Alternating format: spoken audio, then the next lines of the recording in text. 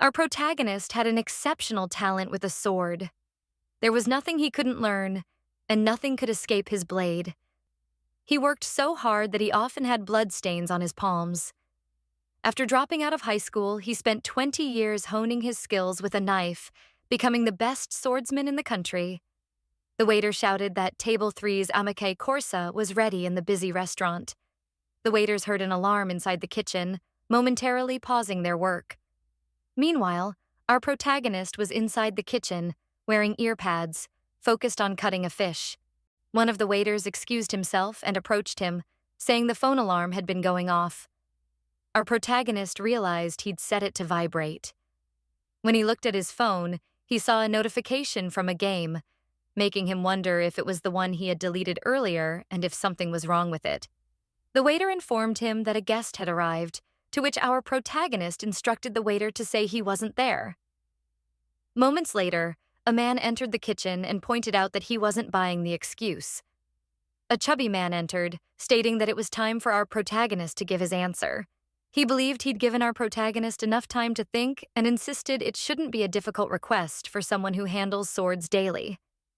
When our protagonist didn't respond, the chubby man laughed and accused him of being insensitive. He ordered his men to bring forward a suitcase, saying the requester should show sincerity first. A man opened the suitcase, revealing it was full of money. The chubby man proudly announced it was an advanced payment of 300 million, and if our protagonist completed the task properly, there would be more. Without a word, the protagonist swiftly swung his knife, slicing through a large fish hanging in front of him, horrifying the chubby man. The protagonist calmly told him that the kitchen was a place where cleanliness was paramount, and it wasn't for someone as dirty as the chubby man. He then ordered him to leave. As pieces of fish slammed onto the floor, the chubby man, stunned, shouted that the protagonist really was the sword saint, as he had expected. He grabbed a sharper knife from the counter in anger, making his men step back in fear. The chubby man, along with his bodyguards, stormed out of the kitchen before leaving the restaurant. The chubby man warned the protagonist not to think he was giving up, promising he'd be back soon. Later, after the restaurant had closed, the protagonist was out back smoking. His coworker joined him, saying the down payment was 300 million, and that if it were him, he would have accepted it on the spot. The coworker asked why he turned it down. The protagonist replied that all his life he had only sliced fish heads with a knife and asked his coworker what he knew about being a thug. His coworker suggested that he was just using his reputation as a sword master and wondered if he was seriously planning to kill someone. He advised the protagonist to scare them enough to get the money, buy a house, and open a shop, telling him he needed to live like a human too. But the protagonist simply replied that even if they offered billions, he would still pass. Suddenly, his phone received another notification. His coworker teased him, asking if he was dating someone because of all the notifications. The protagonist replied that it was a game. His coworker asked if he was still playing Divine Protection, to which he admitted he quit. Just then, someone called out, asking where they were going without cleaning up. His coworker told him it was their boss and that he was leaving first. Alone, the protagonist smoked, thinking back to when he was young. His family went bankrupt, and since then, he'd been working non-stop. He guessed he'd been too focused on earning money, but his phone kept buzzing, the notifications becoming excessive. Annoyed, he pulled out his phone, wondering why it kept ringing. He briefly thought he might have reinstalled the game after a night of drinking, deciding to delete it again. He chuckled when he saw a message about the Demon King's invasion of the Academy, knowing those guys had been invading the Academy for years. But then, accidentally, he clicked on the game. It opened with a welcome song, and the game prompted him to touch the screen to enter. Nostalgic, he noted that the soundtrack was still the same, and the female characters were still as beautiful as ever. Suddenly, the screen became corrupted. Was it lag? Before he could react, a bright, powerful light shot out of the phone, sucking him in. Moments later, his coworker came out of the restaurant looking for him. The coworker saw the protagonist's phone lying on the ground and wondered where he had gone, puzzled that he left his phone behind. The boss yelled from inside, asking where the chef was. The coworker, unaware of what had happened, joked that it seemed like the chef went to the bathroom, not knowing he had been sucked into the game. Now, with a 100% transfer complete displayed on the screen, there was nothing special about the game, just a typical pay-to-win model with an auto-hunting system, a mass-produced mobile game that needed no further explanation. Our protagonist played it for one reason. He was captivated by the female character's appearances. He got swallowed up by the game, finding it ironic that he ended up spending a fortune on it. After playing through multiple cycles, he wasn't even a playable character anymore, not even an NPC. Instead, he became a background character whose whereabouts were unknown in that world. His name was Kang Guillaume. One day, he accidentally bumped into someone, and when he turned around, surprised, he saw it was a woman. He quickly asked if she was okay, and she replied that she was fine. Fortunately for him, the game Divine Protection was set in Korea. The names, locations, and geography were all the same, with only minor differences in a few characters. The similarities helped him adapt easily, and for a year, he lived in that world, forgetting whether it was a game or reality, enjoying a life he couldn't experience in his previous one. That was until that fateful day. He returned to his apartment, where his parents welcomed him, calling him their pride, the great swordmaster, and showed him an acceptance letter to a prestigious academy. He asked his parents if they could put it away, but they insisted, saying no matter how many times they saw it, they were proud of how well they had raised him. His mother then asked if he had packed everything, to which he replied that he'd finish soon. His mother excitedly told him to go ahead. That day, his modest dream of living a normal life shattered into pieces. He sighed in his room, knowing the day was almost here. He had asked countless times if he could avoid it, but nothing changed. Tired, he began packing his things, thinking about how happy everyone was. He couldn't refuse. Looking at their family photo, he wondered how Kang Guillaume had gotten accepted into such a prestigious school. His father once told him that his divine power had manifested last year, and he took the entrance exam right after. His mother had asked if he didn't remember. Before he possessed Kang Guillaume, that divine power had already appeared, allowing him to pass the entrance exam to Hoken Academy. Staring at the acceptance letter, he wondered if the real Kang Guillaume was a genius. Divine power was a special ability that humans could use, much like skills in a game. However, not all humans possessed divine power, as it was usually inherited genetically. Society was divided into 3 segments based on this: the privileged, the commoners, and the poor. Hoken Academy was born to maintain the power of the elite. Though it was established under the pretense of hero cultivation, it had long since become a school exclusive to upper-class families. Recently, a special admission system was introduced for non-hero families, and Kang Guillaume was admitted as one of those students. He wondered why heroes were still necessary, though he knew the answer. The Demon King. He mused that this world wasn't reality, but training heroes for war felt too real. It reminded him of what it would feel like to re-enlist.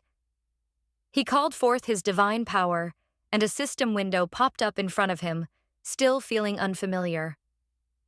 Looking at the divine power Kang Guillaume had unlocked, he saw it was painlessness, which reduced pain for 30 seconds with a 12-hour cooldown. He couldn't believe he had crossed into this world with something so underwhelming. Every time he saw it, it depressed him. It was nonsense. But then he remembered the divine power he had been granted when he possessed Kang Guillaume's body, the blessing of the sword god. Its activation time was infinite, without a cooldown, but it only worked with a sword less than 30 centimeters long and 5 centimeters wide. He was in disbelief. He had the blessing of the sword god, and his name, Kang Guillaume, literally meant blood demon. He wondered if the universe was playing a joke on him. He'd never encountered such a blessing in the game and thought the elaborate name clashed with the ridiculously simple effect. it seemed absurd to even call it a divine power, but what stood out most was the activation condition. A sword less than 30 centimeters long and less than 5 centimeters wide. It was clearly referring to a sashimi knife. Were they implying he should cut sashimi in this world too? Frustrated, he realized life never went as planned. He then asked himself if he had packed everything. Suddenly, he remembered he had forgotten his equipment. In the game, even the lowest grade E-rank weapon cost tens of millions of won, while an average C-rank cost hundreds of millions. That meant A-rank and S-rank items were treasures in themselves.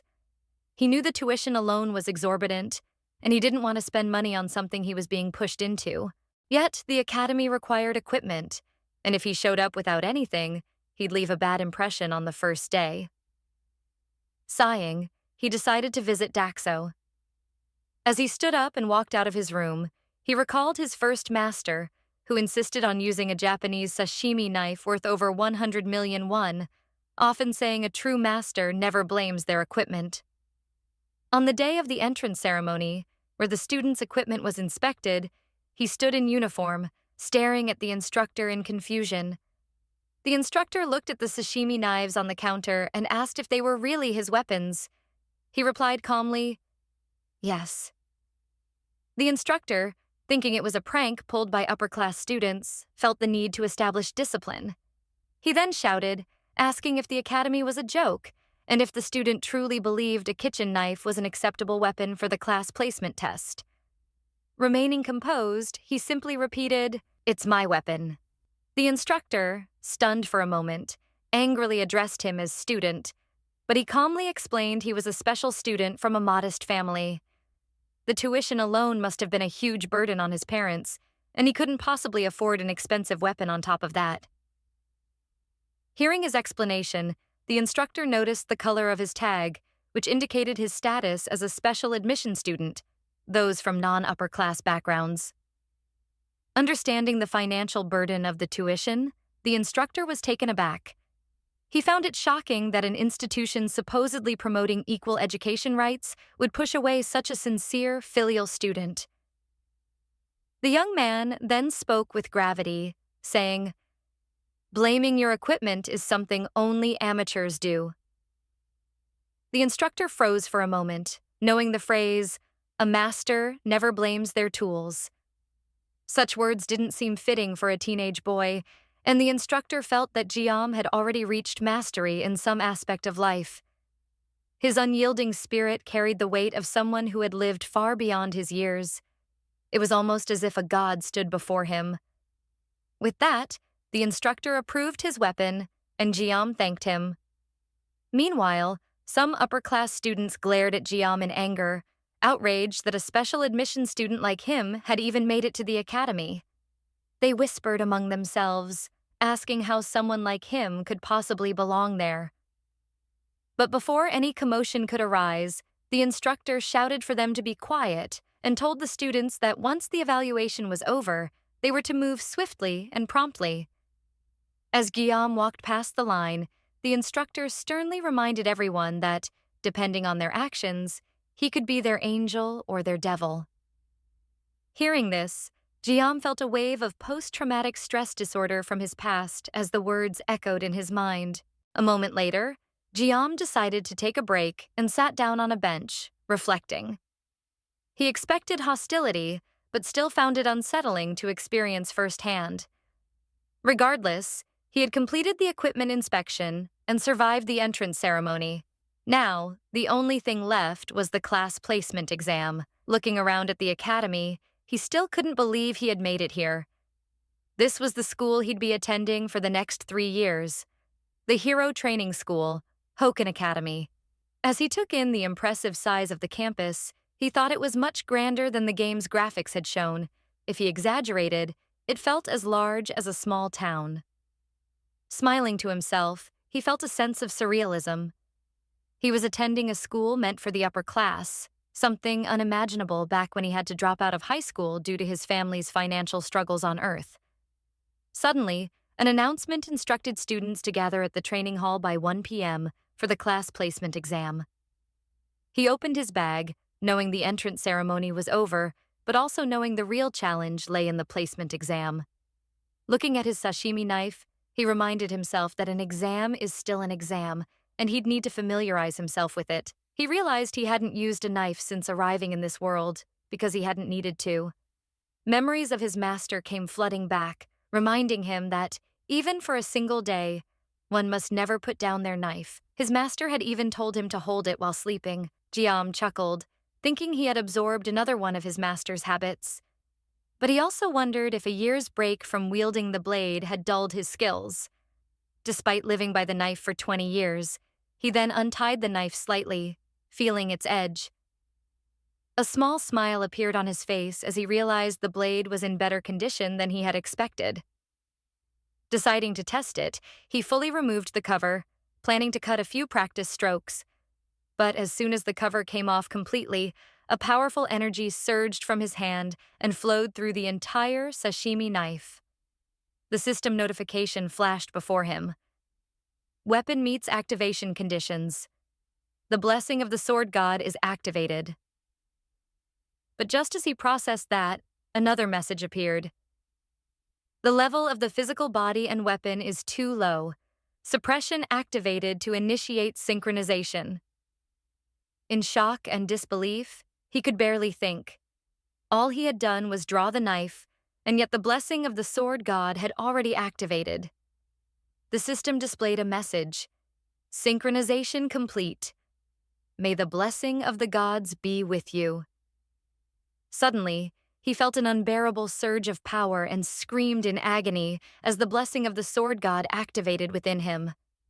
The energy crawled through his body, causing excruciating pain. He knew that if it continued, he would die. But the power didn't stop. All he could do was endure. Suddenly, a bright, powerful light exploded in front of him. When he opened his eyes, the school around him had shattered like glass. Stunned, he stood in shock, wondering what the hell was happening. His grip on the knife loosened, and as soon as it hit the ground, the shattered world restored itself, leaving him even more surprised. He realized that the moment he let go of the knife, everything returned to normal. Suddenly, his head and body throbbed with pain. He understood that the divine power had activated, but he wondered if the world-breaking effect had something to do with the sword god's blessing. The backlash from the activation was immense, and he knew that his divine power of painlessness could only help with mild muscle soreness, not this kind of overwhelming pain. He looked at his shaking hand, realizing that if every activation felt like this, the power was unusable. An announcement rang out, instructing students to gather at the training hall immediately. He debated whether he should pick the knife back up. He couldn't just leave a sashimi knife lying on the ground, and he tried to comfort himself by thinking maybe it only hurt during the first activation. Nervously, he reached for the knife, wondering if he'd be okay. The moment he touched it, he screamed again as the power surged through him. In agony, he shouted, "What the hell is this?"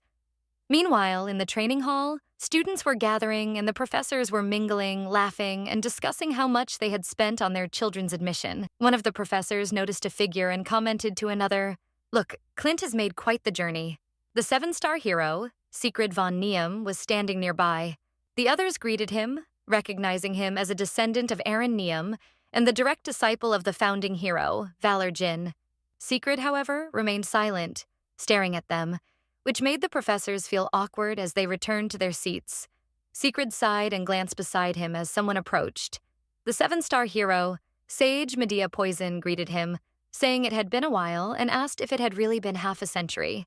He replied that he could see she still hadn't started dressing like an academy director and joked that turning 70 hadn't changed her much. She teased back, saying every woman wants to remain beautiful until they die, and offered to make him look 10 years younger with her blessing. He dismissed her offer, remarking that despite her upcoming 70th birthday, she still hadn't grown up and humans should value their inner nature. Playfully, she called him an old fart and pointed out how he hadn't changed in 50 years, which annoyed him, prompting him to call her an old hag. Smiling, she teased that he had changed a lot if he was willing to attend events like these, and he grumbled that he used to hate even breathing the same air as the egoistic bastards present. She She guessed his granddaughter must be quite pretty to have made him attend. Secret stayed quiet and mentioned that it looked like things were about to start. Meanwhile, in the center of the training hall, students were chatting and introducing themselves. Jiam stood silently, observing them. He wondered if he was the only one with black hair and if he was the only special admission student among the nobles. He remembered the students from the equipment inspection, how they had glared at him with disdain. The memory made him feel lowly and out of place. Suddenly, everyone's attention shifted to someone entering the hall. A bright, radiant presence moved through the crowd, and Jiam's eyes widened in shock as he saw who it was. Every man she passed seemed entranced by her, but Jiam knew better. She was Abel von Neum, the granddaughter of the Sword Emperor and the main heroine of the game. The very reason he had spent a fortune on it. The subspace, created by the ancestral hero Valor Jin, was a dimension formed alongside the establishment of the Academy. It was a reality separate from their own, where the rules of the real world did not apply. Even murder was overlooked. Secret asked Medea if the theme for the event was a subspace battle royale. She confirmed, explaining that subspace battles were a tradition at their school. However, this year, they were trying something different with a battle royale format, where participants would be split into groups of 10. Secret remarked that it meant it was a survival game. Medea responded that there were no restrictions on equipment, to which Secret commented that it would just be a free-for-all for the privileged types with access to better gear. Medea quickly told him not to bring it up, explaining that she had compromised as much as she could. She also added that, whether he liked it or not, the Academy was mostly funded by nobility, and she had gone through a lot of trouble just to introduce the new system. Jiam's attention shifted to Abel, noticing how unnervingly beautiful she was. He thought of her as a character out of a 2D game, but realized it was something more. He mused that the men who tried to approach her were fools. Had he not known better, he might have done the same. Having played the game to some extent, he knew Abel was a player with the miracle blessing, meaning she was tied to the game's protagonist. He reflected that beautiful people always had someone by their side, and someone like him, a special student, was not on their level. He preferred avoiding involvement to prevent a noisy school life. As he pulled out his book, he recalled the 3 principles he had set for his future. Complete his studies without incident, secure a conventional job, and live a safe life. The book mentioned that the most coveted occupation was hero, offering an extremely high salary, which made him wonder what kind of hardships came with it. Remembering how even the sight of a knife made him tremble, he closed the book, thinking that heroes should protect the world while he found a more comfortable job. An announcement suddenly echoed, informing students that the class assignment exam for the 783rd Academy was starting. It explained that this year's exam, as previously announced, would be a battle royale among the 10 randomly assigned cadets. The first place winner would be assigned to the Star class, second and third places to the Dragon class, and 8th to 10th places to the Ordinary class. The class assignments would be based on these results. Scores would be automatically assigned, and there was no time limit. Yam noticed it was just like the game, and his goal was to secure a spot in the Ordinary class, so he planned to finish quickly. The subspace generation device activated, consuming everyone as they entered the subspace. The exam began with the system wishing them the blessings of the heroes. Jiam resolved to avoid using his knife if possible. A short while later, students were being evaluated by the system as they exited subspace, securing their class rankings. Meanwhile, others were still fighting inside. Medea told Secret that because of his granddaughter's bloodline from the Neum and Gallum families, her results would be significant. Secret simply asked why she was bringing it up now. Medea pointed out an impressive time of 7 minutes and 14 seconds, achieved with a C-rank weapon. Secret noted that Abel sought a fair assessment. Medea responded that, although Abel was a stickler for fairness, she still ranked among the top 10 in the Academy's history. Secret proudly stated that this was only natural, given the bloodline of Neum, and stood up, announcing it seemed to be wrapping up, so he was leaving. Medea informed him there was still one group left, but Secret dismissed them as offspring of the pigs and walked away, saying he would see her next time. Medea cryptically replied that she would see him in the afterlife. Suddenly, a powerful sensation stopped both of them in their tracks, and everyone felt it. Medea asked Secret if he sensed it too, and he replied that it was unbelievable. He scanned the stage and the surroundings, noting there wasn't a place in the entire building where that sensation wasn't felt. Then, once again, they experienced a surge of immense power and saw the subspace above them tear open. Both stood in shock as they witnessed the subspace shattering into pieces. Two students were thrown from it, leaving the crowd stunned. The students crashed onto the stage, shattering the ground on impact. No one could believe that people had fallen out of subspace. Then, a brilliant light appeared above them once more, prompting Secret to look up in concern. Something fell from the subspace and pierced the ground near one of the collapsed students. Medea quickly called for the medical staff to check the vitals of the cadets who had emerged. Meanwhile, the sashimi knife near Guillaume had shined brightly before the confrontation. He was facing his teammate, muttering, "Bastard," thinking that the results were inevitable and predetermined. However, just as the thought crossed his mind, their enemy grabbed his teammate and slammed him into the wall, shattering it to pieces. Guillaume stared at his squad, realizing, unfortunately, that he had been caught in the squad of death. He knew their enemies were the infamous twins of malevolence from the Iron King family, Mao Jun and Ma Shun. Though they possessed innate talent, their brutality and deceit knew no bounds. He was furious that these bastards had been toying with them for 30 minutes, and he wondered if he appeared so weak that he wasn't even worth their attention. Shun glanced at the man in his grasp, realizing he was dead, and tossed the body aside. Bored, he began counting the students he had killed, asking Jun how many were left. As Jun stepped on a student's neck, Shun noted the student was still alive, but Jun simply crushed him to death, replying that it was more or less over. Shun, annoyed, reminded Jun that he had caught 4 of them. Jun apologized, pointing to the side and telling Shun he could have that one. Shun turned to look at the trembling girl and agreed, saying he would accept it. Watching in disbelief, Jiam noticed that the girl, who had been sitting quietly in the corner, seemed to be in a panic, her will to fight entirely gone. As Shun approached the girl, he teasingly told his brother, Jun, to look at her, commenting that she was to his taste and expressing curiosity about the sound of her screams. Shun excitedly shouted that he was dying to find out, while the girl remained frozen in fear. Jun, half-jokingly, told Shun that even though he was his little brother, he was such a pervert. Shun then began scaring the girl, asking where he should start tearing her apart. At that moment, Jiam shouted at the twins, calling them bastards to get their attention. He demanded to know why they were going so far, even in subspace, and asked if they were psychopaths. But then he realized too late that he had stepped forward without thinking. Shun, amused, asked Jun if there was one more student left. Jun pointed out Jiam's name tag and remarked that he was a special student, which, to them, was a lowly bastard. The brothers turned to stare at him, smiling creepily. Shun, still grinning, told Jun he would take care of him quickly. Jun agreed, reminding Shun to rip out his tongue since he had insulted them. Shun, still laughing, said he would, walking closer to Guillaume. Panicking, Guillaume frantically considered what to do.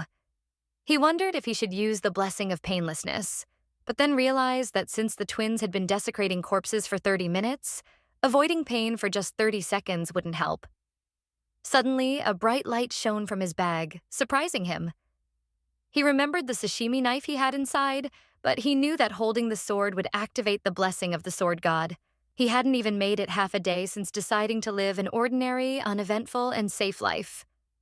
Shun noticed him reaching into his bag and mockingly asked what it was. When Jiam pulled out the sashimi knife, the twins were stunned for a moment before bursting into laughter. They couldn't believe it and taunted him, asking if it was a joke. The girl, watching in terror, stood frozen in fear.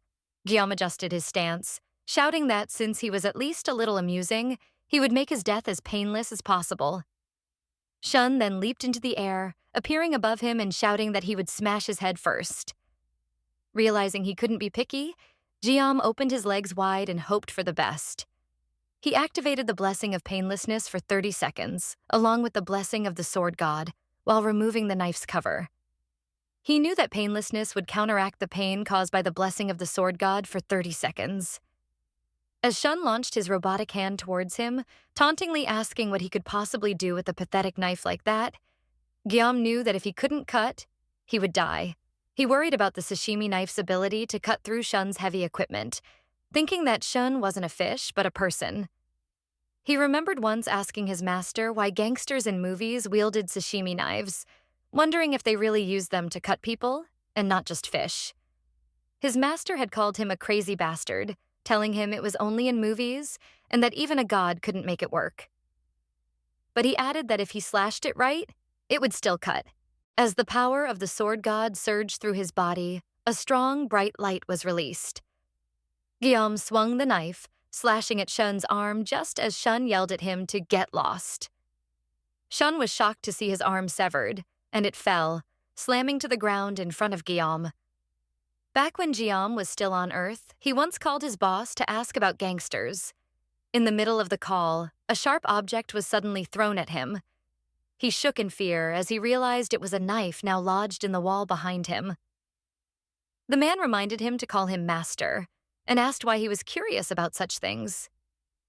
Guillaume knew that his first master had been a former thug. As atonement, the man had cut off one of his own wrists and later opened a sashimi restaurant, saying he wanted to bring happiness to people through his knife skills. His master's skills were indeed impressive. Curious, Guillaume asked his master why gangsters in movies always wield sashimi knives. He wondered if it was like that in real life too. His master replied sharply, telling him that someone with experience and knife skills shouldn't be asking such questions. He explained that if someone stabbed a person with a wide chef's knife, the skin would immediately contract. His master then asked if Guillaume thought it would even come out easily. He explained that a sashimi knife, being narrow, could stab multiple times and be withdrawn effortlessly. When Guillaume asked why they didn't just slice since they could slice fish, his master yelled that fish could be sliced because they lay down still. If they were standing, he wouldn't even be able to slice bread in one go.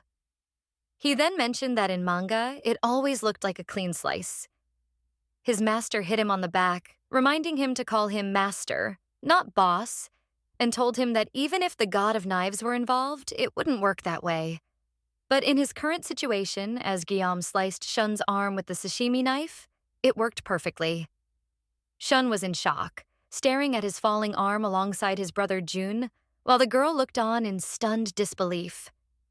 When Shun's arm hit the ground, the pain hit him all at once and he screamed in agony.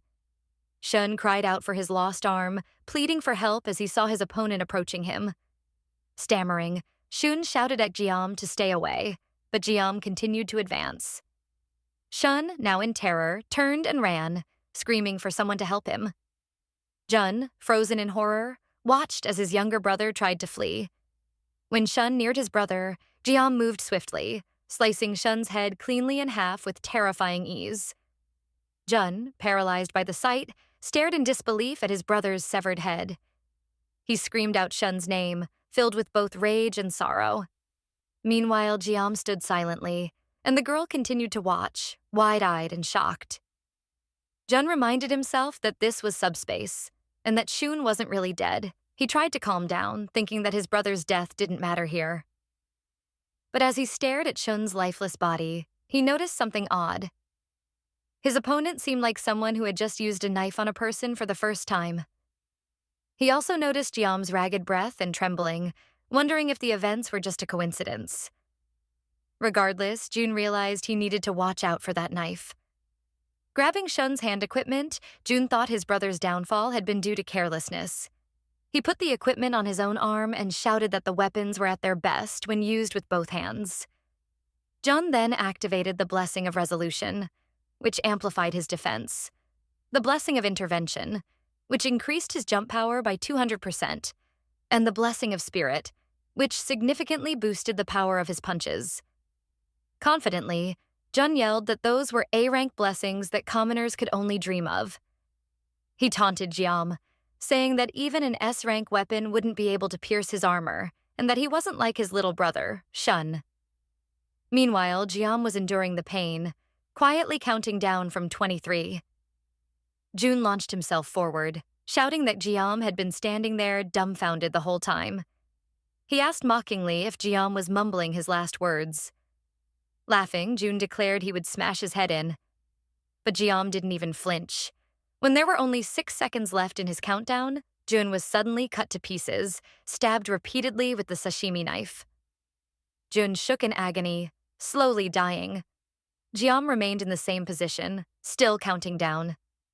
At the final second, just as Jun died, he wondered in his last moments what kind of being his opponent was. As the countdown reached 0, the system notified Jiam that the effect of the blessing of painlessness had ended. He screamed in pain, clutching the sashimi knife. Later, he opened his eyes and saw that he was in a room. He asked himself if it was a hospital and sat up, feeling pain coursing through his body. Just then, a man entered the room. Upon seeing him awake, the man immediately stepped out, reporting that Jiam had regained consciousness. This surprised Jiam. Soon after, several people entered the room and he was stunned. These were faces he had never seen in person before, but somehow recognized. He remembered, 50 years ago, these were the same people who defeated the Demon Lord's 6th Legion commander. They were the 7-star heroes, the strongest of mankind. Secret and the Academy's head, Sage Medea Poison. He wondered why on earth they were here. Secret was the first to speak, asking him for his name. He replied, Kang Guillaume. But Secret, with a serious expression, quickly cut to the point, asking him, "What on earth did you do?" Kang Guillaume hesitated, knowing that the sensation he had felt during the battle wasn't just in his imagination. It was real. He looked at Secret and noticed he was holding a sword, realizing the gravity of being noticed by such a monstrous figure. Guillaume responded, "Even if it was a pocket dimension, I judged that the twins' actions went too far. Still, I think my response was excessive, so I'll accept any punishment without complaint." He then stared back at Secret, who was still fixated on him. Medea broke the silence, calling Secret an old fool and asking him how he planned to handle a young one. She leaned in closer to Guillaume, adding that even though Secret spoke harshly, it was he who had cleared Guillaume's blocked blood vessels while he was unconscious. With a playful tone, she commented, "They say people only get more stubborn with age," and sweetly asked him to give her a break for the sake of her face. Secret, clearly flustered, shouted at Medea, reminding her not to mention it. Medea hugged him, teasing, "The old fool is embarrassed," leaving Guillaume wondering why Secret had done such a thing for him. It dawned on Guillaume why his body felt so light, or perhaps as damp as a wet feather. Medea, meanwhile, gazed happily at his shoulders with a gleam of excitement. Medea explained that while he was unconscious, they extracted the footage of what happened and watched it with the staff. The sight of him throwing himself to protect that poor female student made him look like a hero straight out of a fairy tale. She then playfully added, "You were literally the prince she dreamt of. You're the prince himself." Before Secret could interrupt her, Medea became irritated and insisted she show some dignity. Though Medea didn't seem too bothered, she went on to explain that they weren't going to make an issue out of his actions during the exam, so he didn't need to worry. Honestly, those twins from the Mao family only got into the academy by buttering up the elders, but they had said they would withdraw on their own. Guillaume felt a wave of relief wash over him, realizing he wouldn't have to deal with them at school anymore. Medea then told him that they had come to deliver some news. He asked what it was, and Medea smiled, replying, "You were the top scorer," and congratulated him. Guillaume blinked in disbelief, asking what they meant by that. He couldn't believe it. His vision of a safe, sound, and secure future was fading away before his eyes. A moment later, in Medea's office, she told Secret that in her nearly 20 years as head of the academy, this was the first time something like this had ever happened. She recalled Guillaume's response when he said he didn't like being the top scorer, which shocked both of them. She asked if he understood what it meant to be in the star class, reminding him that while the elders were furious, the top cadet's decision was based on a result directly graded by the space itself. He thought for a moment but still replied that he didn't like it, prompting her to ask again if he truly didn't understand. Secret, meanwhile, silently observed the exchange. Secret snapped back to attention when Medea addressed him directly, asking if he was upset that Guillaume took the top spot instead of his granddaughter. She reminded him that he had seen the footage himself. He replied that it was foolish to question the judgment of the subspace, which was imbued with the will of the founding hero. The Academy had chosen Guillaume as the top cadet, and they should simply follow that decision. Secret reflected that if Guillaume's skills had been outstanding, he would have understood. If Guillaume's physical abilities were exceptional, he would have accepted it. If his experience had been remarkable, he would have agreed. But what he saw in this young boy, who had barely reached adulthood, was something more. His movements embodied a concept, a swordsmanship that Secret had pursued his entire life, a level of mastery. Yet the unsettling feeling he had when he unblocked Jiam's meridians lingered. Jiam's body, soft and unconditioned as though it had never undergone training, seemed to contain something that shouldn't have been there. Secret sighed, realizing that even at his age, he couldn't believe he still had such a competitive spirit, especially toward a boy of the same age as his granddaughter.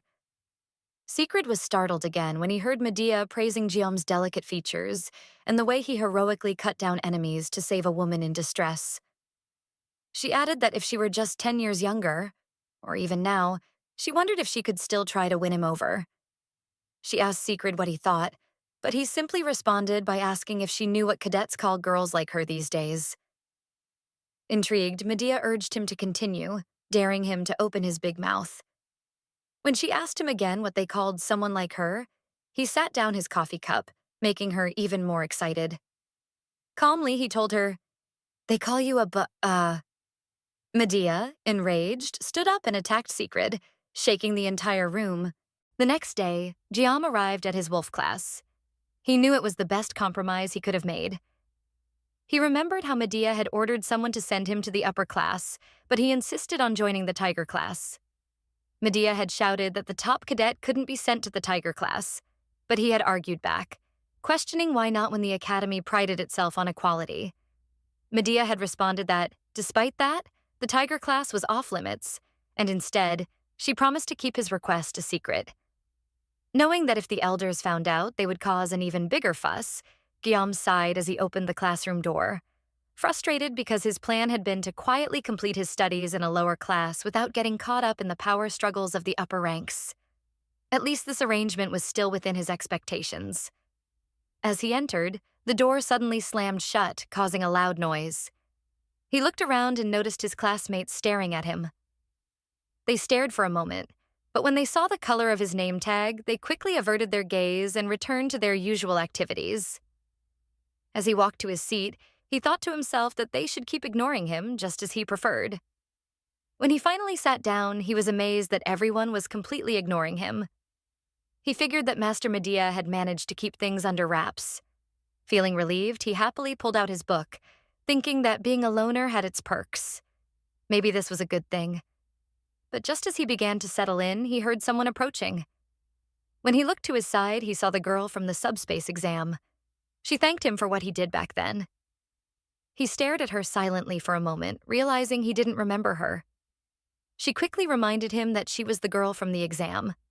He found it odd that she was using such formal language when they were the same age, and replied that there was no need to thank him, as anyone would have done the same in that situation. Although it seemed like he had saved her, he knew deep down he was only trying to survive and felt hypocritical. He then mentioned that they hadn't properly introduced themselves, introducing himself as Kang Jiam. She responded that her name was Chloe. He said it was nice to meet her, still surprised they ended up in the same class. She greeted him in return, while he quietly wondered who she really was. He had played through most of the game's story, but he didn't recognize her name. As far as he knew, the later stages of the game focused on the battle against the demon tribe, so it was unexpected to meet a new character now. Then he realized that Chloe might just be a background character like him. Jiam asked if she could keep what happened during the exam a secret, to which she immediately agreed.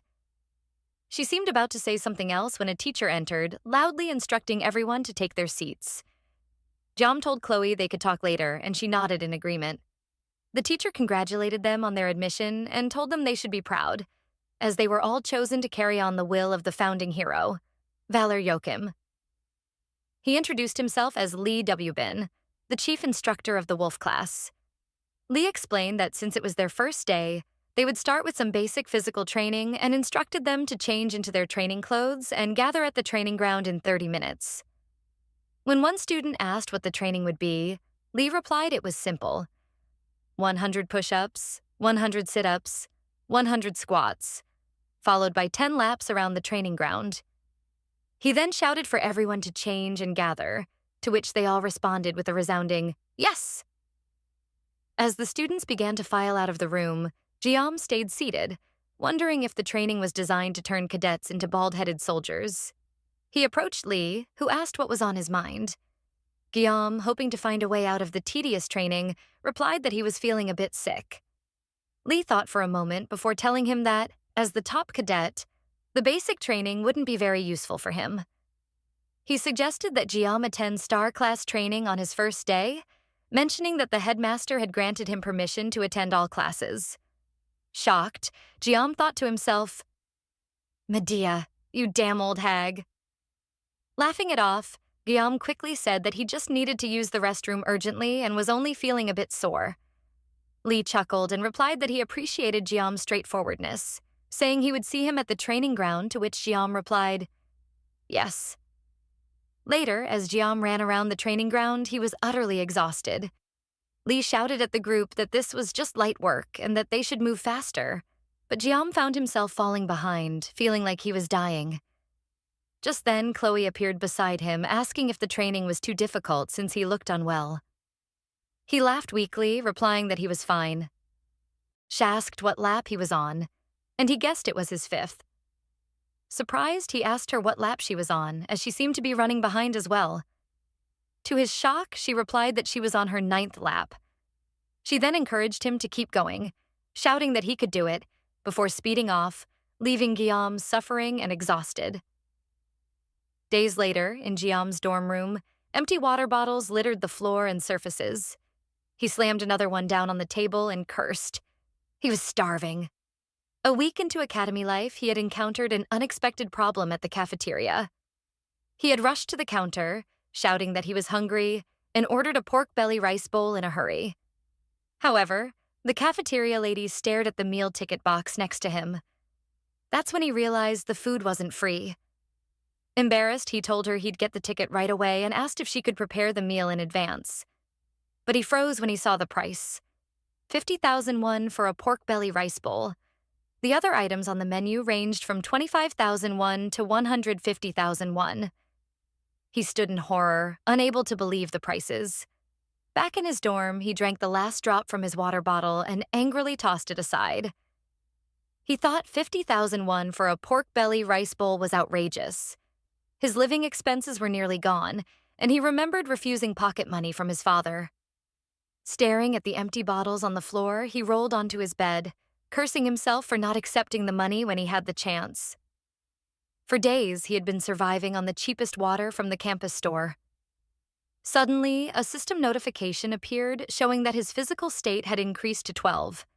As his physical condition improved, the sword specifications relaxed, activating a blessing for swords 32 centimeters, or shorter, and 6 centimeters or less in width. Smiling, he stood up and looked at himself in the mirror, admiring his abs and thinking the effort hadn't been wasted. He wondered if the blessing of the sword god had cleared his blood vessels, feeling as if he were evolving. Despite his progress, he knew the blessing hadn't fully expanded. If he continued improving step by step, he might be able to handle a short sword soon. Staring at the sashimi knives on his counter, he recalled how terrified he had been of holding a blade during the entrance ceremony. Now, if he wasn't holding a knife, his hands itched, making him wonder if this was the blessing's influence. Scratching his head, he asked himself why he felt so proud. Just then, someone knocked on his door. When he opened it, he found Chloe standing there. She asked if she had disturbed his rest, to which he replied no, as he was just lying down. He asked what was going on. She explained that she hadn't seen him in the cafeteria all week and was worried he might not be feeling well. He awkwardly replied that he usually didn't eat food made by others, although in truth he loved food made by others and was starving. She nodded, understanding, and told him not to worry. Then she suggested that if he was up for it, they could buy ingredients from the campus store and make dinner together. Without hesitation, he grabbed his jacket and told her they should go, leaving her confused. He asked if she was inviting him to dinner, and she confirmed, a bit surprised. He happily led the way, telling her that he was good at cooking and would handle it. He asked if her dorm was across the way, to which she replied yes, still chasing after him as he walked with excitement. Later, in Chloe's dorm, she exclaimed how delicious the food was. Jiam smiled and said he was glad she liked it. She complimented him on how quickly and skillfully he had prepared the meal, admitting she had only ever boiled fish and never thought she'd get to taste cooking like that. He quietly stared at the empty plates, pleased. Earlier, he had asked if he could check her fridge, and she had agreed. When he opened it, he noticed it was full of fish. She explained she was from a seaside area, which made sense to him. He smiled, realizing he was itching to cook again. Deciding to treat himself, he thought about slicing some sashimi but hesitated due to the sword god's blessing. Eyeing the kitchen knives on the counter, he asked if she had a longer knife. Chloe was confused, but when he explained that his weapon was similar to those kinds of swords, she understood. She handed him a knife and asked if it would work, but he decided to stick with the kitchen knife. Grabbing the knife, he decided to finish in 30 seconds, activating the blessing of painlessness. He focused on the sashimi, remembering that he had once been the best swordsman in the country. He activated the sword god's blessing and sliced through the fish, finishing in 21 seconds. In that time, he scaled the fish, split the bones, removed the entrails, and filleted the flesh. The result was so perfect, it felt like a masterpiece, and he was proud to still have his skills. Chloe asked how he was so good at cooking, and he replied that he used to work part-time at a Japanese restaurant. She then asked what a part-time job was, surprising him. He asked if she didn't know what it was, and she apologized. He told her there was no need to apologize, attributing the confusion to their difference in status. Changing the subject, he told her he was glad she enjoyed the meal, and she nodded happily, offering to wash up since he had cooked. He thanked her and left her to it. As she rushed to the sink, he walked to the window and stared at the moon, feeling full and satisfied, humming a tune to himself. However, he was interrupted by the sound of plates falling, followed by Chloe's repeated apologies. He wondered if she had ever done the dishes before, thinking back to when he had been her age and doing the same chores. Suddenly, a note fell onto the table, flipping open when it landed. Surprised, he realized it was Chloe's diary. The round handwriting and cute stickers made him think she was just like any other girl her age. He intended to put it back, but the air flipped it open, revealing an entry. He read that the person who saved her during the exam turned out to be in her class, and his name was Jiam. The entry said her heart raced whenever she saw him, and she didn't know how to approach him.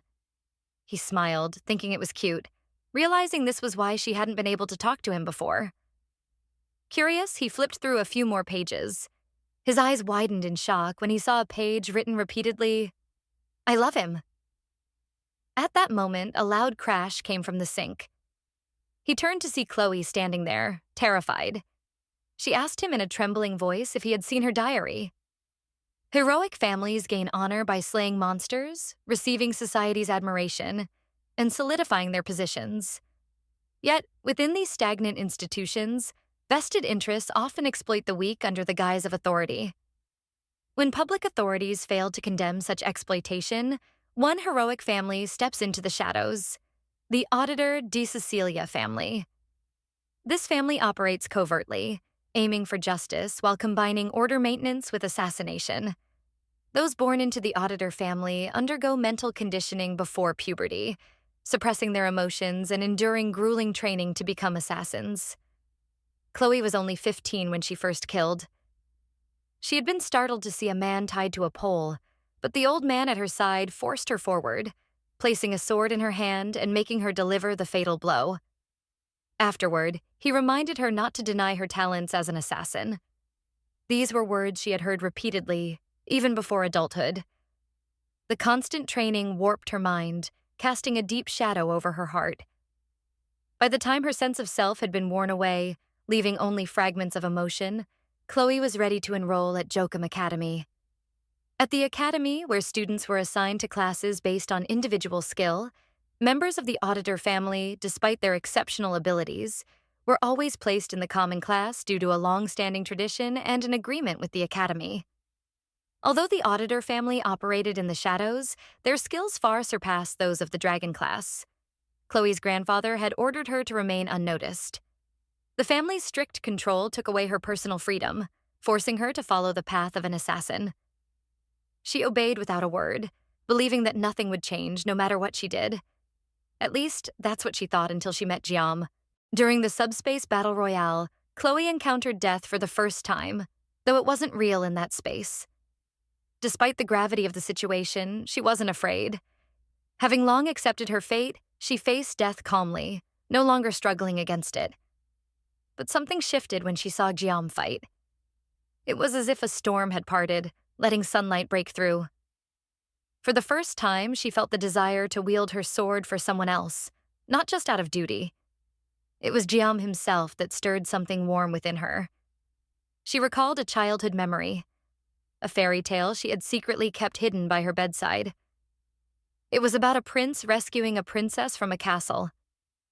Her face flushed as she realized the connection, an unfamiliar feeling filling her chest. Love.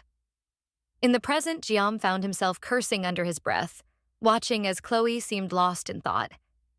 He laughed awkwardly, trying to ease the tension, but her silence and unblinking stare only made him feel more uncomfortable.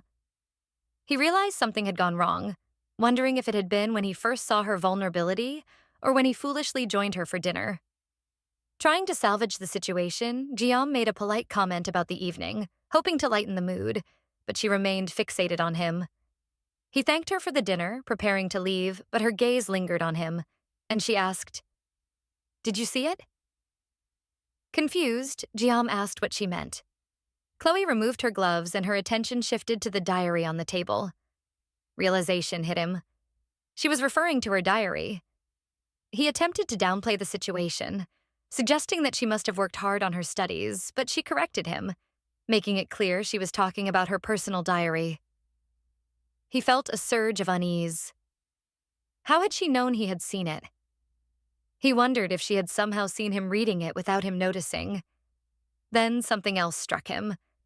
Chloe was using formal language again, despite his earlier insistence that she didn't need to. She suddenly seemed like a completely different person. He quickly denied seeing anything, but Chloe asked him again, "Are you sure?" He repeated his denial, but she pressed him not to lie. Realizing there was no point in denying it further, he admitted that he had seen it for a moment. She simply stared at him, and then, to his shock, she slowly drew her katana from its sheath. Horror surged through him as he glanced down at the edge of the roof. They were on the 4th floor, and if he jumped, he knew he'd be smashed to pieces. Looking around, he realized there was only one exit, the door next to Chloe. He was trapped.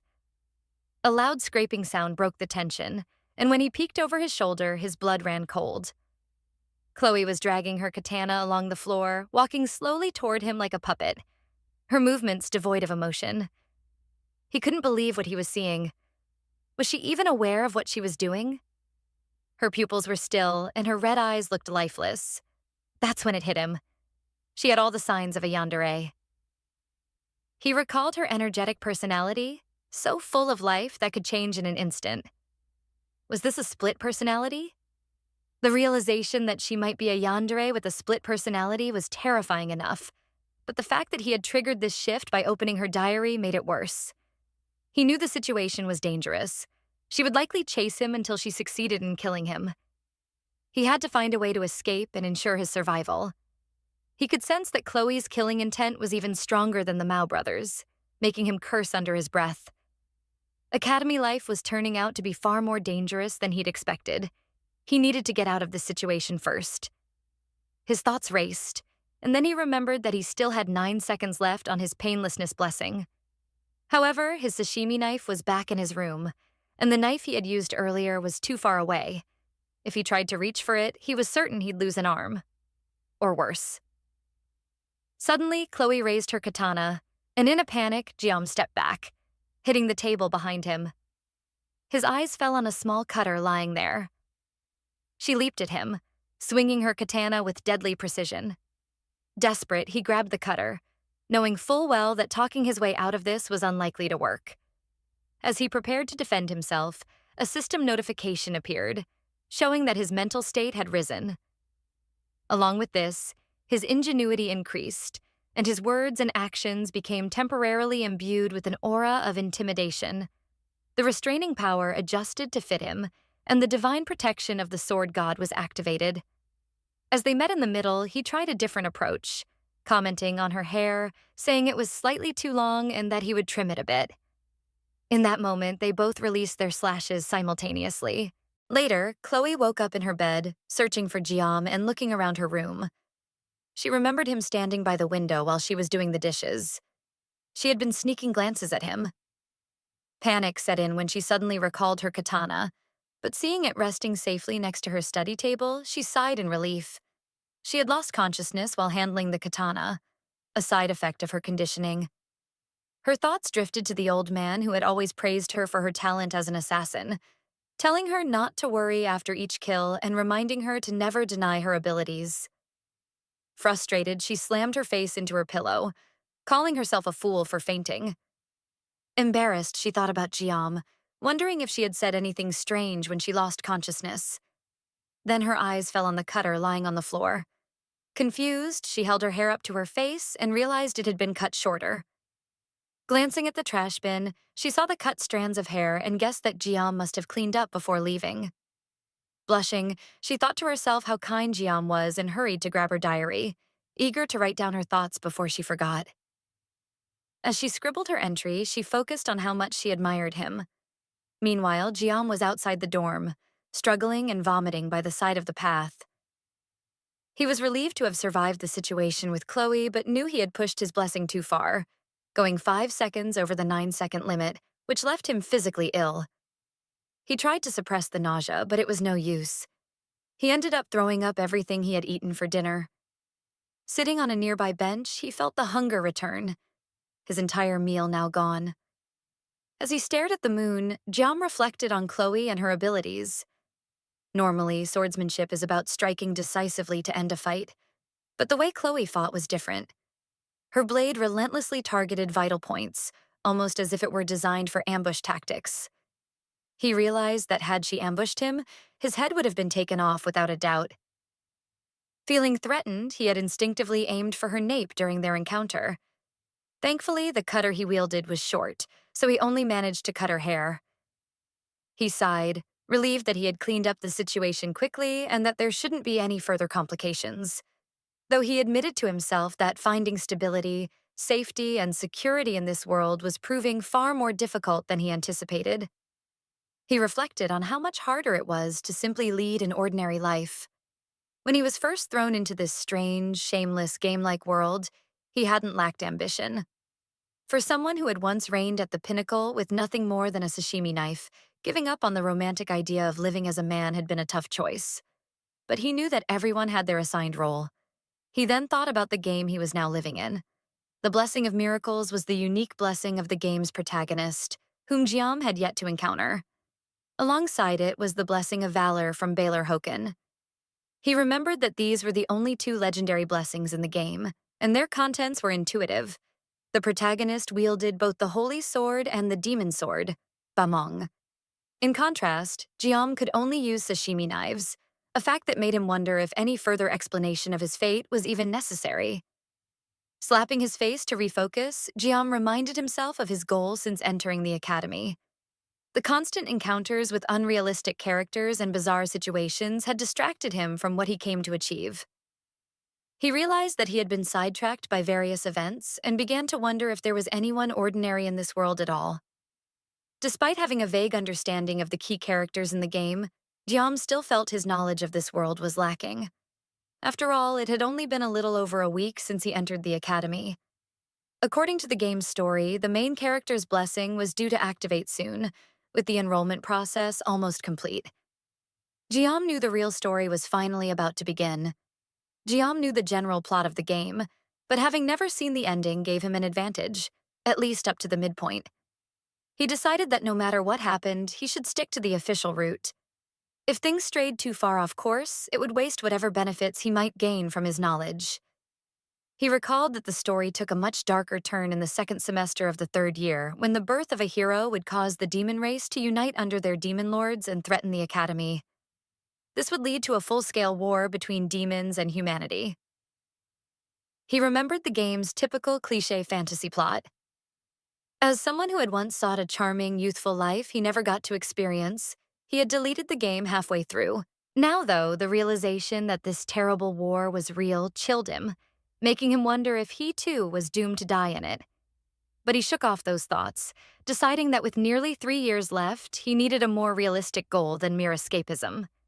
He couldn't allow himself to die quietly in this world. He needed to get stronger and survive.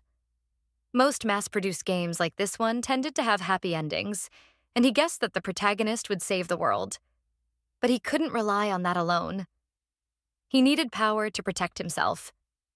He couldn't live with the constant fear of dying in a war, caught up in events beyond his control. That meant training, but he would have to do it without drawing too much attention. If he stood out, he risked being conscripted to fight against the demon army, something he needed to avoid at all costs. He also reminded himself to be cautious with the blessing of painlessness.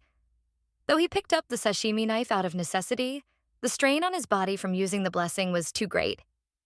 A system notification appeared, showing his blessing stats. Though the performance looked impressive, there was a lot of new information he wasn't sure how to interpret. He focused on the stats, noting that his physical, mental, and weapon ranks seemed to represent his levels of growth.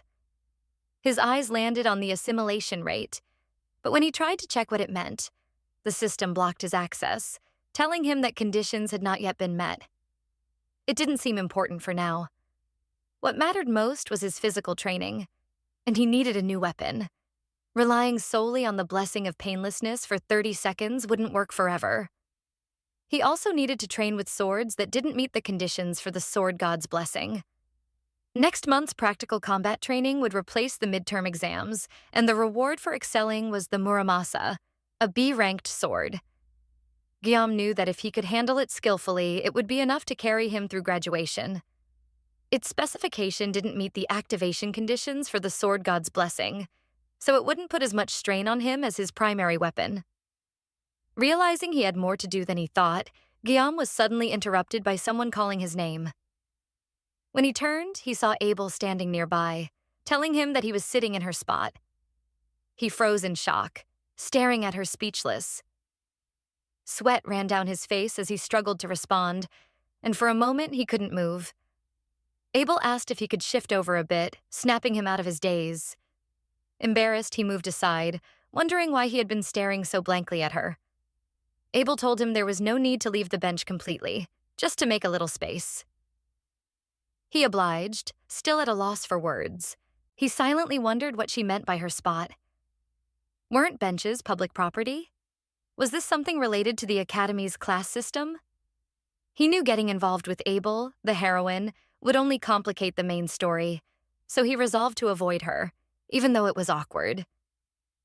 But when he saw her lips, he cursed silently. She really was beautiful. He was startled when Abel mentioned that the spot offered the best view of the stars. He didn't respond immediately, still staring at her and trying to reconcile her appearance with the Abel he knew from the game. The memory of Abel being the Sword Saint's granddaughter and the protagonist's difficult-to-approach love interest made him uneasy. Abel then asked if his weapon was also a sword, surprising him. When he asked how she knew, she explained that her grandfather had told her. She added that sword masters had a certain look in their eyes, and as she stared at him, Guillaume felt his face grow hot. She then handed him her sword, offering him the chance to hold it. He took it, commenting that it didn't feel particularly heavy. Abel sulked in response, turning away, leaving Guillaume to wonder if she was really upset. Abel was harder to get used to than he'd anticipated. Was this truly the same Abel he remembered from the game? Abel turned her gaze back to him, asking if he knew who she was. Guillaume wondered if Abel was being suspicious of him, even though there wasn't a single student at the academy who wouldn't know who she was. He responded vaguely, saying he knew her roughly. Abel, however, pointed out that she didn't know him at all, which left him unsure of what she wanted. She remarked that it seemed unfair for him to know her name when she had no idea who he was. When he hesitated, Abel teasingly suggested that he might be a demon lord spy disguised as a student sneaking into the academy. After all, she continued, there didn't seem to be any other reason for him to be sitting there alone at that hour. Her words left him wondering what she truly meant, But before he could ask, she raised her sword at him, leaving him in disbelief. He tried turning the question back on her, asking what she was doing, but Abel simply replied that she had been exercising and training. Pointing at him, she asked what kind of exercise he had been doing. Flustered, he said he was practicing breathing, which left her momentarily stunned and confused. As the conversation shifted, Jiam noticed wounds on her hands. When Abel realized he was staring, she quickly hid them behind her back, growing shy and falling silent for a moment. Guillaume broke the silence, telling her that she was quite dedicated to her training, to which she agreed. She confessed that few people understood the pressure of inheriting the blood of Neum. She felt the need to always be perfect because, in her world, even the slightest flaw could lead to harsh criticism. Abel asked if he knew she wasn't the top student that year. She admitted that losing to someone for the first time in her life had been a humbling experience. However, she found it refreshing in a way. Still, she was curious about who had beaten her, vowing to take them down the next time they met. Her bold statement stunned Jiam, causing him to cough in shock. He awkwardly suggested that it wasn't necessary to take them down, but Abel quickly dismissed his words, saying it was a matter of pride. She had even begged her grandfather to tell her who the top student was, but found out that they weren't even in her class and had skipped the top student's swearing-in ceremony. Abel expressed disbelief that a second-place student like herself could tolerate such a thing. Snapping out of her train of thought, Abel suddenly realized she had been sharing all of this with someone she had just met. Jiam asked why she was telling him all of this, to which she replied that he seemed weak. She went on to explain that her family motto was to be strict with the strong and merciful to the weak, leaving Jiam staring at her in disbelief. Abel added that the students in her class were so bland that she didn't really have any friends, making Jiam realize why she had seemed so cold toward the protagonist in the game. Stretching her body, Abel stood up, saying she should head inside and bid him goodbye. Just before walking away, she turned and shouted, asking when he would tell her his name. He responded that he didn't want to, causing her to shout at him in frustration as she left. The next day, Guillaume sat in class, reflecting on how his academy life had been flowing by smoothly and steadily. He kept a low profile, especially around Chloe, who had blended in well and even made friends. On the other hand, he avoided eye contact with her out of fear, still shaken by their last encounter. Occasionally, when their eyes did meet, Chloe's new friends would glare at him coldly. However, the disdainful looks didn't bother him much anymore. After all, he wasn't the only exceptional student in the Tiger class. There were simply too few of them, and for some reason, there was a general reluctance among the exceptional students to stand out. Guillaume guessed this reluctance stemmed from a kind of inferiority complex. Reflecting on his decision, he felt relieved that he hadn't chosen a higher class. This was the time when students in the Star and Dragon classes began forming factions and engaging in heavy political maneuvering, something that even made Jiam's head spin when he thought about it. Back when he played the game, the intrigue had been enough to make anyone's tongue wag, and as a commoner, the idea of being assigned to those upper classes was chilling. Looking at the black card in his hand, Jiam smiled, feeling glad that he was finally eating well again. He thought about what he should have for today's meal, remembering how Medea had given him the card, explaining that it was supposed to be his reward for being the top student. She had apologized for the delay, and now Jiam couldn't help but feel thankful. As he stared happily at the black card, he thought that the level of favor he had received was so great it almost warranted bowing in front of the headmaster's office 3 times a day. For the first time, he sincerely thanked Medea in his heart. Jiam questioned whether he was faithfully fulfilling his duties as a student. Reflecting on his actions so far, he felt confident that he hadn't done anything to disrupt the main scenario, which gave him a sense of accomplishment. With that in mind, he decided that if he could continue like this for the next 3 years, he might just reach the future he envisioned for himself. Later, during class, their instructor taught them about the history of the First Demon War, which had broken out 700 years ago. The hero, Valor Hoken, foreseeing the need to cultivate the next generation of heroes, established the academy with his 7 disciples. The instructor emphasized that this part would be on the exam, but Guillaume felt sleepy. He vaguely remembered the details, recalling that Valor Hoken had fought against Lion, the right-hand man of the Demon Lord and commander of the First Legion. After 20 years of bloody conflict, Valor Hoken emerged victorious, but at great personal cost. He lost an arm and could no longer fight. The war had been brutal, with no clear victor on either side. Fortunately, a ceasefire was reached, and Hoken established the academy to train future generations of heroes.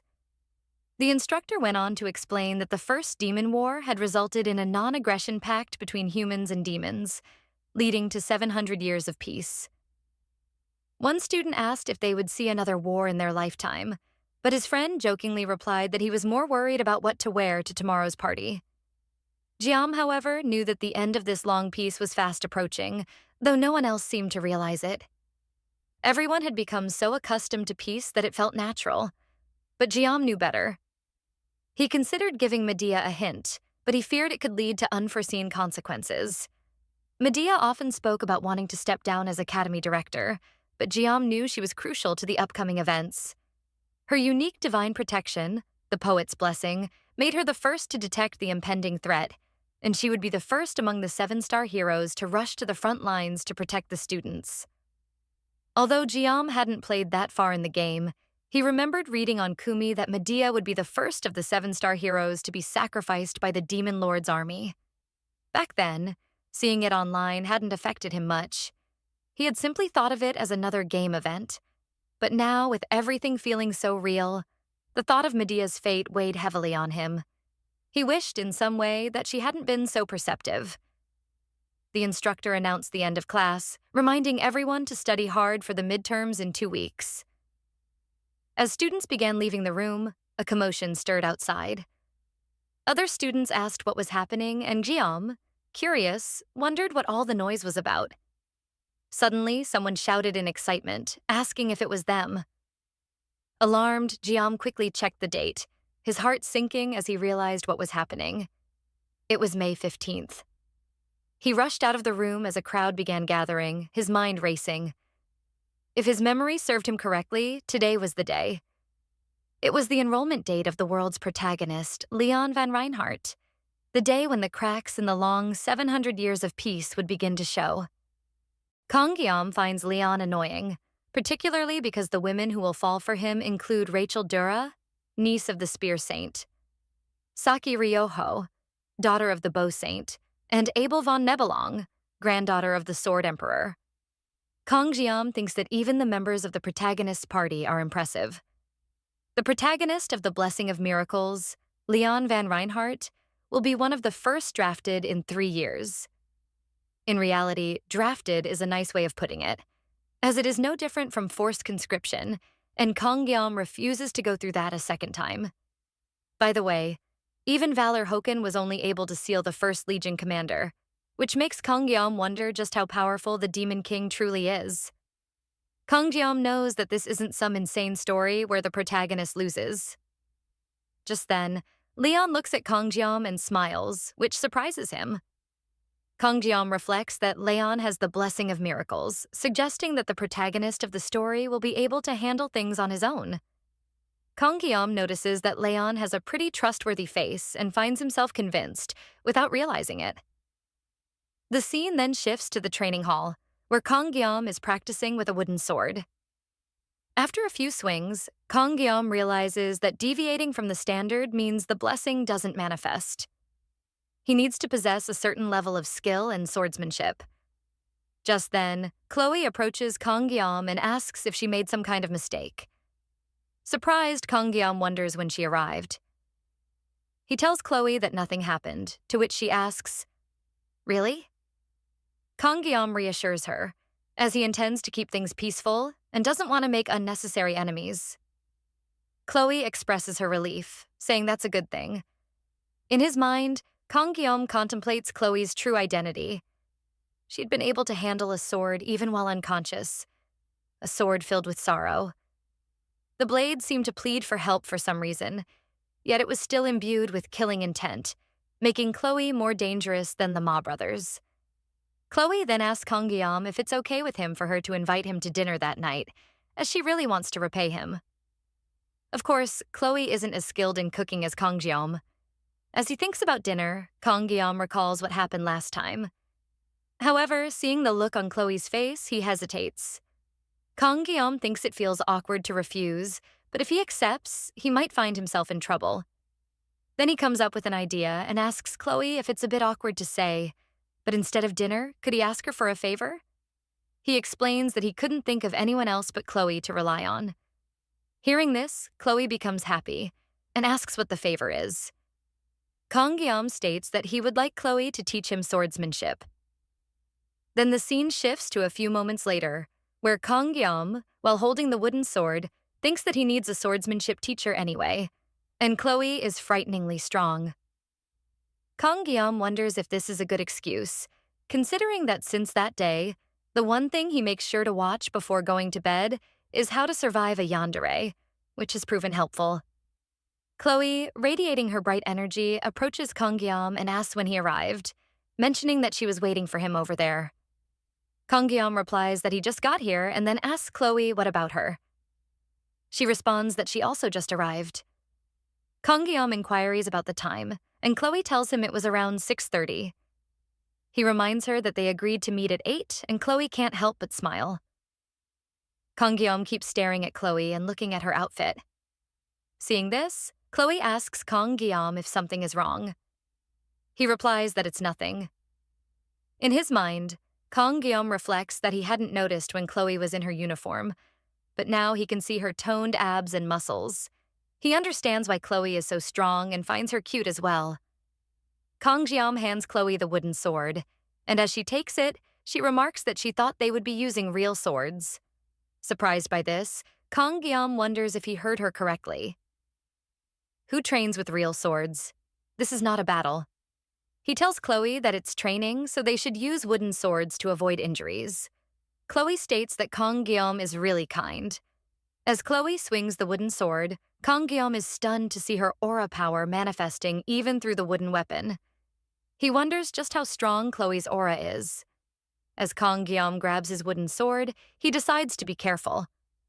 Suddenly, a status window opens up and Kang Gyam confirms whether he can use the wooden sword without activating the blessing.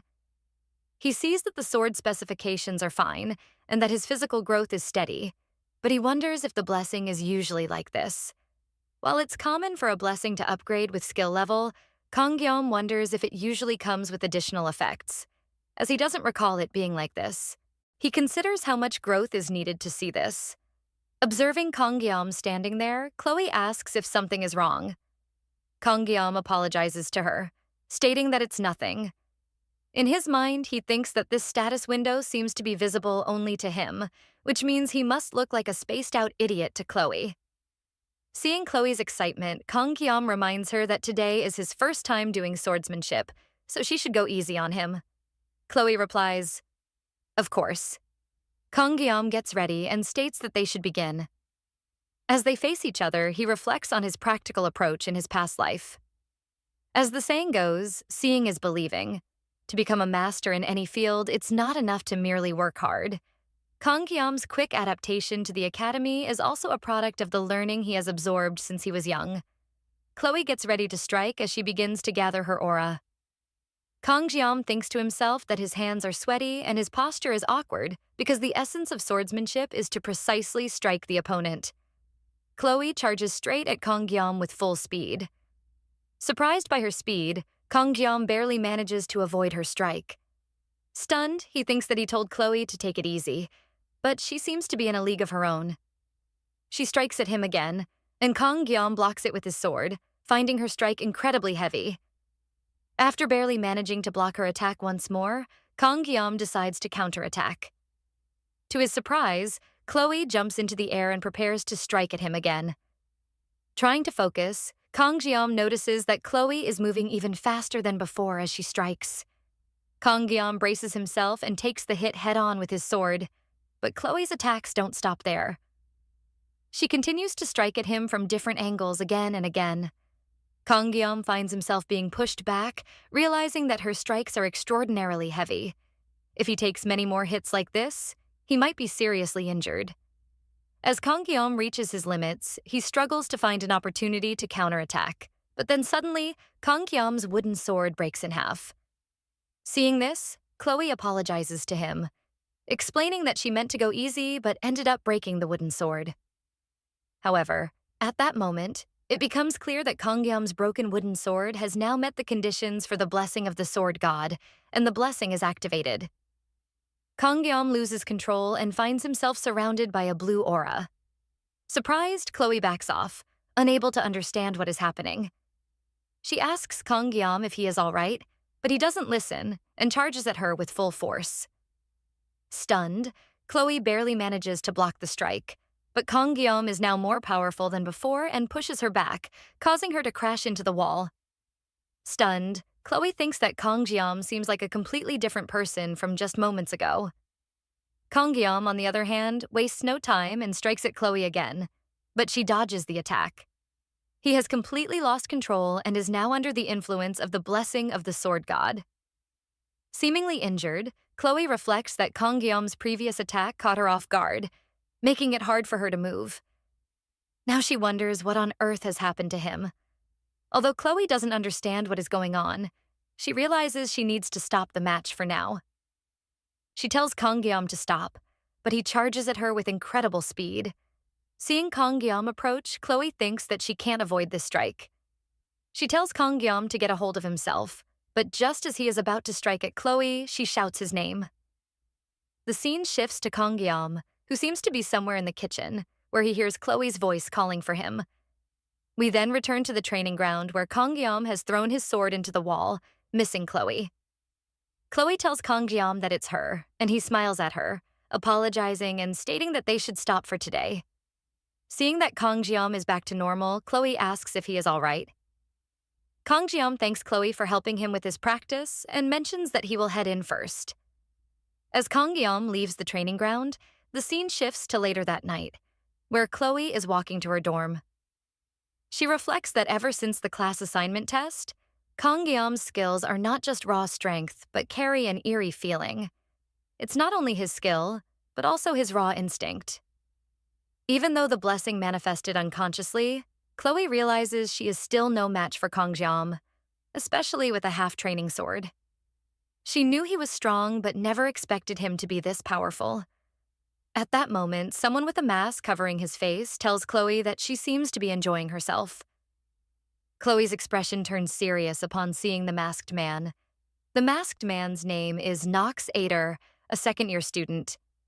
Chloe addresses Nox as brother and asks him what he is doing here. Nox responds by questioning if this is all Chloe is doing after entering the academy, making friends with commoners.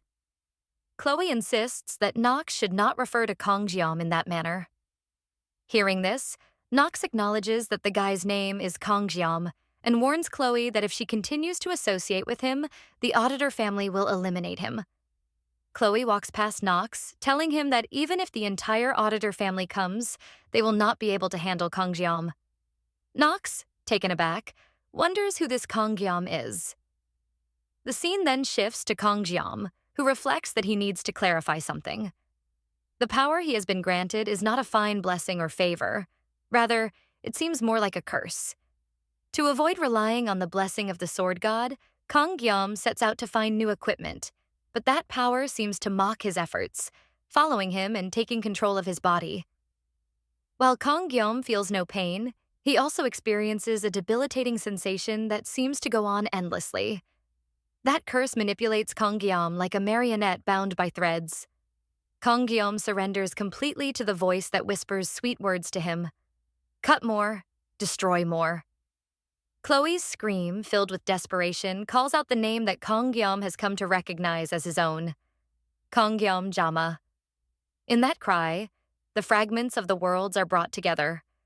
Kangyeom throws away the training sword that had clung to him like his own skin, realizing that if he does not detach it now, he will lose himself forever. Until recently, Chloe was merely a yandere who wanted to kill Kangyeom, but now she has become the girl who revived his fading consciousness. Although Chloe was the one who originally broke the sword and caused this issue, Kangyeom feels a mix of irritation and gratitude. Therefore, he decides to let it go without dwelling on it further. Even so, Kangyeom leaves in a hurry to avoid the possibility of the sword god's blessing manifesting again. But could he truly evade this problem for the rest of his life? The sword god's blessing was a talent that felt close to a curse, manifested by trading one's lifespan. It was a burden that Kong had to bear as an outsider cast into this world. Kong didn't wish for much. He simply wanted to live a normal life. He believed he could handle a few incidents as they arose, but only now did he realize there was something within his body, something trying to consume his reason. This was not a blessing. Rather, it was a curse solely intended to devour Kongyam, the art of the reverse heavens. After 3 days in the classroom, a girl cheerfully tells Chloe, "Yesterday was a crazy day. You should have seen it." She smiles playfully. Chloe responds with a soft smile. "Yeah, I'll watch it later." But in her thoughts, she reflects, "Since that day, I haven't seen Kongyam." Her eyes shift toward his empty seat, a sense of unease creeping into her heart. She realizes that she doesn't even have Kongyam's contact number. Why didn't I ask him for it? She regrets. I even knocked on his door, but all I heard were groans of pain. I wanted to break in, but I was afraid he'd hate me. So I just turned away. Still gazing at Kong's empty seat, Chloe whispers to herself, "I like watching him when he's deep in thought," resting his chin on his hand. "I've lost count of how many times I've glanced at him every morning." She sighs. "I'm afraid he'll think I'm weird, so I'm always careful when I talk to him. At first, I thought I liked him because he saved my life. But maybe that was just an excuse." She sighs again, this time quietly. "I miss him." The next day, the scene shifts to the academy, where the instructor shouts at the class, "Calm down, everyone. Quit it now. Are the students at this prestigious school just full of empty talk?" Silence. The room falls into silence. The instructor clears his throat and announces, "Since the weather forecast predicts rain today, training will be replaced with self-study." In the quiet, the instructor muses to himself, "Once again, Kongyam didn't show up today. He must have his reasons." Trusting and waiting is the true duty of an educator. Suddenly, he barks, "Who dares to come and go during class hours?" His eyes widen in surprise. "Huh?" The entire class looks toward the door. Kongyam steps into the classroom, his face serious, a stark contrast to the lively chatter of moments ago. Chloe is equally shocked to see him. Kongyam, without hesitation, approaches the instructor and says, "I'm sorry for being late." The instructor, startled by his sudden reappearance, waves it off. Oh, it's fine. Just sit down." As Kongyam takes his seat, murmurs ripple through the classroom. One of the girls whispers, "Isn't he a special student?" Another girl replies, "Has he always looked like that?" A third one chimes in, "He looks a bit more handsome today, doesn't he?" During the break, with some students starving and ready to eat, Chloe gathers her courage and approaches Kongyam. Nervously, she says, "Hello, Kong." He replies formally, "Yes, Chloe?" Hesitant but concerned, she asks, "Did something happen to you?" Kongyam briefly glances at her. "No, nothing happened." His lack of eye contact unsettles her, and she stammers, "It's just, you've been absent for a few days, so I thought something was wrong." After a pause, she adds, "Is this because of the battle training?" Kongyam, now looking more solemn, responds, "I had a severe fever these past few days. Thank you for worrying about me." Chloe is taken aback. You were sick?" Kongyam nods, his voice steady but distant. "Yes, it's natural to be suspicious. These past few days, I've been tormented to the point where my mental state collapsed, as if going through severe withdrawal. I couldn't eat anything, so I locked myself in my room and buried myself in bed, praying for the pain to stop. It's the price of using a damaged weapon. The pain was worse than anything I've ever felt." Chloe gasps, shocked at his revelation. He continues, "But that's not the only strange thing. When I looked in the mirror, my face, it's the same bone structure, but my expression has become colder. And some parts of my hair have turned white. It's obvious this is the penalty of that damn divine power." Kongyam clenches his fists, frustration seeping through. "It seems like she feels guilty," he muses, looking at Chloe's worried face. "Well, that's understandable. The last person I fought and met was her." Determined to clear the air, he says, Chloe, how about we have dinner together, like I promised? Tonight? Her eyes widen in surprise. Dinner? You mean it? Kang nods. Yes, but this time I want to eat your cooking. In an instant, Chloe's face lights up, and she nearly jumps in the air with excitement. Yes, of course. I'll do my best. I can't wait. Beaming, she asks, So Kang, I'll cook whatever you want. What do you like to eat? He thinks for a moment and replies, I haven't had fish in a while. The last time I had it, I couldn't eat it, because the fish was too expensive. So I've never really had it. Suddenly, a red thread darts across Kang's neck. He and Chloe look toward the door and see a masked man standing there. Chloe's expression shifts from excitement to terror. Kang senses the change and asks her, Do you know him? Without breaking her gaze, Chloe steps forward, whispering, Nox.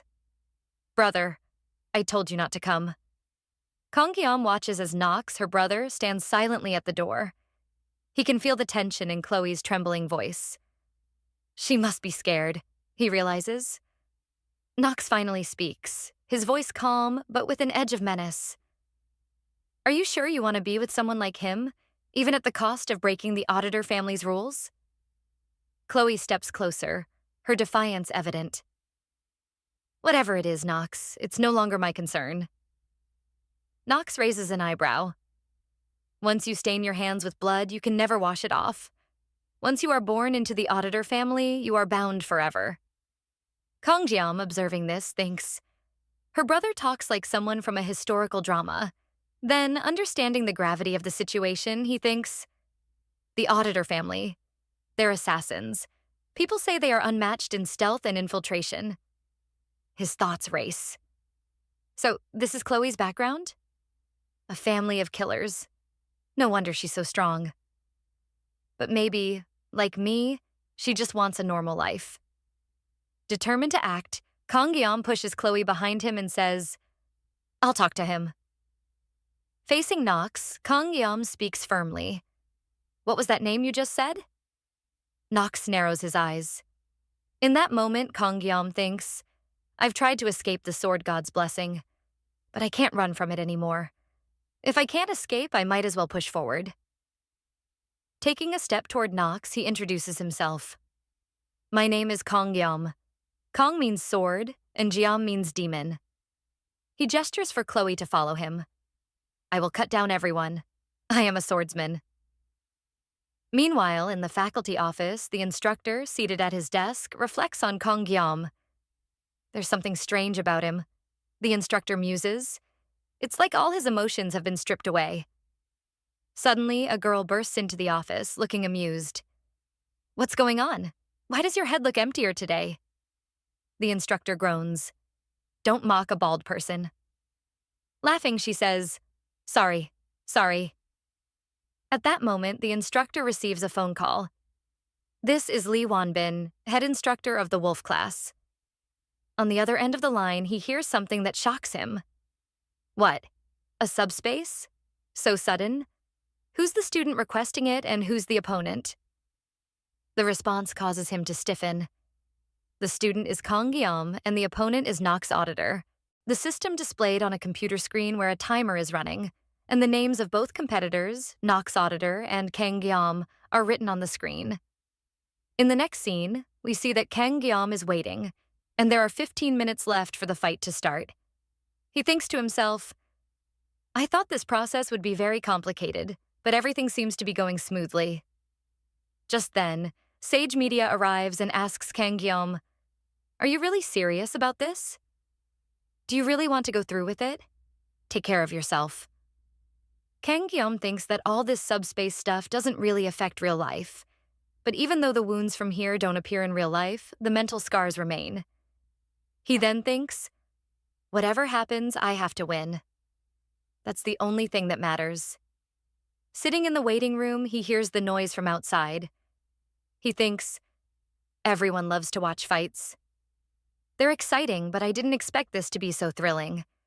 I didn't think I could ever feel this way, but now I think this is all pointless. Chloe looks at Kang with tears in her eyes and says, Don't go.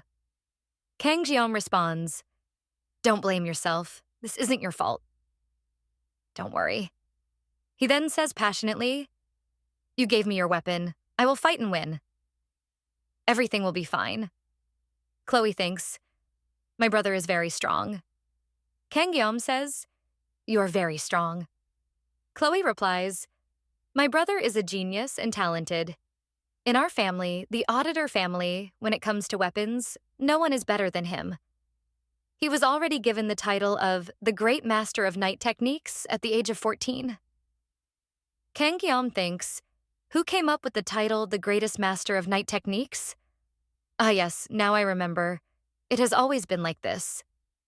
Looking at the knife, he thinks, no matter what I do, I can't escape from this. I have no choice but to make this decision. Kang Jeom remembers his master and thinks, I was destined to hold and use a knife in my life. No one would have thought that in my second life, I would be using the knife like this. Just then, an announcement is made. We will begin the subspace pairing. Selected students, please enter the training arena. Kang Jeom says, I'm going now. Chloe says, okay, take care of yourself. She is worried about him. Kang Jeom says, Chloe. And she replies, yes? Kang Jeom says, there are many geniuses in this world, but in the end, I'm the one who will win this battle. Kang Jeom says goodbye and heads toward the arena. As Kang Jeom enters the arena, he is overwhelmed by the loud roars coming from all around him. The crowd is buzzing with excitement. One man yells out, I believe in the new special student? Damn it, give it everything you've got. I've been waiting for a fight like this for a long time. Kang Jeom smirks, thinking, this is giving me the feeling of being a Roman gladiator. I never thought there would be such a crowd. As his gaze scans the crowd, something catches his attention. What is this? He mutters. There's a star class here too? He notices Abel Vaughn and a few other girls sitting with Leon Van, watching the fight. Kang Jeom frowns. Don't they have anything better to do? Their presence here is just adding unnecessary pressure. Suddenly, Nox arrives and with a sneer says, Commoner, are you kidding me right now? Seems like you can't tell the difference between bravery and arrogance. How dare you challenge me with such a pitiful weapon? At that moment, Kang Jeom feels the intense killing intent radiating from Nox. He thinks, this bastard is insane. Without flinching, Kang Jeom responds, a real monster doesn't care about the weapon. Nox smirks, his eyes narrowing. First, I'll shut that arrogant mouth of yours. He unsheathes his sword, adding with malice, I'll cut your tongue in half. Kang Jeom, in a mocking tone, replies, oh man, you're relying on your weapon, aren't you? He notices Nox has two blades known as the Hangrian blades, hidden blessings from the top-tier blessings of this world, specifically the blessing of the crow. Kang Jeom feels a shift in Nox's intent and thinks, now I can feel it. He truly wants to kill me. Chuckling to himself, Kang Jeom reflects, an S-rank weapon, huh? How ridiculous. But now I'm dead serious. In Kang Jeom's hands, he holds two knives, the Daikso Sashimi and the Rose Knife. Crafted by Chloe herself, its rank still unknown. As they prepare to strike, an announcement is made. We will now open the subspace veil. Both fighters charge at each other when suddenly a window pops up, displaying the Painless Blessing Manifest. The Sword God Blessing Manifest. Meanwhile, in the crowd, a few onlookers murmur, did you see that? One of them responds, I couldn't see anything. That's not a weak class, not at that speed. The fight intensifies as they clash. The girls from the hero class whisper in awe, this fight, it's too fast. It's getting interesting. Abel Vaughn watches in disbelief. That seemingly weak boy, can he really fight this well? The battle escalates, with Nox striking furiously at Kang Jeom, but every attack is swiftly countered.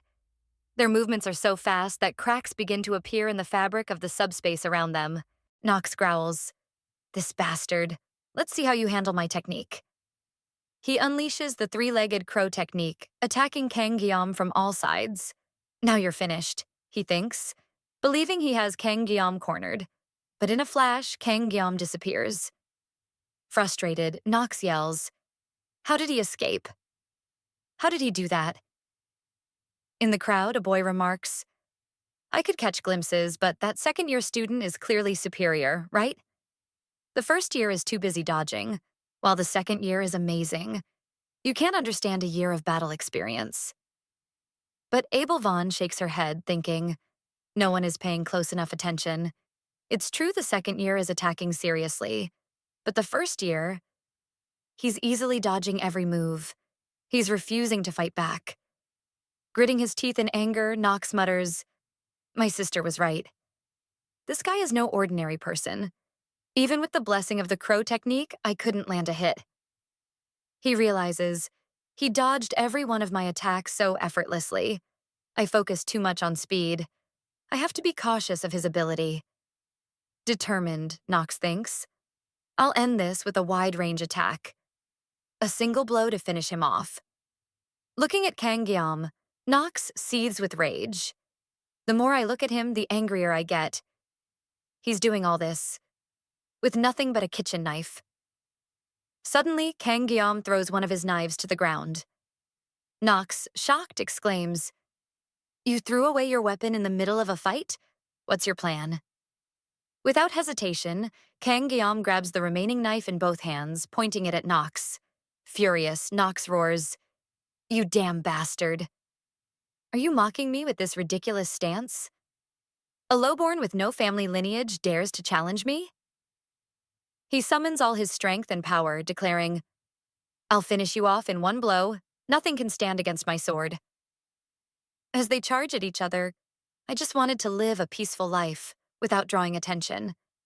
I wanted to follow the rules, but this was a burden I couldn't escape. This feeling, it's been following me, controlling me.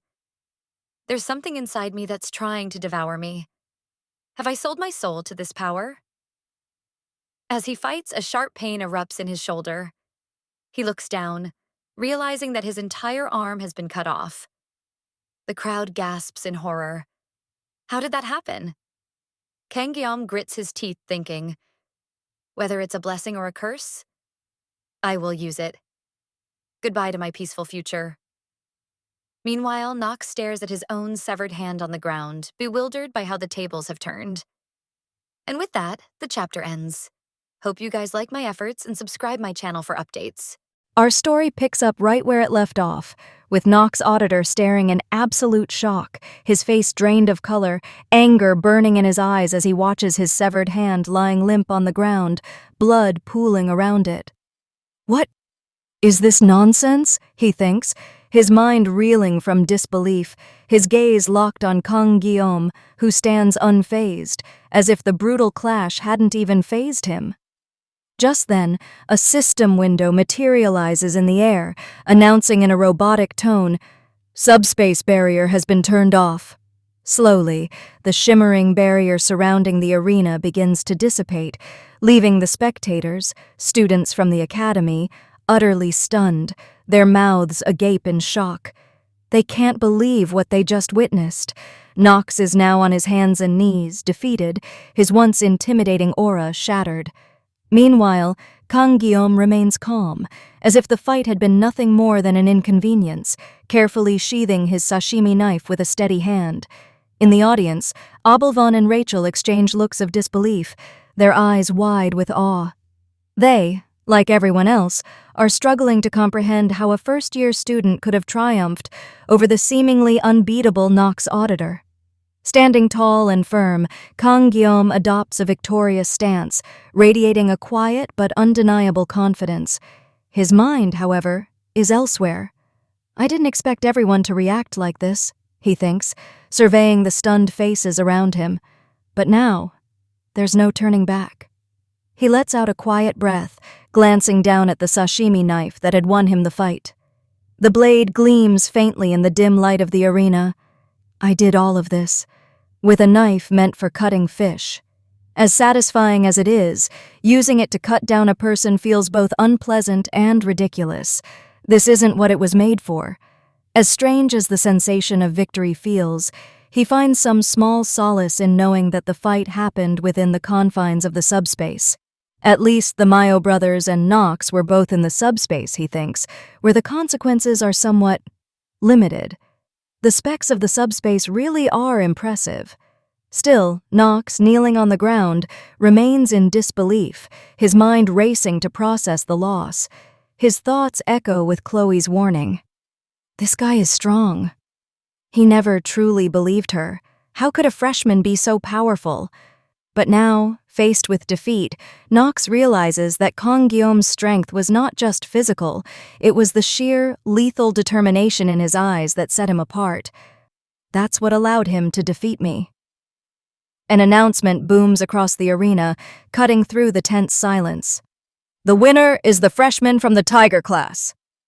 A large screen lights up, displaying Kang Guillaume's name, and the unbelievable record of the fight flashes below it.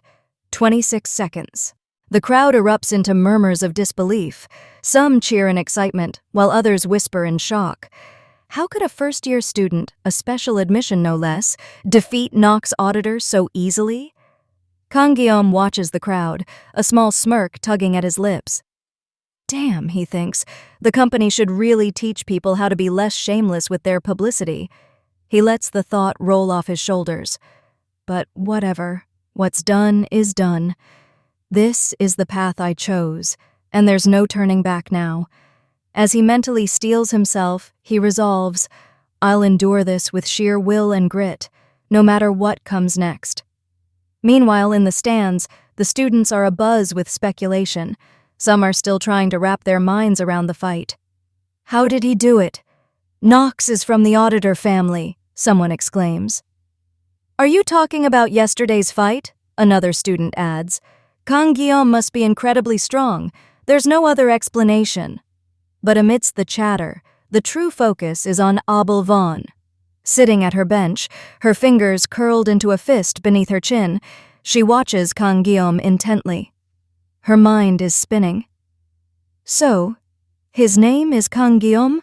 She muses, feeling a strange weight settle in her chest. Everywhere I go, everyone is talking about him. It's impossible to escape it. What she had witnessed was shocking. She still couldn't believe it. Kang Guillaume had sliced off Nox's entire arm with just 2 kitchen knives. The thought sends shivers down her spine. I prided myself on my knowledge of swords, she thinks, bitterness rising in her throat. After all, I'm the granddaughter of a swordsmith. But to think someone could be that strong with mere kitchen blades, I was naive. Her thoughts are interrupted by a sudden realization. Wait a minute, could he be the top student? Frustration bubbles up within her, and with a sharp exhale, she slams her hands down on the desk in front of her, her face flushing with a mix of embarrassment and anger. It's so frustrating that he's stronger than me. At that moment, Rachel, who had been sitting nearby and watching her friend closely, arches a brow and asks with amusement, What's going on, Abel Vaughn? Abel Vaughn quickly composes herself, her face softening. Oh, sorry, Rachel, it's nothing. But Rachel isn't fooled. She smirks, eyes gleaming with curiosity. Are you sure nothing's bothering you? She teases, nudging Abel Vaughn playfully. It's been a while since I've worked out, so I'm feeling a bit sluggish, Abel Vaughn replies, attempting to brush off her own frustration. Rachel narrows her eyes suspiciously, leaning in closer. What's going on with your face? You're acting weird. Are you hiding something from me? She laughs, her voice laced with playful mischief. In a more secretive tone, Abel Vaughn responds, What do you mean? Why would I hide anything from you? Rachel, ever relentless, presses on. Come on, spill it. I know something's on your mind. Abel Vaughn forces a laugh, but it comes out weak. She tries to laugh it off again, but Rachel isn't buying it. You must be hungry, she suggests with a sly grin. Let's get something to eat. What do you feel like having? With a tired sigh, Abel Vaughn responds, No, I'm not hungry. But Rachel isn't done yet. Have you not left your weapon behind? She continues, her teasing smile widening. No, not at all, Abel Vaughn insists, her patience wearing thin. Rachel, still persistent, jokes, So do you need to go to the washroom or something? Finally, Abel Vaughn snaps. Stop messing with me. I said there's nothing. But Rachel, grinning like a cat who's caught the mouse, leans in even closer. I've got it figured out. You're hiding something. I can feel it. Flustered, Abel Vaughn feels her resolve crumbling, unsure of how to respond. Rachel leans in with a mischievous look. I thought Abel Vaughn wasn't the type of girl to fall in love. Guess I was wrong. Tell me, who's the lucky guy? Abel Vaughn, her cheeks turning red, stammers, What? No, it's nothing like that. Rachel laughs wickedly. Come on, tell me. I'm dying to know. Who's the one that has captured Abel Vaughn's heart? As Abel Vaughn remains quiet, clearly uncomfortable, Rachel narrows her eyes playfully. All right, I'll guess. Is it Leon? He's quite handsome after all. Abel Vaughn quickly shakes her head. No, it's not him at all. Rachel, looking surprised, tilts her head. Well, that's weird. If it's not Leon, then who could it be? Wait. Her eyes light up. Could it be that special student from the fight? Abel Vaughn's eyes widen in shock. Rachel, grinning from ear to ear, practically jumps in excitement. Bingo! I knew it! She laughs, clearly pleased with herself. I'm really good at this. It was fun catching you like that. Before Abel Vaughn can protest, Rachel grabs her hand and pulls her up. Come on, let's go. Abel Vaughn tries to resist. What are you doing? Where are you taking me? With a teasing smile, Rachel replies, Let's go to the tiger class. The two girls burst into the tiger class, drawing attention from everyone present. Rachel makes her presence known immediately, her voice ringing out, We're looking for the black-haired boy. The students snap their heads toward her, jaws practically on the floor. Whispers ripple through the room. One guy leans over to his buddy and mutters, Wow, it's Rachel from the hero class. Another girl nudges her friend. Is that really Abel Vaughn with her? What's going on? A guy further back practically chokes on his drink. Holy crap! Abel Vaughn too? Unfazed, Rachel marches right into the center of the class, hands on her hips like she owns the place. All right, people, we're on a mission here. Where's the black-haired boy? You know who I mean? One student speaks up, waving a hand dismissively. Excuse me, I don't care how high your status is, but standing on someone's desk? That's a bit much, don't you think? Rachel, ever the queen of sass, shoots him a playful smirk. What, you don't think I look good up here? Look again. She strikes a pose as if she's on a runway. The guy's face goes beet red and he stammers, no, yes. Yeah, you look amazing. Abel Vaughn, standing to the side, palms her face in sheer disbelief. What am I even doing here? Some of the other girls in the class start whispering amongst themselves. You gotta admit, Rachel does look stunning. Rachel, all smug, grins as she scans the room. Her eyes lock onto a familiar figure, Kang Guillaume, slumped over his desk, asleep, like he couldn't care less about the chaos happening around him. She raises an eyebrow, thinking, is that his girlfriend? She glances at the girl sitting nearby, giving Kang Guillaume that loving gaze. But then Rachel shrugs. Whatever. Who cares? With a mischievous grin, she leans down close to Kang Guillaume and whispers in his ear, Hey, sleepyhead, rise and shine. Kang Guillaume stirs awake, blinking groggily as he lifts his head. He's immediately hit with a wave of confusion. What's going on? His eyes land on Rachel, who's grinning down at him like the cat that caught the canary. Oh, did I wake you up? Rachel teases, her tone innocent, but her expression anything but. Your name's Kang Guillaume, right?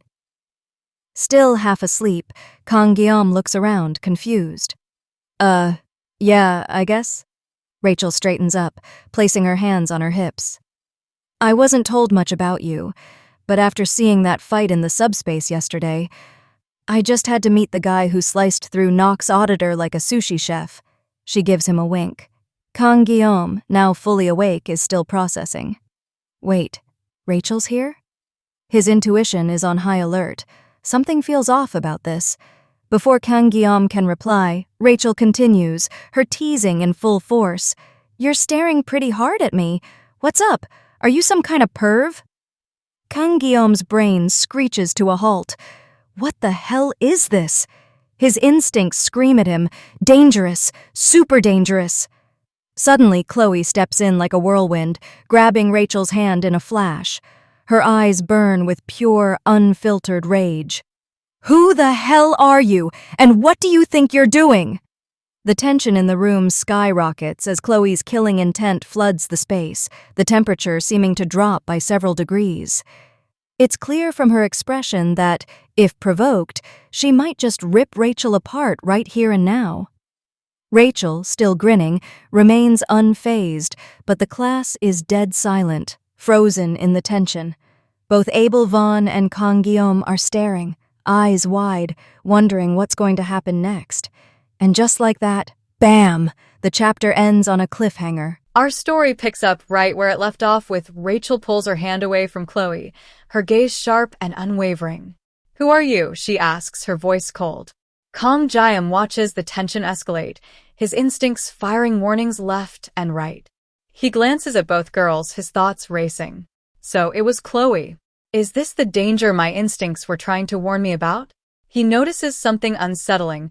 Chloe's demeanor has shifted entirely. Her usual composed personality has transformed into something darker, more aggressive. A glint catches his eye, a box cutter clutched in Chloe's hand. Her personality changed again. If a knife fight breaks out in the classroom, he realizes it'll be a combination I've never seen before, not even in the game. Why is all of this happening so suddenly? His pulse quickens, and unease washes over him. Before things spiral out of control, Abel Vand intervenes. She steps forward swiftly and grabs Rachel's arm, her tone laced with warning. "What are you doing in someone else's class?" Abel's voice cuts through the tension. "This is dangerous, you know." Rachel, however, smirks in that teasing way of hers, unfazed. "Well, Miss Abel, I was just saying hello." "Just hello, right?" She chuckles lightly, turning her full attention back to Chloe. Rachel marches over to Chloe, eyes gleaming with amusement. "Hey kid, it's rude to interrupt adults' conversations, you know?"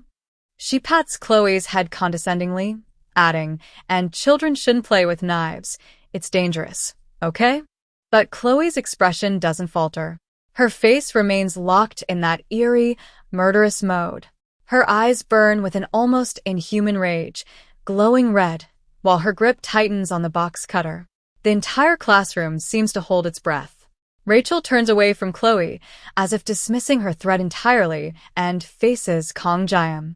"Now, where were we?" she says smoothly. "Let's continue our conversation from earlier." And then it happens. Chloe, without hesitation, launches herself at Rachel, slashing with the box cutter in a swift arc. Both Kang Jiam and Abel Van freeze in shock, their eyes widening as the blade flashes in the air. A splash of red. But it's not blood. Nearby students jump, startled, as a food container crashes onto the table, its contents spilling messily. One student yells, "Hey, be careful," when opening it. The other student, grinning mischievously, replies, "If I opened it slowly, you wouldn't have noticed I was here. You're so annoying." Meanwhile, back at the center of the chaos, Rachel, cool as ever, has Chloe's hands firmly in her grip, effortlessly disarming her.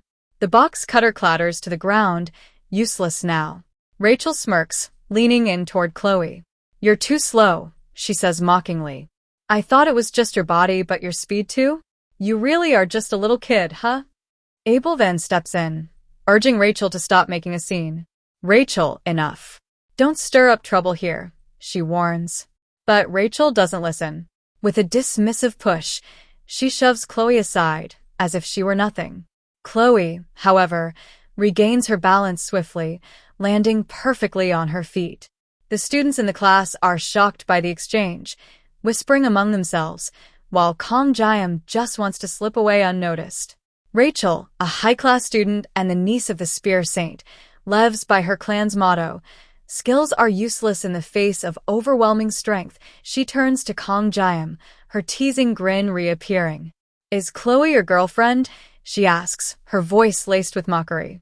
Kong Jiam, caught off guard, quickly replies, no, but he can feel Chloe's intense gaze on him, burning into the back of his head. Despite the awkward tension in the air, Kong Jiam clarifies, she's just a friend. Inside, Kong Jiam is reeling. What kind of situation have I gotten myself into? As he glances around the room, he realizes Abel Van is standing nearby, something he hadn't noticed in the chaos. When did she get here? Still trying to piece everything together, Kong Jiam asks, why did you and Abel Van come looking for me? Rachel smirks playfully. Well, it seems like Abel Van here is interested in seeing your face, she says with a wink. Flustered, Abel Van quickly denies it, her face turning red. When did I ever say that? She exclaims, glaring at Rachel. Rachel just shrugs, her grin widening. Isn't that why you came here? Abel Van, now clearly embarrassed, retorts, you practically dragged me here. This was your idea.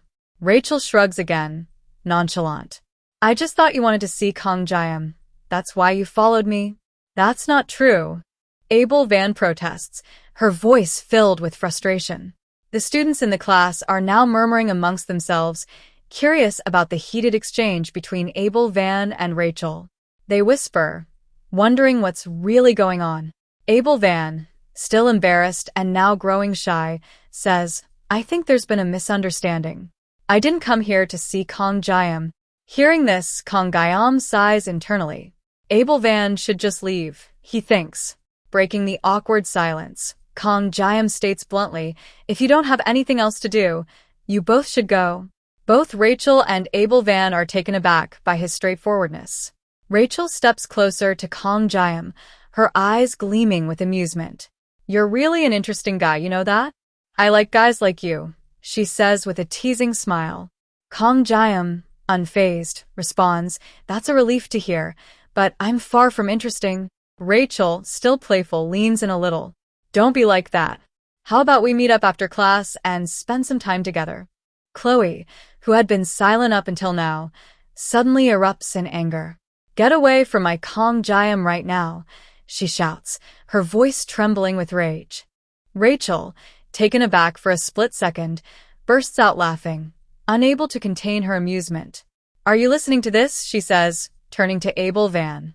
She said, my Kong Jiam. That's hilarious. Rachel continues to laugh, mocking Chloe's possessiveness, while Kong Jiam just stands there, caught in the middle of the tension. While Abel Van, equally frustrated, begins to emit a powerful aura, her anger rising. Sensing the tension in the air, Rachel smirks and turns to Kong Jiam one last time. It was fun meeting you. I'll see you later.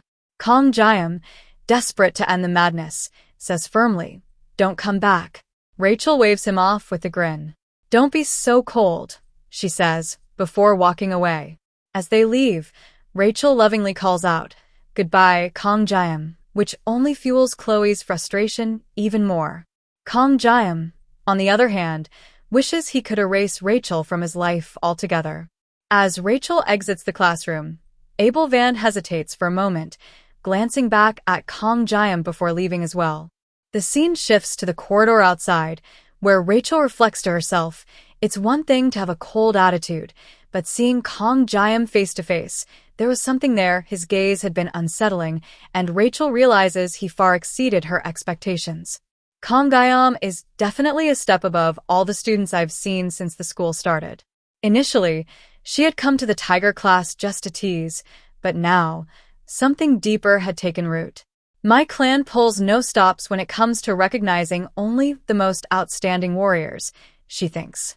In that sense, Kong Jiam might be a valuable resource. With a cheerful smile, she concludes, it's only natural that he's caught the eye of the invincible Empress. Rachel turns to Abel Van and says, I'm sorry. Confused, Abel Van responds, you should apologize to the Tiger class students for causing that ruckus, not me. Rachel shakes her head. It's not about that. It's about Kong Jiam. And for the record, I'm not going to yield. Abel Van is shocked by her words. Is Rachel more serious about Kong Jiam than I thought? She wonders, her mind racing. The scene then shifts to Nox, who is recovering in the hospital, his body still weak, but his mind consumed with anger. Rage courses through him as he contemplates revenge. I've lived my entire life without tasting defeat, Nox thinks bitterly. I am the genius of the Auditor family. Seething, he plots his revenge. I'll take care of Kong Jiam at night, he decides, his resolve hardening. The thought of Kong Jiam fuels his hatred, and he rushes to his room, intent on mobilizing the full force of the Auditor family. With their authority and his mastery of nightfall techniques, he's certain Kong Jiam will be no match.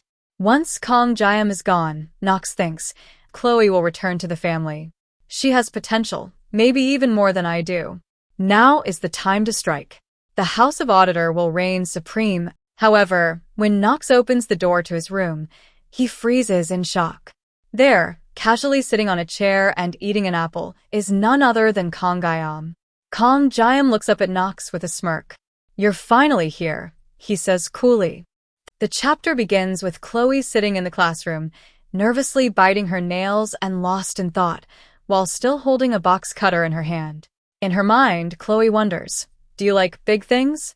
She thinks about how Kong Jiama is really big, and her eyes widen at the thought. Yes, he really is big. Kong Jiama notices her and asks, why do you look so down, and why are you holding a box cutter? Then, with a smile, she says, yes, Kong Jiama. What's going on as she questions him? Kong Jiama gently replies, first, put down the box cutter. Then he asks her about Nox. How's Nox doing? Chloe responds, he's currently under treatment at a hospital associated with the academy. Kong Jiama, surprised, asks, why? Our fight was in the subspace, so how did he end up with physical injuries? Chloe explains, I haven't gone to the hospital yet to find out, but I heard he's still being treated, even though he wasn't physically hurt. Then, trying to reassure Kong Jiama, she says enthusiastically, he'll be fine. Don't worry. In his mind, Kong Jiama thinks, I literally cut off his arm, but he's not the type to be that scared easily. He wonders further, is he planning something crazy? Then, turning back to Chloe, he asks, tell me his room number at the hospital. He gently pats her on the head, to which Chloe, smiling, replies, I'll tell you. The scene then shifts to the hospital, where Nox is shocked and sweating when he sees Kong Jiama sitting calmly in his room. Angrily, he demands, What are you doing here? Kong Jiama casually replies, can I eat this apple? Nox, startled, says, you've been eating it for quite a while now. Kong Jiama smirks, asking, really? Is the Auditor family truly that rich? A private room for just one person. Seriously? Nox, looking irritated, replies, what are you even talking about? Just then, Kong Jiama reaches for a knife nearby, causing Nox to become more alarmed as he asks, did you come here to kill me? But Kong Jiama just picks up the knife and starts peeling the apple with impressive skill, leaving Nox watching in surprise. Kong Jiama places the perfectly sliced apple pieces on a plate and, as he leaves, tells Nox, if you can't eat a full meal, at least you could manage some fruit. Nox, now red with rage, thinks, this jerk is actually pitying me. Angered, he pulls a knife from inside his arm, muttering, I'm going to kill you right now. But Kong Jiama stops and, with a cold expression, says, if you're planning revenge, just remember, I could take down your entire Auditor clan. Hearing this, Nox goes pale, eyes wide with fear, and he falls back onto the ground, stunned. As he watches Kong Jiama leave, he sees the apple pieces, sliced with perfect precision, lying on the plate. Kong Jiama walks away, thinking, it's like I just broke his spirit. He chuckles to himself. Thank goodness my bluff worked. As he goes, Kong Jiama muses, the Auditor clan an assassin's guild, the only one of its kind in this world. Taking them all down would be ridiculous. He laughs a little, thinking, wiping out the whole clan? It's impossible. Kong Jiama thinks further. At most, I might be able to take down 10 of them. Beyond that, it'd be a nightmare. Reflecting on his actions, he wonders, is this what I've become used to? Have I really grown this comfortable with all of this? He concludes, I think I might be losing it. Kamjiyama then realizes he doesn't need to worry about Nox as much anymore. He's no longer such a threat. Thinking of Rachel, he tells himself, I should avoid that woman as much as possible. I really don't want to get involved in all this. In the game, Rachel was always trying to latch onto the main protagonist, but she was the most challenging heroine to win over, even more difficult than the first heroine, Abel Van. Shaking his head, Kamjiyama says, forget it. I'll worry about that later. For now, I need to focus on preparing for the midterms. Looking at his phone, he says, the prize for the exams is amazing, so I need to focus on studying. Kamjiyama thinks of the reward. I need that weapon, something that'll let me fight for more than 30 seconds. Gazing at the screen, he says, the exams will decide it all, no matter what class it is. He realizes he needs a team of 5 to take on the magical beast in the exams. Each person's skill is important, he thinks, but teamwork and coordination during battle are even more critical. Team battles can be exhausting, but if I have the right allies, it'll be manageable. Imagining the battles, he thinks, we could end up chasing down something as bizarre as a D-class fishman merman. Those are so ugly in the game. Seeing one in real life is even worse. Thinking back to his experiences, he reflects, I've fished my whole life, but this thing just makes me want to puke. He laughs, if only it were a mermaid instead. That would be easier on the eyes. Realizing how absurd his thoughts sound, he shakes his head, get a grip, don't let yourself get carried away. He notes that the mermaids belong to the demon class, the demonic clan's strongest faction. Compared to them, magical beasts are like minor inconveniences. He sighs in relief. Luckily, our target is just the magical beast fishman merman. No need to deal with a demon. Reflecting on the month he's been at the academy, he thinks, it's a peaceful night, a rarity these days. Gazing at the sky, he whispers, what a truly peaceful night. Contemplating recent history, he notes that it's been 7 years since the humans and the demonic clan established a ceasefire, much like the periodic conflicts of the past. Recalling a story about a demon named Balmon, who broke the ceasefire to revive the first commander, he thinks of the fierce battle fought long ago, where humans sent their 7 strongest heroes to win a bloody victory at a heavy cost, losing 3 of their best warriors. It's fortunate that the battle didn't continue on both sides. Now things are peaceful again, he thinks. But if humanity truly won, was it worth the loss of 3 heroes just to defeat 1 commander? Since then, the peace is held, and Kamjiyama appreciates its preciousness. Reflecting on how Valor Joaquin single-handedly defeated and sealed the first commander, he wonders, is he even human? Looking at the calendar on his phone, he realizes a great battle against the entire demon race is looming, with the Demon King himself, the most powerful of all. He sighs, just 3 years left.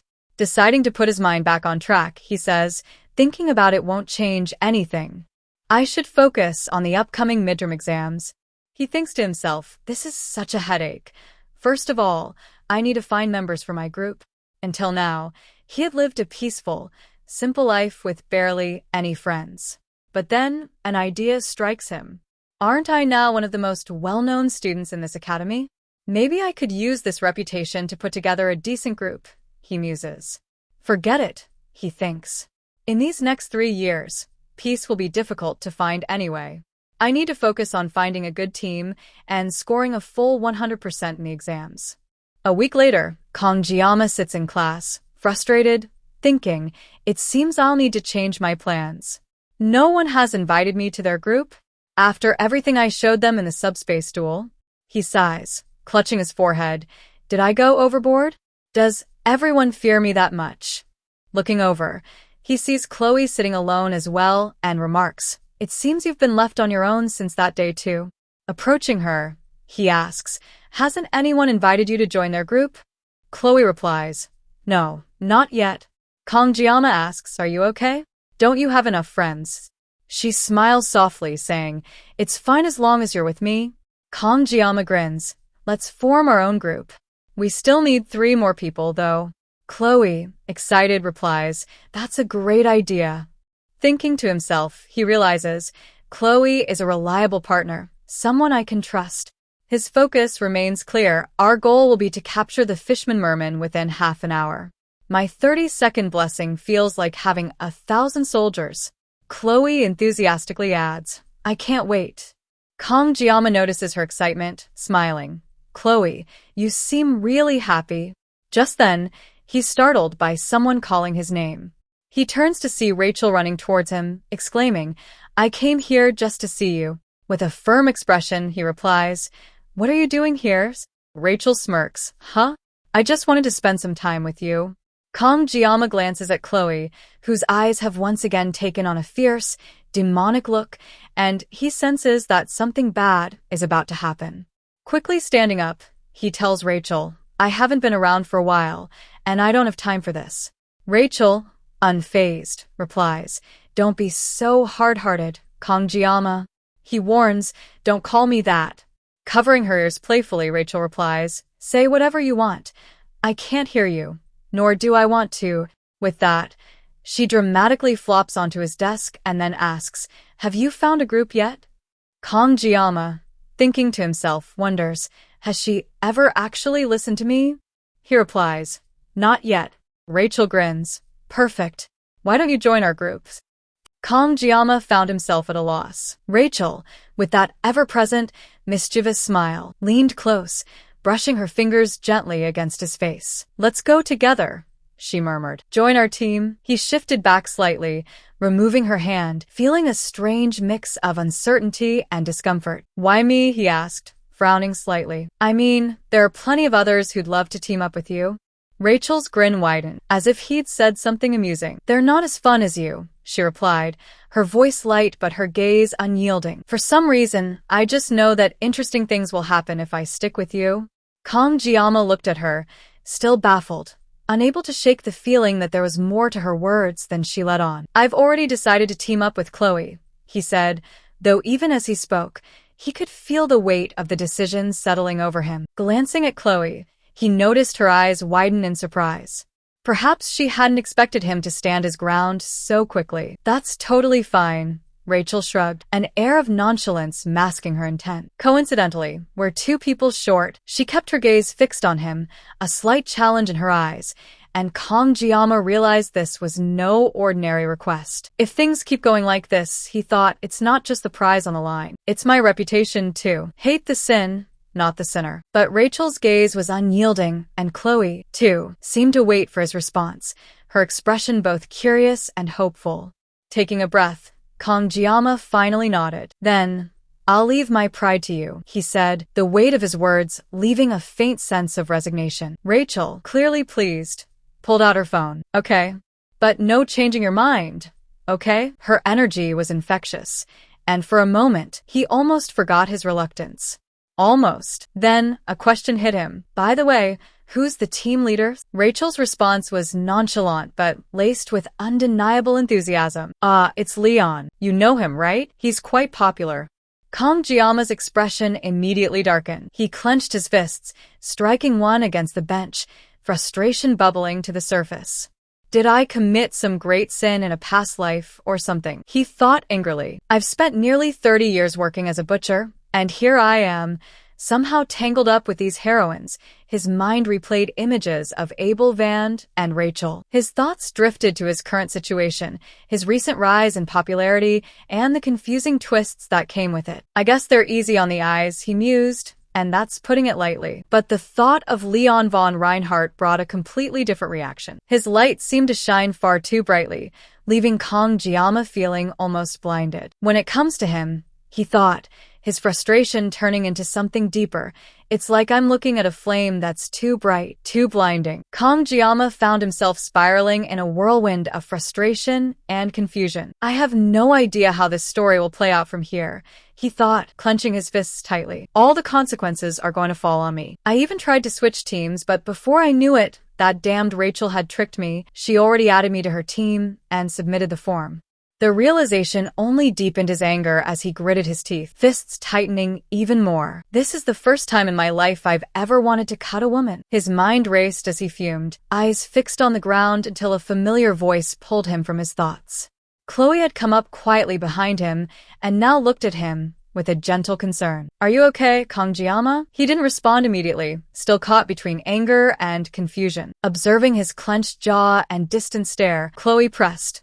Ever since Rachel left, you've been wearing that same expression. Kongjiyama finally let out a sigh, replying, being on a team with a student from the same class just feels so burdensome. Chloe gave him a reassuring smile, her voice confident. There's no one in the same class as strong as you, Kongjiyama. I can guarantee it. He couldn't help but feel a bit of the tension ease at her words. Thanks, Chloe. Really, that means a lot. Inwardly, Kongjiyama tried to shake off the negativity. Yeah. I already agreed to join Chloe's team, so it'd be rude to back out now. Come to think of it, this lineup is practically divine level. Honestly, this might work out in our favor, he mused, forcing himself to focus on the positives. Let's just think positively. Turning to Chloe, he asked, so, what time is our team meeting this afternoon? The blonde girl said the meeting's at 6 at the cafe in the main building. Chloe answered cheerfully. So now she's calling Rachel the blonde, huh? Kongjiyama thought with a wry smile. Nodding, he looked back at Chloe. Well, it's about time. Shall we head out now? Chloe nodded, her expression bright. Yeah. Let's go. The scene transitions smoothly to Starbucks Cafe, where Rachel takes a refreshing sip of her avocado smoothie. So good, she exclaims, savoring the taste. Meanwhile, Kongjiyama stares at his own drink, his mind swirling with incredulity. 5,001 for that green liquid? He thinks, still baffled. The price of food these days, seriously. Tentatively, he takes a sip of his coffee, but his face twists instantly in reaction as though he's swallowed something truly vile. Noticing Chloe looking his way, he quickly composes himself and forces a smile. Starbucks drinks are pretty tasty, he says, trying to maintain his dignity as an adult. Chloe, smiling back, agrees. Yeah, you're absolutely right. Kongjiyama grumbles internally. Espresso's the only drink in the 10,001 range, so I bought it. But it's so bitter. Glancing at Chloe, he thinks, the vendors outside don't even take faculty cards. I won't be coming here often, that's for sure. Just as he settles in with his less-than-ideal coffee, his phone buzzes with a message. He looks down to see it's from Rachel. Kongjiyama, where are you? I don't see you.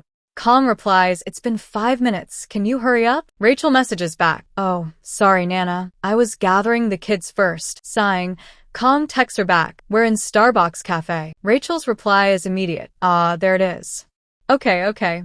Moments later, the door swings open and Rachel strides in, followed closely by Leon, whose blonde hair and striking blue eyes catch everyone's attention. Rachel, holding her own smoothie, waves cheerfully. Oh, Kongjiyama-kun. And the little one, she says, flashing a smile. Sorry we're late. Have you been waiting long? Kong glances over at Leon, and I can't help but note his striking features. He looks like he walked straight out of a hero's story, he thinks. Just then, he notices another person entering with them, a guy with his hair neatly clipped. Who's that? Kong wonders. Is he some kind of delinquent? Leon extends his hand toward Kong. Nice to meet you, he says warmly. Kong takes his hand, introducing himself. I'm Kongjiyama. Leon's eyes twinkle with admiration. That subspace duel you fought the other day was impressive. I feel confident having you in our team. Kong notes Leon's calm, composed demeanor and thinks, smart tone, perfect calm. He's just like a main character I once played. As everyone settles around the table, Leon takes the lead. All right, how about we start with introductions, he suggests. Rachel chimes in cheerfully. Yeah. Agreed. She nudges the other guy with her elbow, who grunts and asks her to stop kicking him. Leon starts. I'll go first since I'm the team leader. I'm Leon von Reinhardt, from the St. class. I somehow ended up as the leader, but I'm sure we'll get through this midterm together. Kongjiyama side-eyes Leon, muttering internally, damn, just look at that face. Life really isn't fair. Rachel laughs. Well, everyone already knows me, so I'll skip my parts. She elbows the guy again, who reluctantly goes next. My name is Speed Weapon, he says curtly. I'm from the Dragon class, and I like heroes. Kong raises an eyebrow, thinking, that's it? I thought he'd explain why he was given that name. Guess he's the quiet type. Liking heroes, huh? Breaks a few stereotypes. Then, it's Chloe's turn. Hi, I'm Chloe Auditora, from the Wolf class. I'm here with Kongjiyama. Rachel's gaze flickers to Kong, her eyes mischievous as she teases. Kongjiyama. Chloe's face hardens, but she takes a deep breath and finishes. Phew, I joined because of a recommendation. Nice to meet you all. Leon nods with a smile, impressed, while Rachel's face shifts to shock. Oh, how patient, she exclaims. Speed Weapon adds approvingly. That's how it should be. Finally, it's Kang's turn.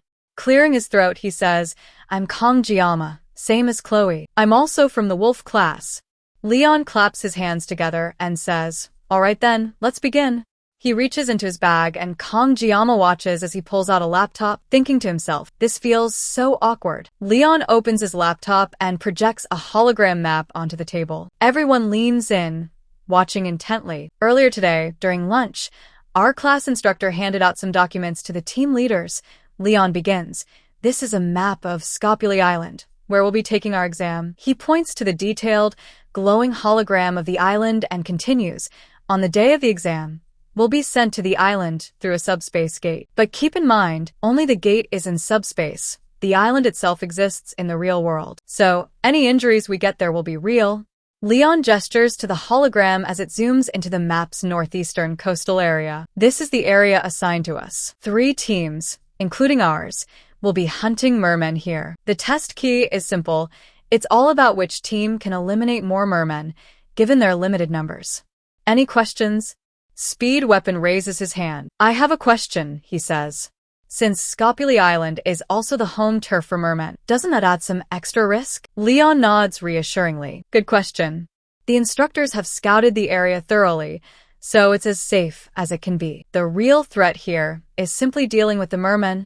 Speed Weapon nods thoughtfully. But just as everyone relaxes, Chloe raises her hand. Excuse me, what about sudden attacks or fights between teams assigned to the same area? The room goes silent as everyone exchanges glances, surprised by the question. Leon, however, maintains his composure. The main focus of this exam is the magical beasts, he replies, his voice calm. Any skirmish between cadets will result in immediate disqualification. Does that answer your question? As Kong Jiama observes, he's quietly impressed. The way an assassin family member thinks is truly impressive, he reflects. Leon concludes. Alright, that wraps up today's meeting. Prepare for the exam, and we'll meet again tomorrow to discuss our positions. With a sigh of relief, he adds, finally, we're done. Hey, Weapon, let's grab that stuff. Quick. Hey, don't pull. My clothes will stretch. Everyone stands up, collecting their belongings and heading for the exit. Soon, only Kong Jiama and Leon remain, both glancing around, clearly feeling the tension. Kong Jiama thinks, somehow, we ended up cornered, just the 2 of us. This is awkward. He quickly starts to walk off, but just as he reaches the door, Leon's voice stops him. Kong Jiama, Leon calls, a thoughtful expression on his face. Turning around, Kong Jiama wonders, what could he possibly want? Leon's eyes meet his, calm yet inquisitive. Tell me something, he asks. Where are you from? Kong Jiama stops in his tracks, turning back to look at Leon with confusion written all over his face.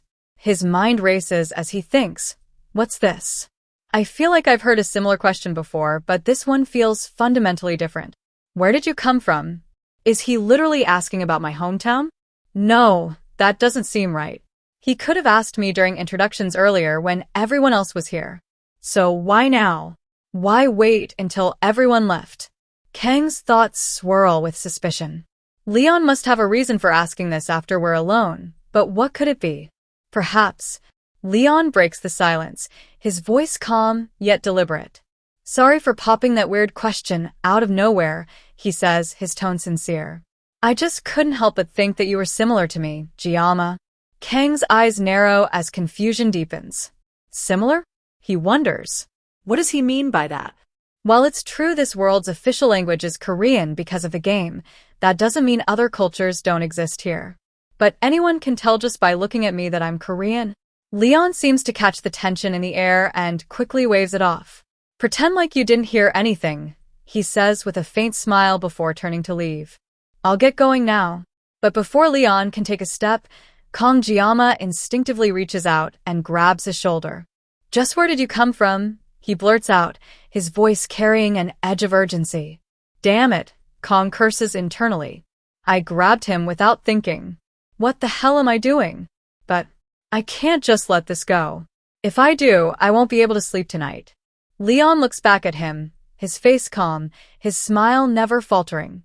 Gently removing Kang's hand, he simply says, Germany, before walking away. Kang Jiama stands frozen, his thoughts spinning. What's up with that bastard? He thinks, watching Leon leave. His gaze drifts to his fingers, and unease seeps into his mind. Am I being paranoid? Then, an unsettling thought strikes him, making his heart race. What if he came from another world too?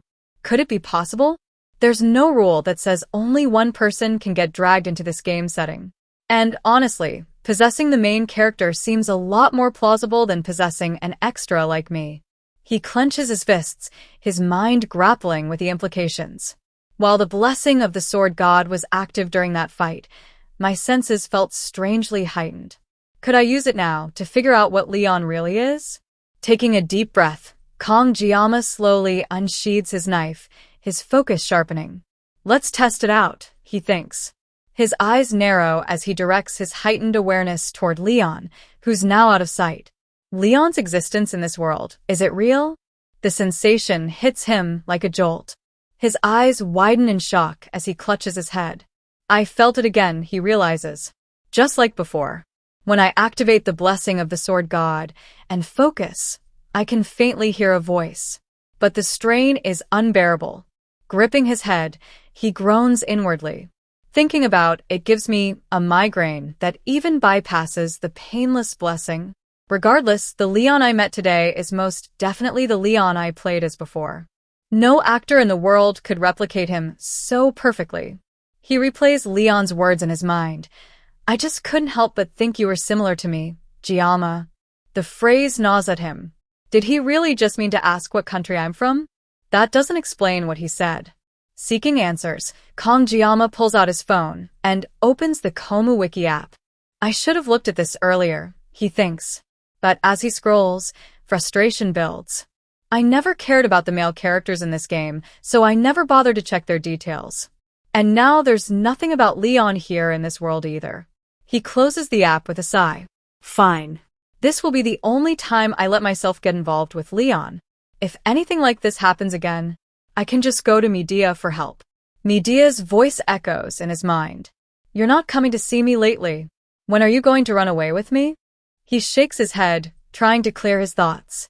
I should keep my thinking straightforward, without bullshit, he mutters to himself.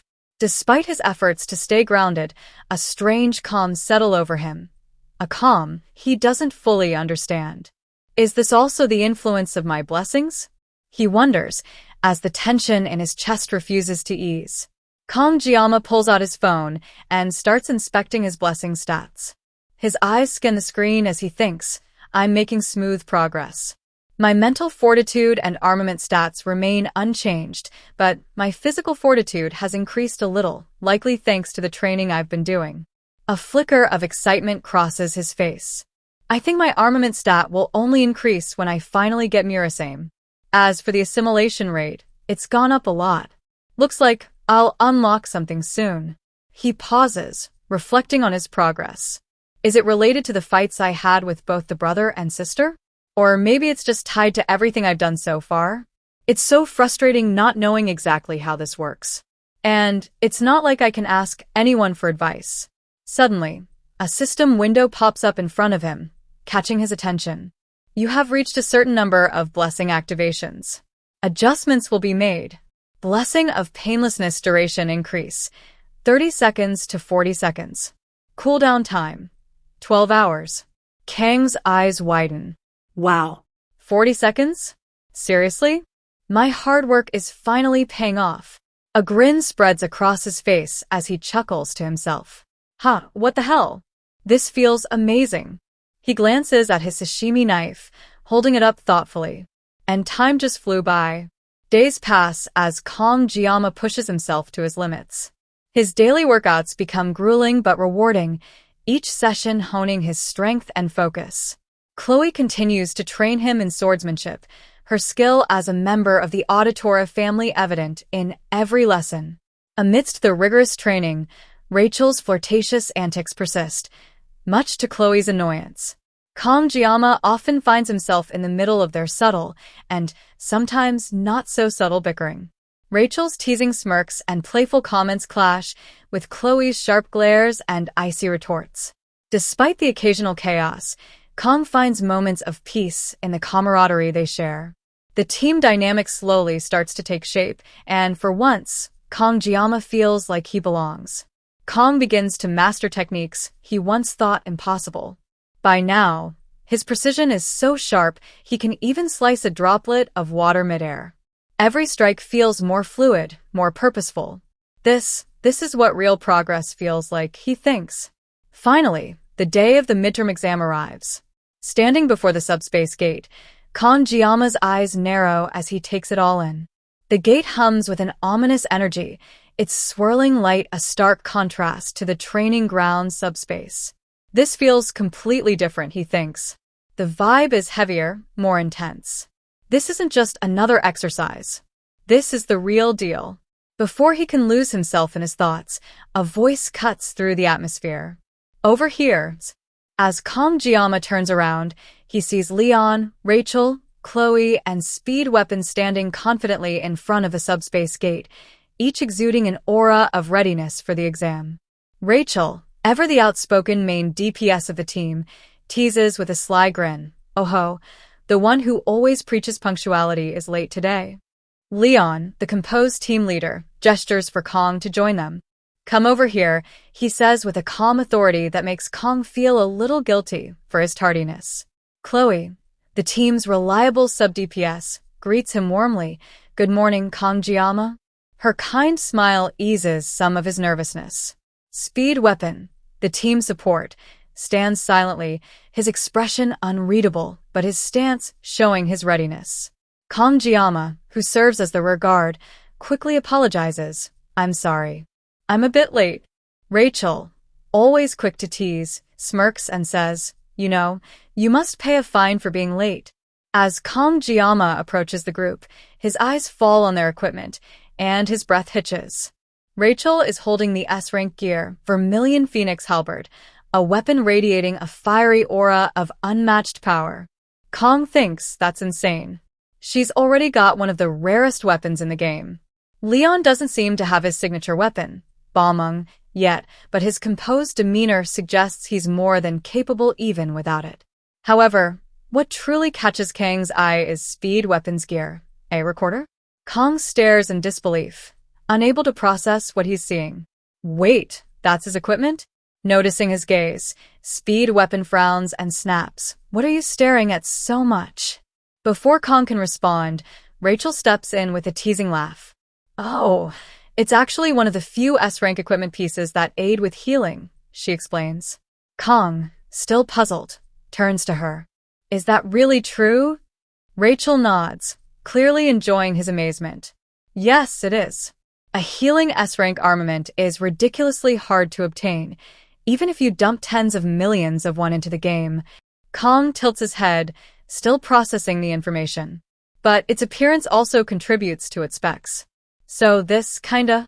He trails off, marveling at the absurdity. Incredible. He finally mutters. Speed Weapon, clearly irritated by the attention, steps back and growls, "Don't get so close." As the announcement blares through the arena, it commands everyone's attention. Attention! The first-year midterms of 2034 will now commence. Seeing all of your faces, you seem prepared. You all should be familiar enough with the rules, so I'll keep it brief. If there's something you cannot handle, run away. Do not forget that you are not yet heroes. You are cadets. Don't risk your necks for extra credit. Also, if you are injured or wish to surrender at any time, contact the instructor in charge. The weight of the announcement settles over the cadets as they brace themselves for what's ahead. Leon, exuding his usual composure, turns to the team. It looks like it's nearly time. Let's prepare. Don't be nervous, and let's do our best. Kangjiyama takes a deep breath and thinks to himself, we're finally starting. He glances at Chloe and notices her unusually somber expression. Is something wrong? He asks, his voice soft with concern. Chloe hesitates before replying. Well, I know it's weird that I'm anxious about this now, but I remembered that mermaids could appear on Scopuli Island. Kongjiyama smiles reassuringly. The instructors said they've checked everything beforehand, so there's no need to worry, Chloe. Chloe nods, but her mind still lingers on the thought. Back in Sicily, mermaids were often sighted and caused so much damage. While we now have a truce with the demonic beings and they're rarely seen outside of dungeons, the fact that these rumors persist means the conditions where mermaids appear are still not fully understood. Before she can dwell on it further, the instructor's authoritative voice rings out again. Step inside now. The subspace gate is running. Kongjiyama gently taps Chloe on the head, snapping her out of her thoughts. Let's go inside, Chloe. Chloe nods with determination. Yes, let's go. In her heart, she thinks, yeah, I shouldn't worry. Geometry Kuin is with us. I believe in him. The team steps through the subspace gate together, the world around them warping into the exam's designated battlefield. As they enter, Chloe suddenly hears Kongjiyama's voice calling her name. Chloe? Can you hear me? Startled, Chloe blinks rapidly and thinks, did I suddenly lose focus for a moment? Her senses return in full force, and she realizes they are under attack. One of her teammates shouts, panic thick in their voice, you can't contact the instructor in charge? We're in a cave. There's no connection, damn it. Just how did this happen? In the dim cave light, a monstrous form slithers into view. A mermaid, her grotesque appearance a far cry from the beauty of legends. Her scales shimmer darkly, her claws sharp, and her glowing eyes filled with malice. The team freezes in shock, staring at the horrifying creature before them. The battle has begun, and survival is no longer just a part of the exam. It's the only priority. On the Scopuli Island before the mermaid's appearance, they appear on the beach. As the team sets foot on the sandy beaches of Scopuli Island, the weight of the environment immediately takes a toll. Everyone but Kongjiyama feels queasy and off balance. Leon notices this and remarks, Geometry Ma, you seem to be faring better than the rest of us.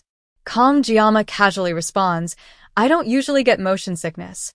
Leon raises an eyebrow, replying, I don't think this is a matter of motion sickness, though. Suddenly, a small merman appears in the distance. Kongjiyama's eyes widen in surprise as he takes in its appearance. They're smaller than I expected. I kind of feel like an idiot for being so serious, considering my role as the rear guard, he thinks to himself. Glancing at his sashimi knife, he mutters internally, I don't think I'll need to use this. Leon observes the scene and adds, we'll find the adult merman at our assigned location. The one we saw just now doesn't score us any points. Let's head in the direction Chloe scouted. The team begins trekking through the dense forest, moving cautiously. Leon advises, be careful, everyone. It seems like this is the spot.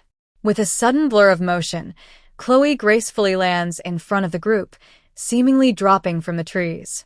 Kongjiyama, a bit startled, asks, did you really just use the trees to travel? Chloe nods, explaining, yes. I can move more discreetly that way. Leon interjects, so how did your recon go, Chloe? Chloe gestures ahead and says, there's a cave 500 meters in that direction. The team exchanges surprised glances. Rachel asks, here? Really? Chloe nods confidently. Yes, it's there. As they approach the cave, Leon surveys the area and comments, looks like there's around 50 to 60 mermen in there. Kongjiyama's mind begins racing. It's definitely tempting. If we defeat that many mermen, we're guaranteed first place for the midterms. However, safety has to be considered. If things go awry, we can't contact the instructor because of a lack of connection. He sighs internally. Are we going for high risk, high return, or will we play it safe and head somewhere else? That's something Leon, our group leader, will have to decide. Leon begins formulating a strategy. Chloe will scout the area and give us updates. Weapon, you'll handle buffs and healing from the rear. It's still fascinating that you're a healer, Weapon. Saving others is hero basics, right? He smirks slightly. Weapon, visibly annoyed, mutters, you don't have to say it like that. Leon continues, Geometry Ma, you'll stay stationed at the rear to cover us in case of surprise attacks.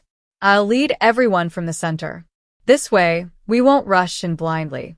If needed, I'll also act as a dealer. Rachel, not wanting to be left out, chimes in. What about me? What am I gonna do? Leon looks at her with a sly smile. Rachel, you're going to? Kong Jiama narrows his eyes, sensing Leon has made a decision. Without waiting, Leon calls Rachel forward, and in an instant, she lunges into the air with her weapon, a massive, flaming halberd.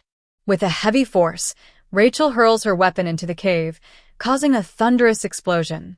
The halberd's impact sends shockwaves through the air, leaving everyone stunned. The mermen inside the cave look up, confused and terrified. Rachel, with incredible agility, launches herself after the halberd. Landing atop the stunned merman, she grabs her weapon midair and begins swinging it with deadly precision. Each swing slices through the enemies with explosive power, leaving trails of destruction. Kong Jiama watches in awe as Leon's earlier words echo in his mind. Rachel, you're going to destroy everything. You can do it, can't you? The chaos on Scopuli Island was intensifying. Weapon, with his instrument in hand, sent waves of support magic toward Rachel, who was fiercely slashing her way through the mermen. She kept a running tally, cutting down one merman after another. That's 25. Rachel called out triumphantly, her face lit with exhilaration. Turning to Weapon, she smirked and added, Thanks for the backup. Weapon nodded but looked slightly annoyed, focusing on amplifying her energy. Kong Jiama, observing the battle from the rear, couldn't help but marvel. What is she made of? But as his gaze shifted, he noticed Chloe, her face tense, unsheathing her sword. A sharp purple aura radiated from the blade. Oh no, this isn't going to end well, Kong thought. Chloe moved with deadly precision, slicing through the mermen as if she were performing an elegant dance. Each strike was swift, clean, and devastating. The battlefield was a whirl of chaos as Rachel and Chloe tore through the mermen side by side. Their energy was overwhelming, and even Leon and Kong Jiama couldn't hide their astonishment. The hell? Why aren't they slowing down? At this rate, they'll... Kang's stomach dropped as he pieced it together. This is just like the academy. They're about to turn their weapons on each other. Suddenly, a massive merman leapt between them, roaring fiercely. Rachel and Chloe didn't miss a beat. They launched simultaneous, powerful strikes, their weapons cutting the beast into clean, precise pieces. Rachel landed with a smirk. Aha. You're getting faster, little kid. Chloe, her voice icy, responded. The one that was just slain is mine. Rachel chuckled mockingly. How amusing. Chloe's eyes narrowed. Blondie. Watching this tense exchange, Kong Jiama sighed heavily, scratching his head. I'm glad the worst didn't happen this time. Leon dispatched a nearby merman and approached Kong Jiama. It looks like you were worried about those two. Kong Jiama shrugged. Well, in the end, I worried for nothing. Leon smiled faintly. All 60 mermen are now slain. We should trust the members of our team. No? Well then, it seems we're done here. Shall we go? Kong Jiama nodded. Yeah, let's move. As they regrouped, Kong couldn't help but reflect on Leon. Incredible determination and leadership. He's unmistakably the heart of this team. No actor could replicate this. Leon ironically makes this world feel more real. Maybe he really was just curious about where I came from.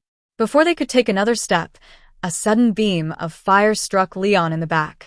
Leon! Rachel screamed, her eyes wide with shock. Kong Jiama whipped around to find the source of the attack.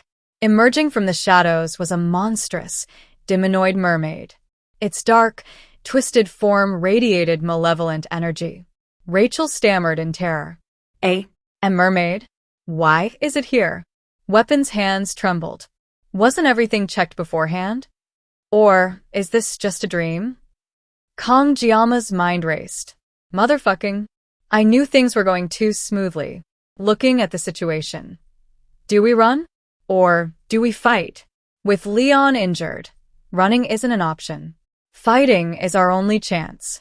Rachel shouted at Weapon. Contact the instructor and tell them a mermaid appeared. Weapon frantically tried his communicator. It's not working. There's no signal. Kong Jiama grimaced. All outside communication is cut off here. It's no wonder they're frazzled. I'm the only one keeping my head on straight right now. Taking charge, he barked.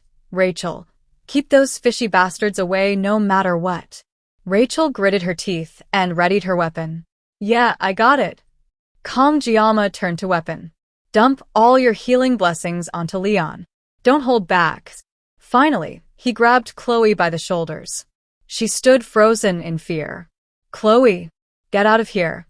Evacuate the other cadets, and contact the instructors as soon as possible. Her voice trembled.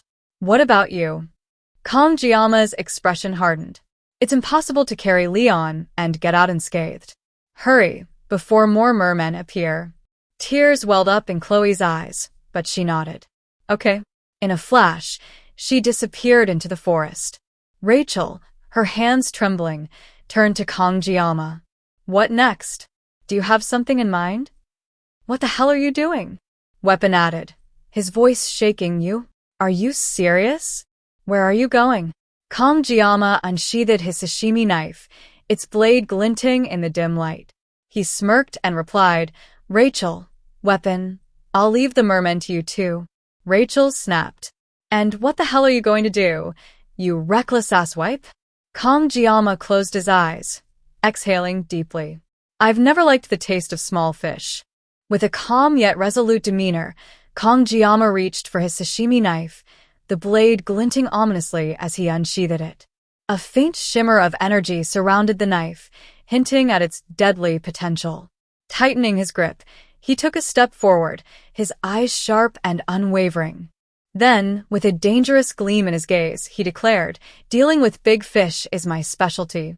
King Yoma thought to himself, demons can utilize a unique power similar to humans' blessings. It's called magic. Just one normal attack with that power was enough to take down the protagonist in the original game. That alone highlights the sheer difference in strength between humans and demons. Even with the blessing of the sword god on my side, I can't confidently say that I'll emerge victorious. In the original game, it was impossible to defeat a magic-utilizing demon without a well-prepared party, and now here I am, expected to solo a boss that would normally require a full-scale raid? How am I not supposed to curse when I'm drowning in this much shit? There's no way I can back out now. Chloe's return is still 10 minutes away. 10 minutes I don't have. I only have one option. I need to cut this fugly fish down in 40 seconds.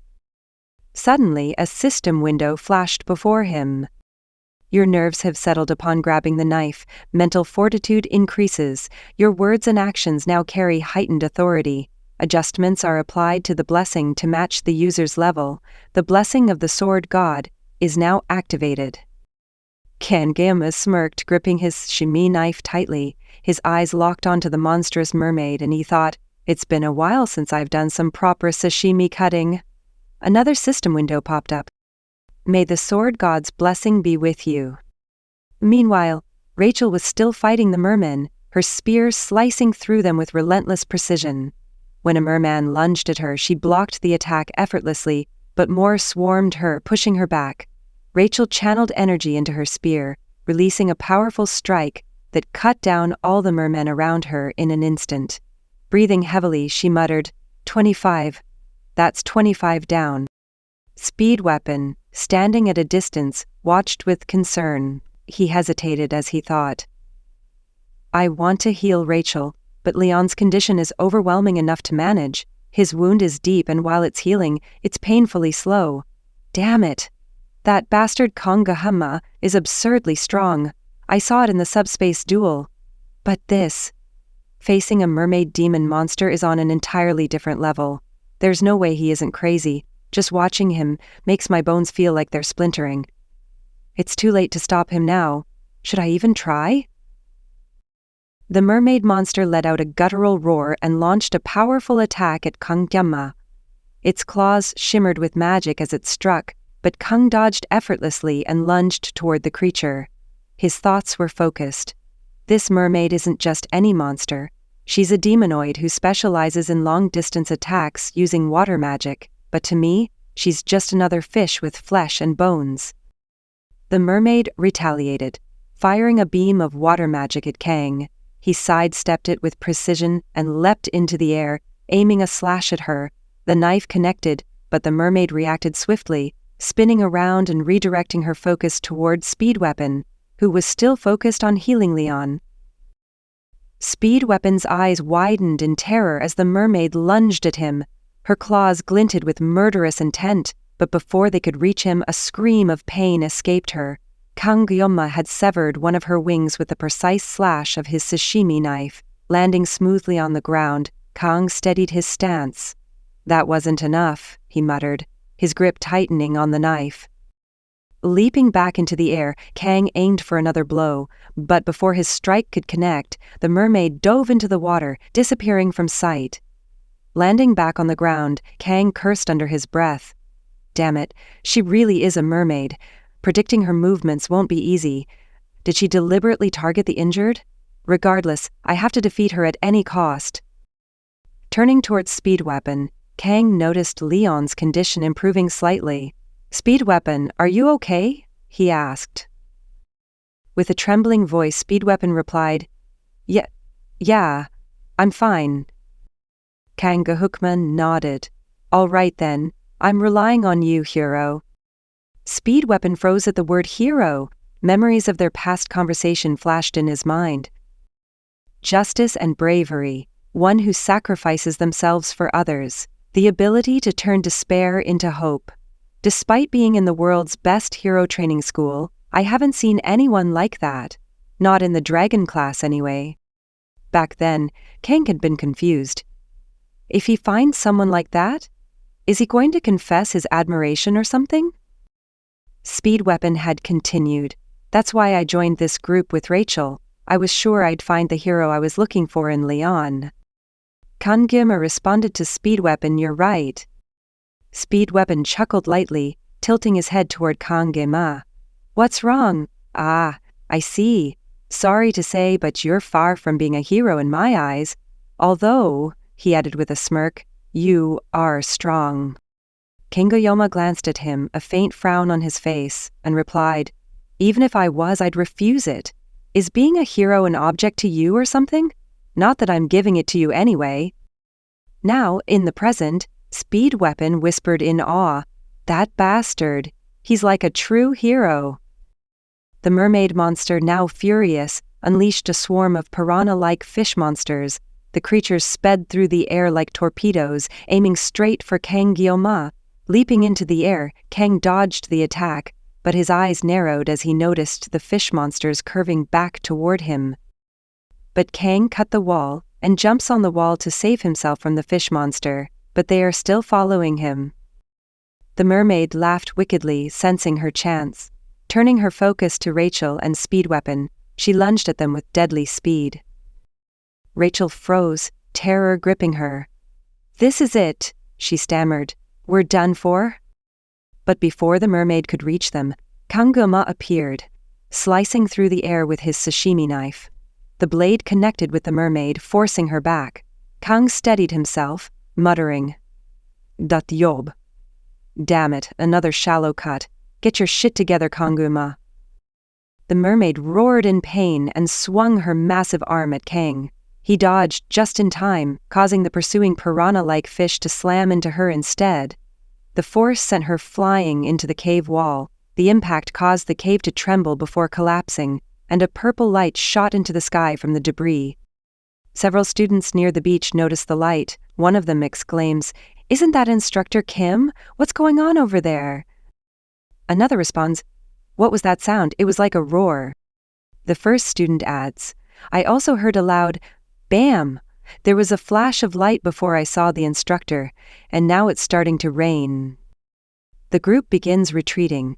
"We should get to the wounded and move quickly. Seeing it starting to rain, you probably saw lightning and heard thunder. We're to return to the academy as soon as possible." Inside the cave, Speed Weapon continued healing Leon as the remaining mermen retreated in panic. King Gyoma stood firm, scanning the rubble. "Crap," he thought. Could I not land a fatal blow because I was worried about Leon? She's buried, but she's probably not dead. Suddenly, the debris shifted. Rocks flew into the air as the furious mermaid emerged, her demonic eyes glowing with rage. Kangama smirked. I fucking knew it. She won't die that easily. The mermaid lunged at him, her fury unrestrained. Kang shrugs off his upper coat, revealing the toned muscles of his arms as he steps forward with purpose. Since the fish are now more or less taken care of, I'll leave Weapon and Leon in your care, he calls out to Rachel. Rachel nods, her expression a mix of concern and determination. Okay, got it. Speed Weapon watches the scene in disbelief, his hands trembling as he continues to heal Leon. I can't believe it. Kangyoma is actually facing the demon head-on. While I thought he was just a madman before, perhaps I'm witnessing a legend in the making. Kang rolls up his sleeves, a confident smile spreading across his face. I can finally focus, he declares. I have 10 seconds, it's now or never. I'm making up for lost time. The mermaid charges again, her movements frantic and filled with rage. Her claws swipe through the air, each strike aimed to maim. Kangyoma, calm and collected, stands his ground. He closes his eyes for a moment, focusing on the rhythm of the battle. When he opens them, his gaze is sharp and unyielding. As the mermaid lunges for him with her razor-sharp claws, Kangua meets her attack head-on. With a battle cry, he leaps into the air, his knife gleaming with the purple aura of the sword god's blessing. I will cut you down now, he yells, his voice echoing through the cave as he delivers a devastating strike. We see Chloe running out from the cave. The only thing on her mind is to go faster and faster. She mustn't stop. Looking visibly distressed, her aura glowing faintly pink, she is cutting down any poor tree that dares to obstruct her path. Even though her legs are screaming at her in agony, and she's burning through her blessing just to keep moving, Chloe pushes herself to her absolute limits to get even a sliver of help. She's in immense pain, every step feeling like an unbearable burden. Yet, despite the hurt, she recalls Kangyama's order. Contact the instructors. Chloe's thoughts drift to Kangyama, the strongest person she has ever met. However, she knows he has always found fighting arduous and avoids drawing his blade unless absolutely necessary. The sashimi knife only comes out when there's no other choice. Even though Chloe believes Kangyama made the best decision under the circumstances, the reality of the mermaid monster's power terrifies her. She silently hopes, if only I were stronger, maybe I could have helped him. Suddenly, her thoughts are interrupted by the sound of a deafening blast coming from the direction of the cave. In the distance, Chloe spots a flicker of light and freezes. She tries to hold back her tears, clasping her hands together in a silent prayer. Please, Kangyama, stay alive. She grits her teeth, wiping her face hastily, and resumes her desperate dash forward. Running, jumping, sliding, anything to cover more ground. She chants to herself like a mantra. Run, Forest, run. Don't stop. You can't stop here. Tears roll down her cheeks, mingling with the rain that has just started falling. The cold droplets sting her skin, but she doesn't care. Chloe's tired body keeps moving as her eyes dart around, looking for someone, anyone, who might help. Her voice breaks the silence as she yells, Is anyone here? Anyone. Suddenly, her senses sharpen, and adrenaline courses through her veins. Despite her exhaustion, her bloodlust guides her, and she realizes something is nearby. Mermen. Chloe pivots and launches herself toward them, her blade poised for an attack. But her strike is parried. Stunned, Chloe looks up and locks eyes with Abel, the main waifu. Time seems to pause as recognition sparks between them. As Chloe lands, she mutters a quick apology, grateful to have found someone. However, her strength gives out, and she collapses to the ground. Abel's group, busy dispatching mermen, notices Chloe's sudden appearance. Their leader questions if this is an ambush. One group member grumbles, calling Chloe insane for attacking out of nowhere, and orders her to get up. Abel, however, tells her group to hold off. She studies Chloe closely, recalling her familiar face. Chloe, completely drained and barely conscious, manages to stammer out, "Please help. Kangjiyama is in trouble." Abel and her group exchange glances before the scene shifts. Meanwhile, we see Weapon, standing frozen as he watches Kangjiyama battle the demonoid mermaid. His thoughts are racing. Will there ever be a day as astonishing as this? Kangjiyama looks like a master swordsman, skillfully handling a live fish flopping on a cutting board. Every movement is precise. Weapon marvels at how Kangjiyama seems to have transcended mere fighting. It's as though he's overwhelming the mermaid with sheer skill and finesse. Weapon is certain this moment will be etched in his memory forever. Unlike the chaotic subspace duel, Kangjiyama now fights with razor-sharp precision. He deflects attacks effortlessly, closing the gap between himself and the mermaid. His blade moves like lightning, cutting the mermaid's tail into multiple sashimi-like slices. Weapon is awestruck. The technique, it's so clean and efficient. He can't help but admire the flawless slices, almost salivating at how perfect they look. Even Rachel, the successor of the Spear clan and someone who grew up among warriors, is amazed. Her expression is one of disbelief. Weapon glances at her, thinking, at this rate, the mermaid might actually die. But then, Rachel's voice cuts through the moment.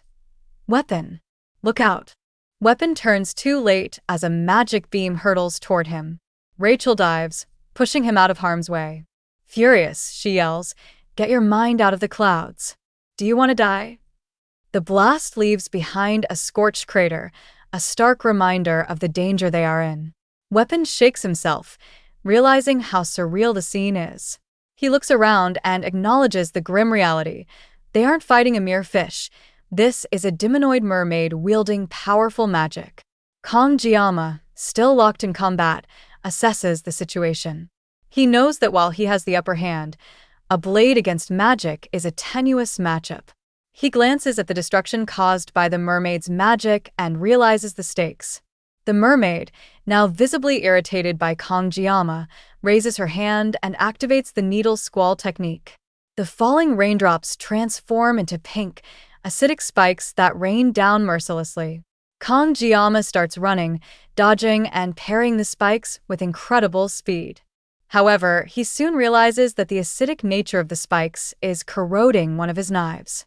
Undeterred, Kangjiyama hurls the damaged knife at the mermaid. The blade slices clean through her, splitting her in half. The mermaid lets out a guttural scream, shocked by what just happened. Weapon and Rachel watch in awe.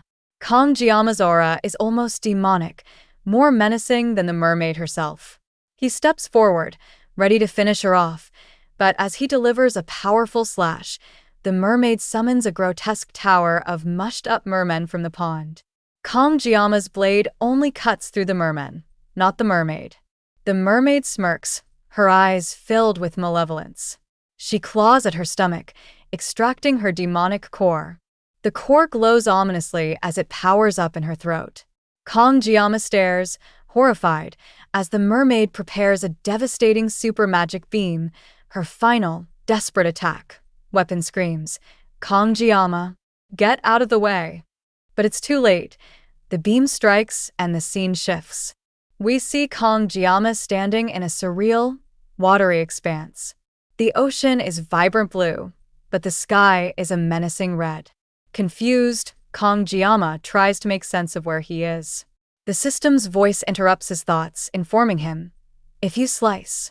But Kangjiyama cuts the system off, declaring, "I did it." The scene snaps back to reality. Instead of evading the magic beam, Kangjiyama had spun his knife midair, grabbed it in a reverse grip, and severed not only the mermaid, but also the beam itself. His blessing had activated fully, allowing him to cut through anything, tangible or intangible. Magic, no matter how powerful, was no exception. With one final slash, the mermaid is defeated. We see our boy standing victorious against the mermaid. Weapon and Rachel are stunned, witnessing a freshman single-handedly defeat a demonoid. Shortly after, Kong, injured from the battle, collapses to the ground. Seeing this, Rachel rushes over to check on him. Meanwhile, Weapon feels a sense of relief knowing that Leon is unharmed. At that moment, Weapon senses movement near the entrance of the cave. Initially, he worries that the merman who had fled earlier might have returned, but he is relieved to see that it's Abel and her team. Abel and her team are shocked to find the mermaid's remains in the cave and begin to wonder what transpired there. Abel grows visibly frustrated upon seeing Rachel embracing Kong, questioning why Rachel is so close to him. Her gaze shifts to Leon, and she thinks to herself how the team looks as though they've been to the brink of death, yet the leader remains unscathed. Abel reflects on Leon's seemingly absurd luck. She informs Leon that she has contacted the academy, and instructors are expected to arrive within an hour. Finally, Abel demands an explanation for what happened in the cave. Weapon replies, the so-called idiot instructors who explored this island earlier must have overlooked something, finding it laughable. Abel acknowledges his frustration and tells him she understands, but insists that Weapon should now explain.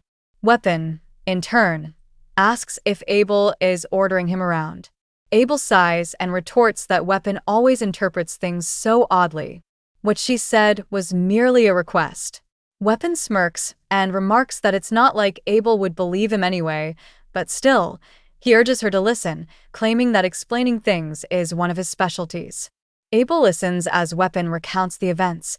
A mermaid appeared out of nowhere and Kong single-handedly defeated it.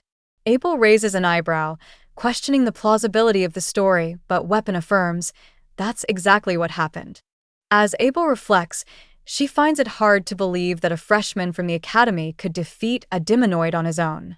It sounds more like a tale from her grandfather's bedtime stories than reality. Yet, as absurd as it seems, the evidence suggests it's true. After all, why would they fabricate such a story? It feels like something straight out of legend. Abel recalls her lineage, a descendant of the famed hero Baylor Joaquin and his disciple, Aaron Nebelung. Her radiant roots have granted her a special class since birth. In other words, a noble bloodline. Nevertheless, Abel has worked tirelessly to ensure she isn't overshadowed by her heritage. Through relentless effort, her talents have flourished, propelling her to where she stands today. However, when it comes to Kong Jiama, Abel can't help but find the disparity between their skills almost absurd. At first, she experienced a swirl of emotions, fear, dread, and admiration. Perhaps, Abel thinks, she has been just an ordinary person all along. Shaking off these thoughts, she instructs her teammate to use her healing blessing on Kong. As her teammate channels the blessing into him, Abel observes Kong. Despite being battered and on the brink of death, Kong, someone her own age, fought a demonoid alone and emerged victorious. The thought frustrates her deeply. Weapon, breaking the silence, reminds Abel that she mentioned contacting the academy earlier. Abel confirms this, and Weapon then suggests, for now, it might be wiser not to disclose the full details of what happened to the instructors. Abel, surprised, asks, why would you suggest such a thing? Weapon remarks, didn't the instructors say they scouted this island beforehand? Abel nods, confirming that's right. Weapon finds it strange that, despite Scopuli Island's size, a demonoid emerged from a cave so conspicuous that even cadets could easily notice it. Something doesn't add up, and his tone becomes skeptical. Abel grows serious as she listens. Weapon continues, it's just a guess, but at that moment Leon, wearing a grave expression, interjects, are you suggesting there's someone from the demon faction within the academy? Weapon quickly clarifies, that's not exactly what I'm saying, but I can't completely rule out the possibility. Abel reflects on the situation. It's undeniable that the cave was far too noticeable for cadets to have missed, just as Weapon pointed out. If it weren't for Kong, Leon's group would have been wiped out by the demonoid. Still, Abel wonders how such a thing could have happened. While there have been conflicts, both major and minor, during the 700-year truce, never once had the demons dared to target cadets of Joaquin Academy. Moreover, the truce explicitly states that such an act could serve as grounds for war. The weight of this realization shocks Abel as she processes the implications. Noticing Abel's expression, Weapon comments, I know what you're thinking, but you're blowing things out of proportion." He adds, "Of course, it's not a bad idea to be cautious about the possibility of a spy within the academy, but it's far too early to jump to conclusions." Leon then speaks up. "If that's the case, we need to get our story straight. If there really is a spy, Kong will undoubtedly become a target once they hear he defeated a demonoid alone." Weapon nods in agreement. "That's true, but I don't think it's right to keep this a secret, considering everything Kong has done for us." Hearing this, Abel suggests, "If that's how everyone feels, why don't we try speaking to my grandfather first?" Her words leave everyone momentarily stunned. The scene shifts to the Academy's hospital, where Kong regains consciousness. Raising a hand into the air, he mutters, "I'm alive." The memory of the mermaid's final attack flashes through his mind. Before it died, the mermaid had struck Kong with a magic sphere, an attack he hadn't been able to avoid. But Kong had seen it coming. He managed to sever the mermaid's magic in two before it could burst. Using his weapon with precision, he recalls the sensation vividly. It was definitely water. Kong wonders what that strange feeling was. After activating the sword god's blessing, he experienced sensations he can't quite put into words. Opening his status window, Kong notices that his mental fortitude has increased by 1. Reflecting on the battle, he realizes he didn't feel fear when facing the mermaid. He assumes it must be due to this improvement. Additionally, Kang's assimilation rate has also increased. The status window indicates that the next unlock condition will be met once his assimilation rate reaches 15%. Kong ponders whether this skill unlocked when he sliced through the mermaid's magic. At that moment, Medea bursts into the room and hugs Kong tightly. "I've been so worried," she exclaims. "I'll hold every single instructor who explored that area accountable." Kong struggles to breathe as Medea continues to hold him. "Please don't hug me so tightly," he gasps. Medea quickly apologizes, relieved to see him awake. As she rummages through her bag, Kong notices something strange. "What's that?" Medea pulls out Kang's reward for the midterm exams, the legendary Murasame sword. Kong Jiama's eyes widen as he sees the legendary Murasame sword, a beautiful Japanese katana known as Passing Rain. It's said to have a blade that holds morning dew, its rank is B, and it's level 25. As Kong admires the sword, Medea, standing beside him, says, "I hope you like it. Normally, this would be given formally, but given the circumstances, I apologize." However, as she speaks, Medea notices a shadowy figure peeking from behind. She turns sharply and calls out, "Hey, old man. Are you slacking off? Hurry up and come inside." The figure steps into the room, revealing Siegfried von Nibelung, who coughs slightly before responding, "Haven't I told you repeatedly not to call me that?" Medea, unfazed, replies, "Even my age is 70 years, but my heart is still like a girl." Kong Jiama, slightly confused by the exchange, senses a strange feeling of déjà vu. He asks, "Even Siegfried von Nibelung is here. What brings you guys here?"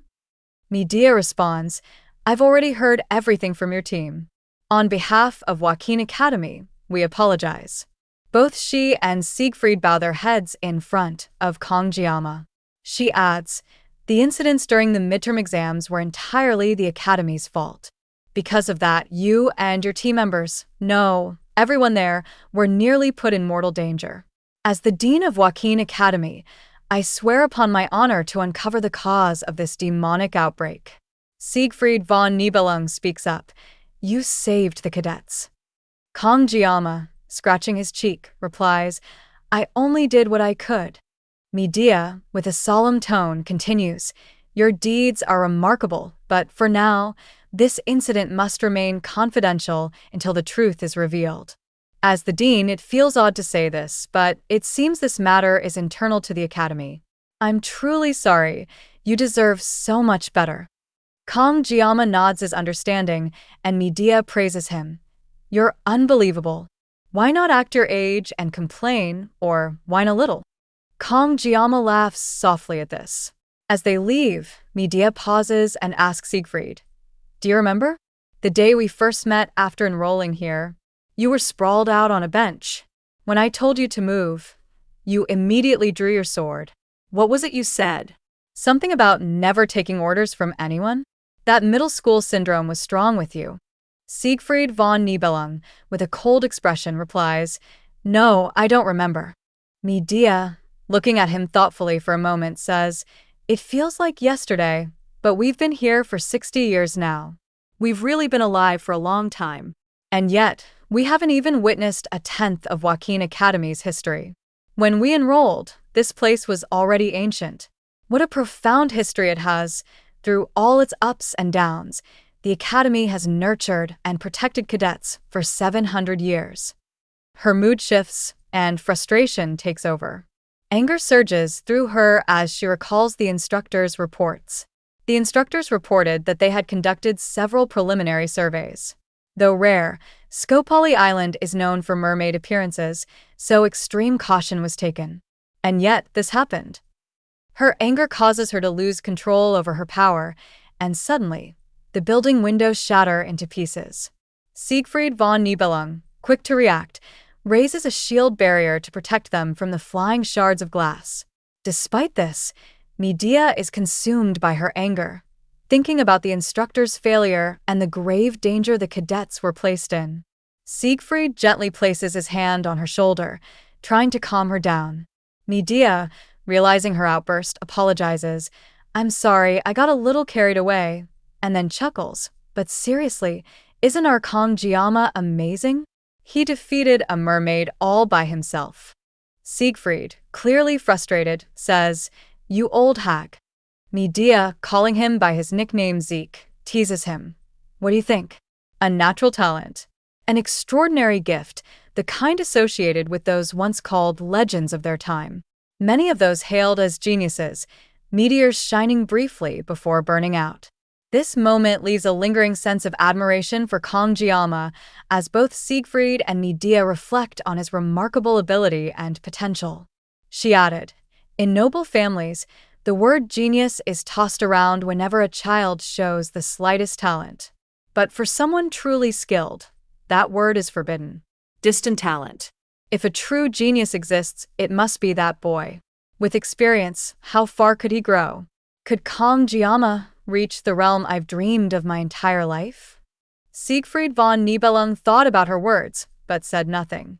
Instead, he walked away in silence, leaving Medea confused. You'll be staying at the academy for a while, right? She called out, but Siegfried didn't respond. Medea sighed. Fine.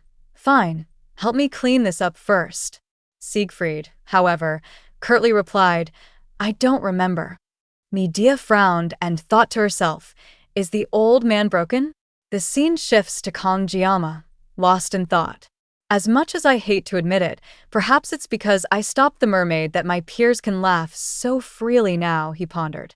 After I was discharged, the first thing I did was visit the Academy's forge to reforge and enhance Murasame. The blade, no longer within the divine specs of the original, was nothing more than a steel stick to me. Enhancing it was necessary. With the Academy's 700th anniversary event ongoing, the blacksmiths hadn't charged him for the enhancements. I'll have it in a week, Kong Jiama thought. The blacksmith's enthusiasm for Violence Project had been reignited. I was lucky. I hope it results in a grand success, he mused. A voice interrupted his thoughts. Kong Jiama. He turned to see Chloe Auditora walking toward him with the aid of a walker. You're discharged? Are you feeling okay? She asked with a bright smile. Kong Jiama's expression shifted to concern as he noticed her condition. Chloe? What happened? Laughing softly, Chloe replied, Well, one thing led to another, and here I am. Thanks to that speed whatever guy's emergency treatment, the doctor said I could ditch the crutches and walk in about a week. She slammed her fist lightly on her chest and added, Still, to think I'm an auditor. Kong Jiama smiled faintly. You look well. That's a relief. Has anything happened lately? Chloe's expression turned thoughtful. I heard that the principal and the elders are at odds. Kong Jiama thinks yes, it wasn't just my effort alone. It's true I defeated the demonic mermaid, but it happened because everyone fulfilled their roles admirably. Chloe's rescue request, Rachel's 1 against 100. weapons, healing buffs. But to think about Leon, what Leon did? Did he command? Did he defeat the Demon King? Did he only show up because he's a senior? Their conversation was interrupted by the instructor's booming voice. Hold it. Everyone quiet down and take your seats. Before today's morning drills, I have an announcement to make. The students quieted, their curiosity piqued. It's sudden, but for the time being, our class will have a co-instructor working with me. I'll introduce them immediately. The classroom buzzed with murmurs. Suddenly? How annoying, one student whispered.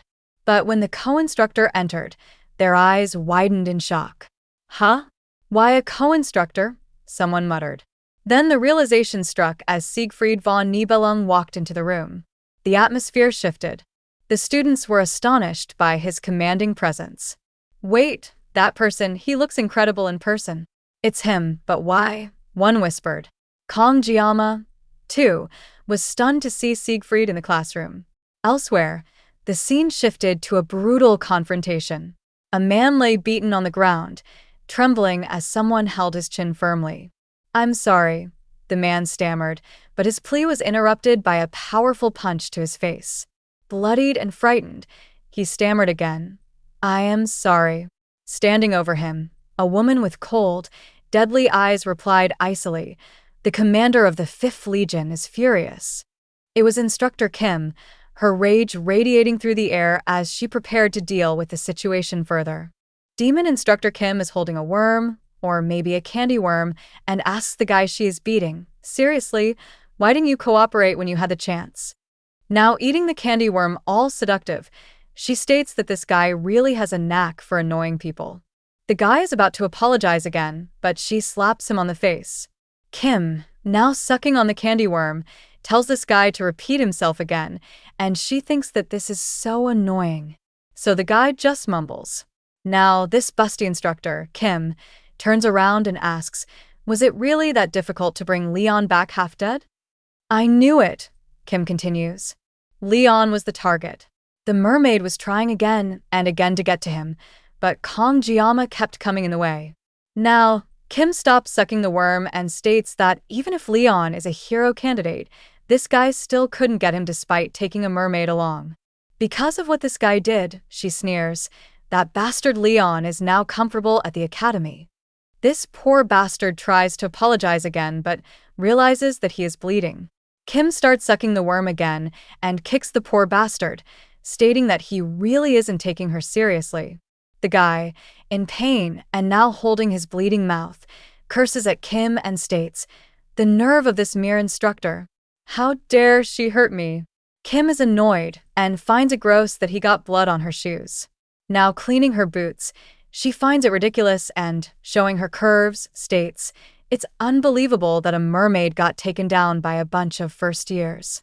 But then again, looking at the new students this year, I wouldn't be surprised if they could do anything. Now, this poor bastard tells her that the mermaid was defeated by just one cadet. Kim states, it'd be Leon, right? The guy tells her, no, it wasn't Leon. Now Kim can't stand the suspense. Why don't you just spit it out, she snaps. Now this bloody guy tells her that it was this year's top student, Kong Jiama. Kim thinks about Kong Jiama and realizes that he is that special admission student. Now holding and burning the candy packet, she realizes how it is and finds it exciting. As she disintegrates the candy wrapper, she enters her sexy demon mode. The scene shifts, and we hear the cadets counting and running after the instructor. It's training time. The instructor can't hear the students, so he yells at them to shout louder. Every student is running and counting, but we see someone sitting on the bench. It's our injured waifu, Chloe, and she is cheering others. Kong Jiama looks at her and smiles. He is so jealous of her, and from behind, someone yells at him that he is too slow and needs to get on his feet.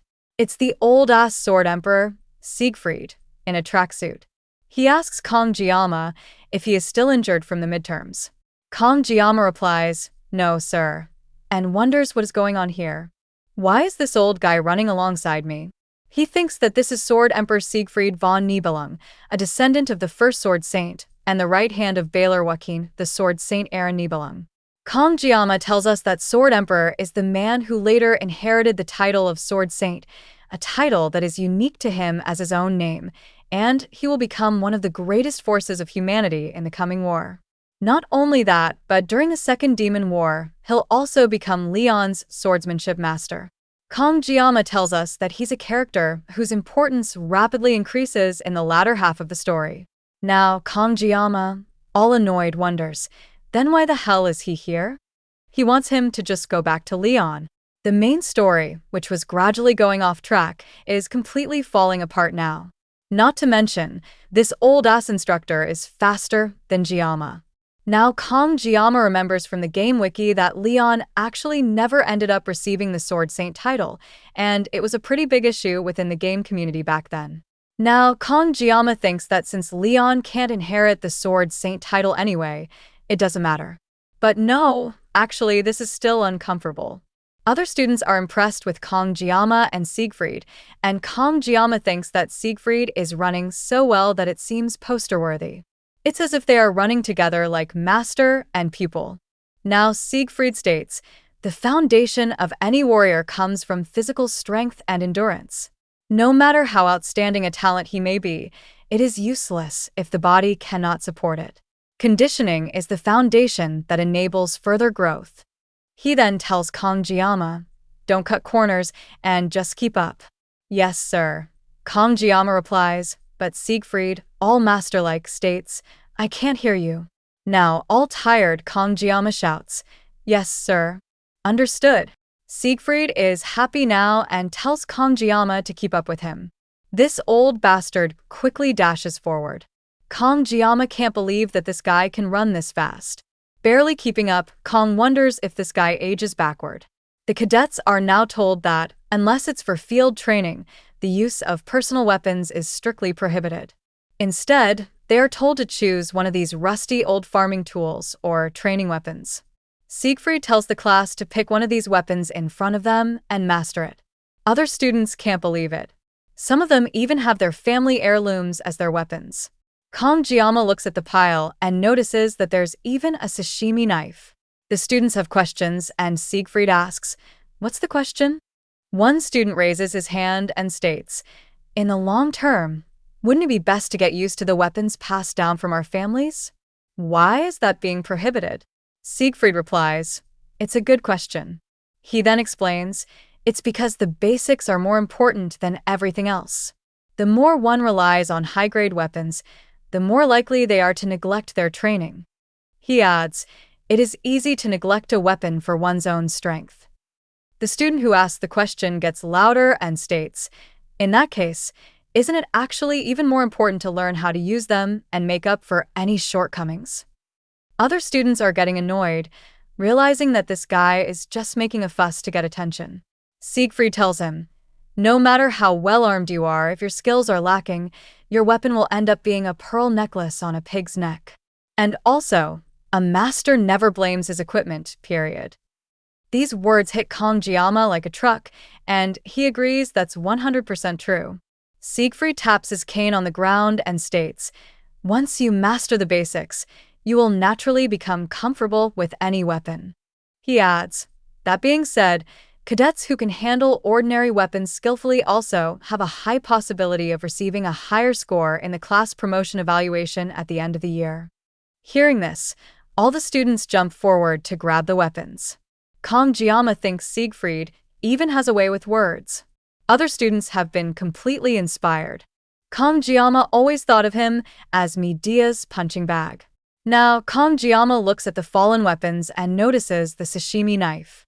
He knew this would happen. Quickly, Kongjiyama grabs what he needs, the sashimi knife. When he does, Siegfried stares at him, and Kongjiyama knew it. This geezer is up to something. Siegfried tells the students, today, all you need to do is get accustomed to your weapons. So, we will implement pairing for one-on-one training between cadets.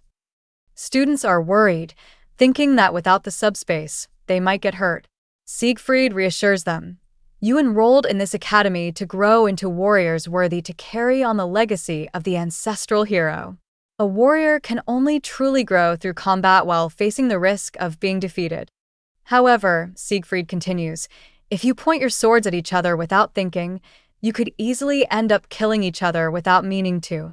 Before pairing, Siegfried announces, I will give you a demonstration of proper sparring.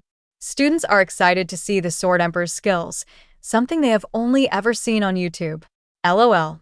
The instructor yells at them to quiet down, stating, no talking during lessons. Even the instructor is shaking with fear, thinking that, in his whole life, this has to be the biggest and worst crisis he's ever faced. Even if it's just a demonstration, to face off against the Sword Emperor? As he is thinking this, Siegfried stops him and calls out the cadet, Kong Jiama. Everyone moves out of the way. Now, all locked in, Siegfried tells Jiama to come forward. Silver Fox Siegfried, all serious, calls Kong Jiama to come forward. Background students are amazed at how sharp Siegfried's sword looks, and more importantly, that they will be witnessing a demonstration from the Sword Emperor himself. However, they have no idea who this Kong Jiama guy is, and the Sword Emperor called him personally. Our chef is able to hear all the crap these bastards are talking about. Siegfried asks if Kong Jiama's bones are all healed. Kong Jiama, a bit worried, tells him that he's fine. With that cleared, Siegfried gets into a fighting stance and tells Kong Jiama to pick up his sword. Now, two sword masters are facing each other. Our chef is worried and wonders that, even though this is just a sparring match, this is too much.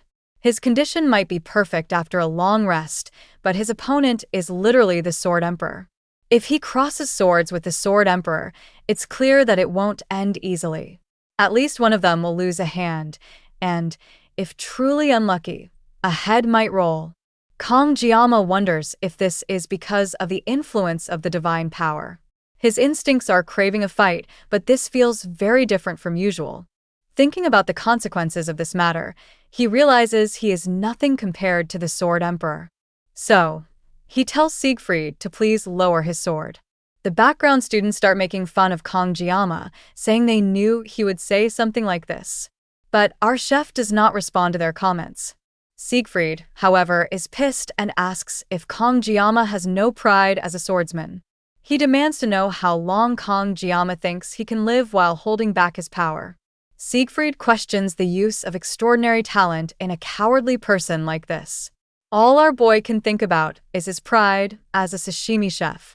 Kong Jiama thinks that pride is a word he had engraved in his heart ever since he claimed the title of the greatest swordsman in his country. These two characters are the reason why he never put down his sword. This provocation from the Sword Emperor is testing him. The class instructor and Chloe are shocked to see Siegfried provoking Kong Jiama. Kong Jiama thinks that even the elite students are watching him. If he falls for this provocation in this situation, he'll definitely regret it for a long time. Still, he is itching for a fight. The class instructor runs to stop Kong Jiama, but he is stopped by Siegfried, who states that Kong Jiama has made up his mind. His provocation worked. The instructor, Chloe, and other students are shocked to see Jiama equipping the sashimi knife, ready to fight. He tells Siegfried that he will learn from him, knowing full well that equipping the sashimi blade will manifest the blessing of the Sword God. Now, both the Sword God and the Sword Emperor stand face to face. Oh boy, look at this panel. Kong Jiama is locked in. Siegfried is ready with his sword. This is what he expected from Jiama. Even though the Sword Emperor is 70 years old, he still remembers that moment, the enlightenment he gained through the sword. We see a flashback of Siegfried when he was not mature yet. He remembers the memory of a one-armed wandering knight. His hair was always gray or white, and they still are, maybe due to old age or maybe not. Siegfried recalls the swordsmanship that knight showed him, which was undoubtedly at the level of that realm. Siegfried has never forgotten that feeling. Now, holding his sword, Siegfried states that the boy he has been keeping an eye on since the allocation test is Kong Jiama. Siegfried thinks that if Kong Jiama is that boy, he will be the clue that leads him to that realm. With that, Siegfried gets into a fighting pose, powers up his sword, and does a slash. But our chef quickly gets behind him. This old guy, with years of experience, realizes that Jiama got behind him. He changes his attack, and from the slashing motion, he strikes behind him. Our chef, quick on his feet, jumps to avoid the attack. Siegfried notices that Kong Jiama took a step back. Now, our chef is ready to charge in, and both Kong Jiama and Siegfried are ready to strike each other. Our demon chef does a curse slash, but Siegfried parries it. Siegfried thinks that Kong Jiama is very bold to charge head-on without avoiding, and he has a peculiar sword path, almost like that of a swallow in flight. Kong Jiama, without giving Siegfried a chance to recover, does a backslash with his blade. But, again, Siegfried parries it and knocks the sashimi knife from Jiama's hand. Our chef quickly turns around, grabs the knife with his right hand, and slashes at Siegfried again. Siegfried blocks the strike elegantly, but he is pushed back. He thinks that Jiama's physical abilities cannot be compared to the past. Jiama can now easily push him back. Siegfried, getting serious, tells Kong Jiama that his sword is not light. Swinging his mighty blade, he shows his resolve. Seeing all this, the student who had been asking all those annoying questions earlier is annoyed and doesn't understand. He wonders, didn't Jiama just get lucky during the last subspace sparring match? Since Kong Jiama is just from an ordinary class, wasn't he only decent among special students? This nobody wonders why the Sword Emperor cares so much about Kong Jiama. Meanwhile, the rest of the students want Siegfried to give Kong Jiama a proper lesson so they can see him cry like a baby. But the students are confused to see what's going on. Both Siegfried and Jiama are just standing still. The students did not expect what they were seeing, a mental battle unfolding before them. The class instructor realizes this and is utterly shocked. He doubted the Sword Emperor's words, but didn't expect Kong Jiama to rise to this level. The instructor remembers asking Siegfried if the headmaster was aware of what Siegfried was planning. He also recalls expressing concern about the cadets around Kong Jiama being affected by the duel. Siegfried had reassured him, asking if the instructor really thought the Sword Emperor would cross real swords with Kong Jiama. Siegfried had said, "If my thoughts are correct, Jiama will be able to step into that place." The instructor, stunned, had asked, "That place?" Siegfried had confirmed, "Yes, that place, the mental realm." Now, the duel is taking place entirely within the mental realm. The two are predicting each other's moves, almost like Sherlock Holmes versus Moriarty. Siegfried is astonished that Kong Jiama was able to enter this realm and even withstand a powerful strike. Siegfried explains that a duel in the mental realm is a battle of wits, where one can discern the other's abilities simply by crossing swords. He notes that Kong Jiama has grown immensely in a short amount of time. Inside the mental realm, Kong Jiama holds the sashimi blade with both hands. Siegfried finds this impressive and powers up his sword, stating that, if that's the case, he will use his sword's spirit protection technique. A demon-like, blue, ethereal spirit appears, enveloping Siegfried's sword. Kong Jiama can barely stand against the intense spiritual pressure emanating from the Sword Emperor. Even in the real world, outside the mental realm, Siegfried radiates an intense blue aura. The students, oblivious to the mental duel, are clueless about what's happening. The instructor, on the other hand, realizes this is Siegfried's aura. He wonders if Siegfried broke through the mental realm and returned to reality, combining both states. Both fighters are poised, ready to attack. The instructor panics, thinking this has gone too far. If it continues, bloodshed is inevitable. As both fighters charge at each other with superhuman speed, the instructor desperately tries to intervene. But before he can, there's a loud crash. The ground shatters beneath them, and someone screams, "You crazy bastards!" Standing between the two warriors is Medea, her power surging and her anger palpable. The force of her arrival causes the ground to quake, and her glasses fly off. Veins pop as her fury spills over, and she yells at Siegfried, "What the hell are you doing to your student? Have you lost your mind, old man?" In Medea's office, Siegfried apologizes. Medea, all angry, exclaims, "What?" Siegfried isn't truly sorry, which pisses Medea off even more. So, we're back in the middle of the battle. Medea grabs Siegfried's shirt and yells at him, "Are you in your right mind?" If he's senile, He should just stay home and rot. I busted my ass to get him a spot, and he pulls this crap on a student. Is he out of his mind? Or does he want to die? But she notices other students are talking about the situation, so she has to stop. Siegfried tells her that it wasn't his intention. He glares back at Kangjiyama, who is putting away his knife, and tells Medea that he lost control and exerted his aura to the fullest. Medea calls out to Siegfried and asks, "Are you deaf?" Siegfried addresses Medea and says that he's sorry. Medea can't believe this bastard is apologizing now. Back in her office, she thinks that in 50 years, she has never heard Siegfried say sorry. He said it today, not just once, but twice. "So why did you do that earlier?" she asks. He unleashed the sword spirit's blessing on a student. "If it weren't for me, what would have happened?" Medea asks. Siegfried states that if he hadn't unleashed his blessing, he wouldn't have been able to gain the upper hand. Medea can't believe what he is saying. Unable to gain the upper hand? She can't believe Siegfried, who has so much pride, said that. She knows about Kangjiyama's innate talent, but she knows better than anyone how strong Siegfried really is. Siegfried tells her that Jiyama has already reached the mental realm. This Busta principal stands up in shock and states, even Siegfried didn't start mastering it until he was nearly 30, and now he's saying a 17-year-old has done it? Does that even make sense? Siegfried doesn't know how it makes sense either, but if there's something that can offset experience, it's our big boobs. And the principal is exhausted from all this, thinking about Kangjiyama and how she ran to check if he was okay.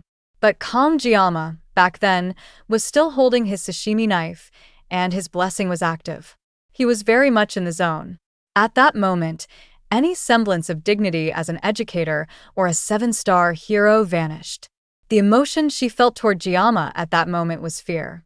It was similar to the feeling she had when she met the 6th Division commander, Vaesen. Now, she wonders, why does that eerie feeling come from Kangjiyama? She wonders if it's because his name has the word devil in it. It doesn't seem like a lie. So, she asks Siegfried, "Did you lose it?" This question makes him angry and he yells, "There's no way. Even if Kangjiyama's talent is innate, it still doesn't compare to mine. And on top of that, I wasn't even fully armed at that time." Medea asks, "Why are you overreacting? Aren't you the one who always says that masters don't blame their equipment? Old man, eat your own words. Using bad equipment is just an excuse. Don't you look a bit ridiculous?" She mocks him. Siegfried is super pissed now and calls Medea an insufferable. This makes Medea mad and she asks, "Do you want to die?" Siegfried is about to summon his sword spirit again. Scene shifts to where Kangjiyama is dreaming about his duel, how he fought against the Sword Emperor, and with a ding, our chef wakes up. Now, just lying on his bed, he thinks that his duel with Siegfried ended well, but that Sword Emperor is quite the hothead. If Medea hadn't intervened, things could have gotten really dangerous. Now, Kangjiyama turns to his side and thinks, that was the mental realm, wasn't it? It was strange to actually experience it. Now we are told about mental realm mastery and the understanding of one's weapon. It's an active space that can be activated when certain conditions are met. Only peak masters who have honed a single weapon their entire lives can enter it. Because of a system like this, even in the world of miracles blessings, not even 10 heroes can freely enter the mental realm. Kangjiyama knows this because Leon, the protagonist blessed with the qualities of a hero, needed 3 years of private training just to set foot in the mental realm. Kangjiyama knows this because he stopped playing at this point. Now, our chef wonders why he could enter it right away when even Leon, with his protagonist buffs, took 3 years. Now, he realizes it could be because of the sashimi knife. He thinks that, including his previous life, he has been using the sashimi knife for more than 20 years. What's even more, every time he uses his sword god's blessing, he experiences a concentration that transcends perception. Now, Kangjiyama thinks that his tangled life here and his past life harmoniously intertwine, breaking through situations. He looks at his knife and thinks that, based on his experiences so far, avoiding situations only makes things worse. Rather than being swept along passively, he is going to tackle what he can do and solve things step by step. Now, standing up, Kongjiyama is thinking of giving the mental realm a try. He unsheathes his sashimi knife, thinking that if he can freely control the mental realm, he can train in combat without relying on the sword's spirit's blessing. And so, our boy closes his eyes and starts concentrating. He concentrates and then concentrates a bit more, and with his concentration, our chef shatters the glass of this dimension. We see an ominous hand coming for him, and with one touch from this finger, our chef starts surging with power. He opens his eyes and notices what's going on. This new surge of power is too much for his sashimi knife, and it starts disintegrating. Kongjiyama has no idea what just happened. Scene shifts, and we see a dimly lit room. Someone tells their elder, they've gone too far. Another states, indeed, this is a blatant disregard for us. Now, someone slams their fist on the table, stating, this was something we all agreed to. And now we see this bunch of people sitting around a round table. One of them asks, how could they send demons? They are clearly the enemy. Another one responds, it doesn't matter. They need to eliminate the troublemakers as soon as possible. Someone states, they must investigate the top student, Jiyama. Now, this old woman asks, what is that student? Is he a candidate for the hero? Wasn't the hero candidate Leon Van Reinhardt? Now, the guy who is getting his ass kicked by the sexy demon instructor states that Leon is still a half-baked brat who can't even properly manifest his blessings. Has she forgotten already? Now, they're talking about that swordplay that took down the genius twins during the class placement exam. What's more, Medea is blocking information under the pretense of protecting the student. Everything seems suspicious from start to finish. In any case, they believe that the hero's fate is unavoidable. An old guy states that it's not enough. The 7 stars are causing trouble. We must eliminate any possible sprouts quickly. The other old guy with an eye patch states, this time, they even brought the Sword Emperor to the academy. That's exactly right, the other old guy states. Furthermore, since Medea, one of the 7 stars, became the academy director, their standing as the elders has been severely weakened. So, these old farts are the elders Medea talks about now. One of the elders states that after Bahman was defeated, the public only looks up to the 7 stars, while they are treated like outdated relics. Now, this old fart yells that they are the elders who guide the foolish masses and maintain balance. Even now, if a hero were to appear, their very existence would be threatened. Another old fart agrees. To maintain their power, they need a public enemy. And so, the hero who threatens the Demon King must be eliminated. Now, this old fart, who is getting messed up, thinks that he is also one of the Academy's elders. And because of that demon woman, he's exerting so much effort to persuade the elders with sheer force.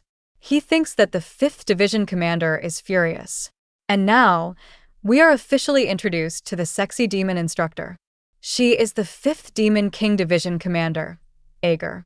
The elder thinks it would be better to beg for death than get tortured by her.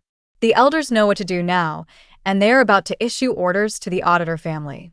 Oh man, this just got interesting. Scene shifts, and we see the blacksmith's hammer fall. We see our chef being very angry. The blacksmith is begging Kongjiyama to spare him.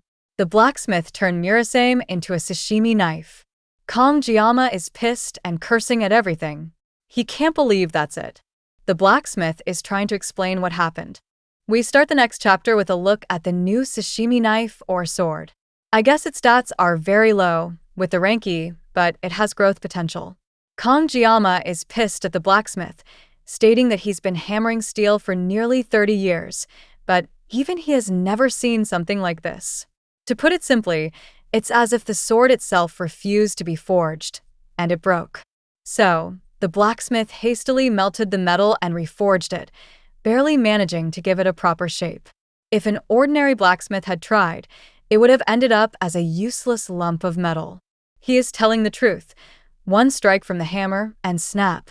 Now, while examining the knife, Kongjiyama thinks that even with 20 years of experience with knives, he finds the craftsmanship impressive. The specifications of it being 35 centimeters align perfectly with his blessing, but the hardness is still E rank. The blacksmith assures Kongjiyama that the potential of this weapon is very good, so if it's reinforced, it will definitely become useful. It's not exactly an apology, but if Kongjiyama brings the reinforcement materials, the blacksmith won't charge him the fee. Kongjiyama, now super angry, asks, "What if it breaks again?" The blacksmith, now panicking, tells Kongjiyama to give him a second. With a weapon like this, with great growth potential, it could become A rank or even better.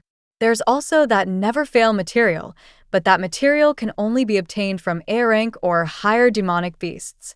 Kongjiyama remembers that A-ranked demonic beasts are on par with E-ranked demonoids, and he wonders if he has to hunt a mermaid again.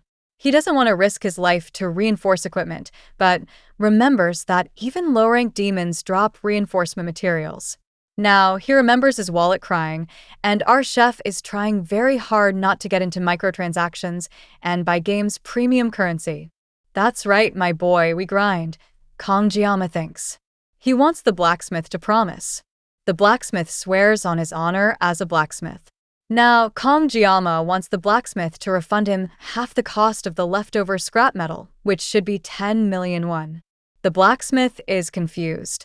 He made it exactly as Kongjiyama ordered, and he even said he wouldn't charge for enhancement costs. Kongjiyama tells him that the B-rank sword was reduced to scrap, so considering the market price, this deal seems fair. The blacksmith is amazed and confused by Kongjiyama and his bargaining skills. How dare he try to swindle an adult like him? The chef was planning to test the knife's performance anyway, so this works out perfectly. Hearing this, the blacksmith gets scared and is about to refund 500, but Kongjiyama wants 1,000. The blacksmith gets to 800, but Kongjiyama is about to unwrap his knife. Now scared shitless, the blacksmith tells him that even the scrap of a B-rank weapon has a different market value. It's hard to even get the original amount. Seriously. Now all demon-like, Kongjiyama tells him to hand it over. And so, the blacksmith finally gives up. Scene shifts and Kongjiyama is checking his stats. All his stats have increased. Now, Kongjiyama tells us that after obtaining his new weapon, his armament increased and additional options became available. Now, while eating his lunch and checking his stats, he thinks that the biggest reason he hesitated to use the sword god's blessing is the excruciating pain, but it's being reduced. He needs to level up this skill more no matter what. Kongjiyama remembers that he tested it earlier. It went from feeling like he was going to die to being able to breathe, but it's still unbearable. Now Kongjiyama wonders if one level reduces pain this much. Maybe after consistent leveling, he could use the sword god's blessing without the pain. It seems armament increases when he obtains a new weapon or enhances it. Now that midterms are over, he'll make weapon enhancement his top priority. If he keeps growing like this, he might finally understand the power he's been given. Maybe he'll even figure out who threw him into this world. Now, he is eating his salty anchovy when we see someone approaching. It's our waifu, Chloe, who appears all ninja-like and scares the living anchovy out of Kongjiyama. Chloe asks, "Why is Kongjiyama not finishing his meal?" Our chef just lost his appetite. Kongjiyama notices that Chloe took off her cast and asks if her body is okay now. She is happy that Kongjiyama asked about her. While happy, she tells him that she still needs crutches, but she feels stronger than before. She doesn't even fall over on one foot and states that broken bones heal stronger after breaking and mending, right? Kongjiyama thinks that bones aren't muscles, you know. Now, our chef tells Chloe to wait a second and puts his fingers on her face. Instantly rising, this waifu picks a rice grain from her mouth, and Chloe gets the gushy climax of her life. Bam! She falls on her thick ass. Kongjiyama gives her his hand and asks if she is okay. She's okay. She just tripped on all that climax liquid. Now, she looks at Jiyama's knife and asks, "What's that?" Kongjiyama shows her his new weapon, and Chloe finds it very cool. He got his first weapon. Chloe finds the blade quite pretty and states that it's hard to believe that it's E-rank. It looks really good. Kongjiyama is sad to hear E-rank. Chloe tries to cheer him up and tells him that for an E-rank, it's really good. Kongjiyama tells her it's fine. He already got some money back from the blacksmith. Plus, He said he wouldn't charge for enhancement if Kongjiyama brought the materials. If Kongjiyama enhances it enough, it'll become usable. Chloe tries to encourage Kongjiyama and reminds him that he is already strong, even with just a sashimi knife. Now, with a proper weapon, he'll definitely get even stronger. Chef thanks her for this encouragement. Now, he thinks that there's no real reason for him to get stronger. Ever since he cut down that mermaid, he's been able to handle mid-tier magical beasts, and the main reason he wants to enhance his weapon is to reduce the pain. Chloe is feeling bad and apologizes to Jiyama for insulting his weapon. Kongjiyama tells her, "It's not that, Chloe. It's just seeing the blade I got as compensation made me sigh." Chloe is now thinking about the blacksmith who made Jiyama's weapon. Now, this Yandra is getting mad at the people who are making Jiyama suffer. She is going to kill all of them now. All worried, Kongjiyama calls Chloe's name, and she snaps out of her murderous intent and apologizes. All of a sudden, Kongjiyama senses something, or someone, near the tree and wonders if Chloe is not sensing it. While Chloe asks, "Where is Kongjiyama going?" we see both of them going near the tree. Now, Kongjiyama kicks the tree and asks, "What are you doing?" Bam. Nox slams from the tree. Kongjiyama looks at his fall pattern and thinks that both his brother and sister are the same. Now, Nox stands up, stating that he was careless. Chloe is confused to see her brother spying on them. They get back to the bench, and Kongjiyama grabs his blade. His waifu, all wolf ears-like, is listening and hiding behind Jiyama. Chef senses that there is no smell of blood coming from Nox, so that means he's unharmed. And so, Kongjiyama asks if there's something Nox needs from him. Nox starts shaking, and now everyone is just silent, wondering what's going on. Kongjiyama reminds Nox that he explained it to him before in a way he could understand. Chloe, all dog-like, is clinging to Kongjiyama and nodding in agreement. Nox tells him that he came looking for him, but it's not for revenge. "Then why did you come?" Kongjiyama asks. Nox states that even if he tells Chloe, it's obvious it will reach his ears, so it's better to just tell him directly. Chloe wonders what's going on. Nox tells them that it's related to Kongjiyama. Now, he tells them that the Academy's elders have requested to dispose of Kongjiyama. The Academy's elders have appeared. Now, Kongjiyama remembers that it's those men from the game who are after him. Chloe, all angry, now asks if that's why her brother came here. Nox tells Chloe that she's been away from home for too long. She's lost her edge. Chloe quickly enters her assassin mode, whips out her box cutter, and tells Jiyama to get behind her. She's going to handle this herself. She gets far away and tells Jiyama to get behind her. Now, Nox states that her instincts are still sharp. Nox doesn't care what Jiyama has been up to, but the elders are oddly fixated on him. Now, Nox tells Kongjiyama that it's not just him, but even within the auditor family, there's a sense of unease, so they've temporarily postponed the request. The elders made the request in secret, bypassing the academy head. A request to eliminate a mere student goes against their principles. However, since it's a direct order from the elders, it's hard to ignore. If the pressure continues, the auditor will have no choice but to investigate Kongjiyama. Now, Nox thinks for a second and tells Chloe, "Whatever might be the case, you are a member of the auditor, so you needed to know." Kongjiyama thinks that Nox came under the pretext of the family's principles, but in the end, he was worried about Chloe. That's all he had to say. Now, Kongjiyama calls out to Nox, and he looks back. Kongjiyama asks, "What is it? Last time you said something else." This time, Nox states that Chloe is the happiest when she is around Kongjiyama. Even he, her brother, has never seen her like this. Kongjiyama is clueless as to what just happened. Now, Nox tells the confused Kongjiyama, "Don't let Chloe get hurt." Shocked by what he hears, our boy wonders to himself what Nox is talking about. It's not Kongjiyama's fault that Chloe hurt her leg. Then Nox questions how Kongjiyama became so strong. Kongjiyama is taken aback by the idea that Nox considers him strong. To be regarded as strong, one must be able to withstand threats at all times, like the Sword Emperor. Someone like Kongjiyama, who can only maintain that level of strength for less than a minute a day, is far from a level where he can boast about his power. Kangjiyama himself can't even think of such a claim. Nox, using Chloe as an excuse, reveals secrets of the auditor family to our boy, an outsider. There's no way Nox would let that slide. Our boy then tells Nox that he lacks desperation. Surprised, Nox asks what Kangjiyama means by that. Kangjiyama explains that regardless of how much of an auditor Nox is, there's a certain edge that comes from real-world experience. If Nox stays cooped up in the academy, he will eventually hit his growth limit. To truly grow, Nox needs to venture out, gain real-life experience, and work hard.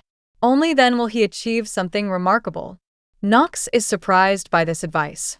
Observing Nox's reaction, our boy thinks that Kangjiyama isn't entirely wrong.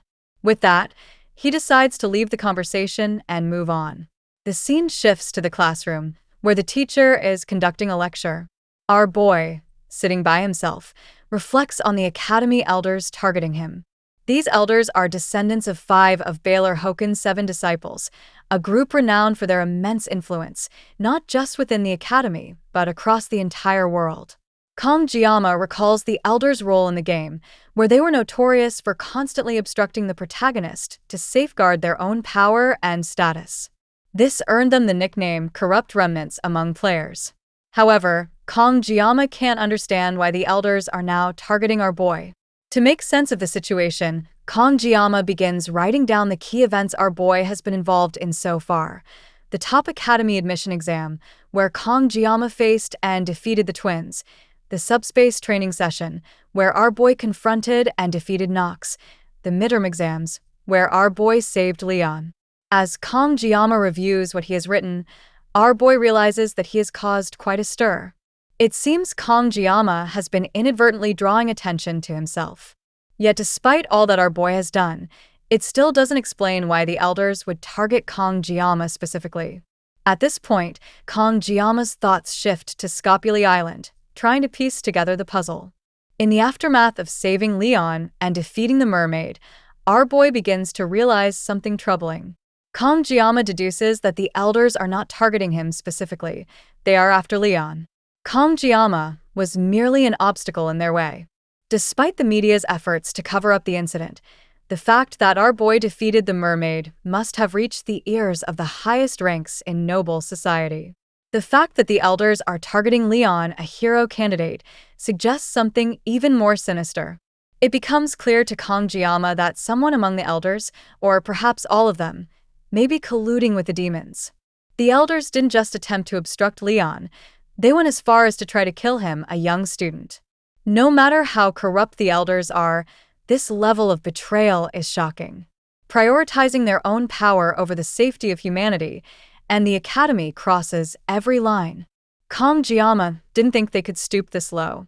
Our boy entertains the thought of storming into the elders' chambers and taking them down immediately. However, he knows it isn't the right time yet. When the time comes, our boy resolves to ensure that the elders are held accountable. Meanwhile, the teacher instructs the students to take notes, snapping Kangjiyama out of his thoughts. Kangjiyama realizes that he hasn't been focused. He reminds himself of what he needs next, a weapon enhancement. Determined, our boy decides that he'll have to venture into the dungeon to make it happen. First, our boy knows he needs to form a party. Clearing a dungeon alone is too difficult. Kangjiyama is certain that Chloe would be willing to help. However, instead of someone as powerful as Rachel, our boy prefers someone more strategic. This thought leads Kangjiyama to remember Speed Weapon, and he decides to find Speed Weapon and ask for his help. The scene shifts to the dragon class, where our boy is interrupted by a student who tells him that this isn't a place where someone like Kangjiyama can come and go as they please. Hearing this, Kangjiyama thinks to himself, who is this third-rate extra character? With 20 years of experience in the food industry and dealing with countless customers, our boy has encountered people like this before, and he finds it tiresome to handle. Without hesitation, our boy tells the student not to bother him, or else he'll take him down. Angered, the student attempts to strike Kangjiyama. Observing the attack, Kangjiyama notices how the student is and thinks that he could easily handle him. However, before Kangjiyama can act, Speed Weapon appears and punches the student down. Students start gathering around, curious about the commotion. Meanwhile, Kong Jiama thinks to himself, I've heard of strength mages, but a strength healer? That's new. Speed Weapon then asks Kong Jiama if he came looking for him and suggests they continue the conversation outside. The two leave together to talk. Kong Jiama shares his plan with Speed Weapon, who agrees that our boy needs to form a party as soon as possible. Speed Weapon offers to help Kong Jiama recruit party members and proposes a deal. The dungeon rewards will be split among the team, while Kong Jiama can keep the materials from the magical beasts. Speed Weapon then asks, Did I get that right? Our boy responds that if Kong Jiama were to gather a party on his own, no one except Chloe would join. However, if Speed Weapon helps with the dragon class, it might be easier, or so Kong Jiama thought. Speed Weapon informs Kong Jiama that a party must have at least 4 members to obtain dungeon clearance permits. He adds that if it weren't for academy rules, someone like Kong Jiama could easily clear 5 or 6 dungeons alone. Our boy quickly counters, saying, I can't even clear 1 dungeon alone. Hearing this, Speed Weapon accuses Kong Jiama of lying, reminding him that Kong Jiama single-handedly defeated a mermaid. Speed Weapon remarks that being overly humble is annoying. Hearing this, Kong Jiama thinks to himself that Speed Weapon genuinely believes our boy is simply being modest. Speed Weapon then comments, It looks like you're doing better now. Our boy replies, Thanks to the good treatment, and I rested for a few days. I'm feeling much better now. Speed Weapon finally agrees, saying, All right, fine. I'll take your offer. There's no reason to refuse, and I have a feeling that working with you will be a new experience. Kong Jiama thanks Speed Weapon, who then inquires, Do you have any dungeons in mind? Kong Jiama replies, The C-rank Buffalo Dungeon. Speed Weapon responds, Are you talking about the dungeon in Chiolin? Our boy nods and says, Yes. Speed Weapon remarks, A Buffalo Dungeon? That's a classic. So it's me, you, and Chloe. That makes 3 members. Do you have any preferences for the 4th member? Kong Jiama replies, I'd prefer it not to be Rachel or Leon. Hearing this, Speed Weapon laughs and says, Don't worry, neither of them will be able to come anyway. Rachel has been in seclusion since she was hospitalized after training on the academy grounds, and Leon is preparing for upper-grade dungeon raids with the 2nd and 3rd year students. Kong Jiama thinks to himself, That's good. Speed Weapon then says, There is one person who comes to mind. By now, she's probably sleeping. There, surprised, Kong Jiama asks, Sleeping at this hour? Speed Weapon shrugs and replies, That's just how she is. With that, Speed Weapon gestures for Kong Jiama and says, Let's go to the cafeteria. As Speed Weapon mentions, he needs to buy something. The scene shifts to later that night. Both Speed Weapon and Kong Jiama arrive at a house. As they enter, our boy looks around, thinking to himself that he didn't know the academy had such a place. Even during Kong Jiama's time playing Miracle Blessing, our boy had never come here.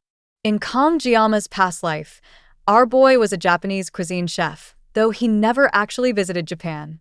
Kong Jiama always wanted to go, but never had the chance. Looking around now, he feels a sense of vicarious satisfaction. Then, Kong Jiama notices archery arrows scattered around the place. Before he can process this, Speed Weapon finds a person he was searching for, fast asleep inside the house. Speed Weapon approaches the girl and tries to wake her up, but she doesn't bother to wake up. Speed Weapon then tells the girl, I brought your favorite from the cafeteria. Hearing this, the girl instantly wakes up and eagerly asks, Where is it? Speed Weapon points to Kong Jiama and says, He has it. Without wasting a moment, the girl rushes toward our boy with incredible speed, grabs the bag from Kong Jiama, and they both fall to the ground. It turns out the bag contains chocolate. The blue-haired girl, now lying on top of our boy, enjoys the chocolate blissfully, leaving Kong Jiama shocked and unsure of what just happened. Smiling, the girl then looks at Kong Jiama and asks, Do you have any more chocolate? In a flashback of Kong Jiama working in the kitchen, they get shocked when they hear a click. It's our boy, Kong Jiama. Kangjiyama is excited. It's finally here, his only pastime after living a life of nothing but work. It's the game, Miracle's Blessing. Now, we are told that in both games and real life, Kangjiyama was barely holding on, among the stench of men. While sitting on the toilet, Kangjiyama is happy at last.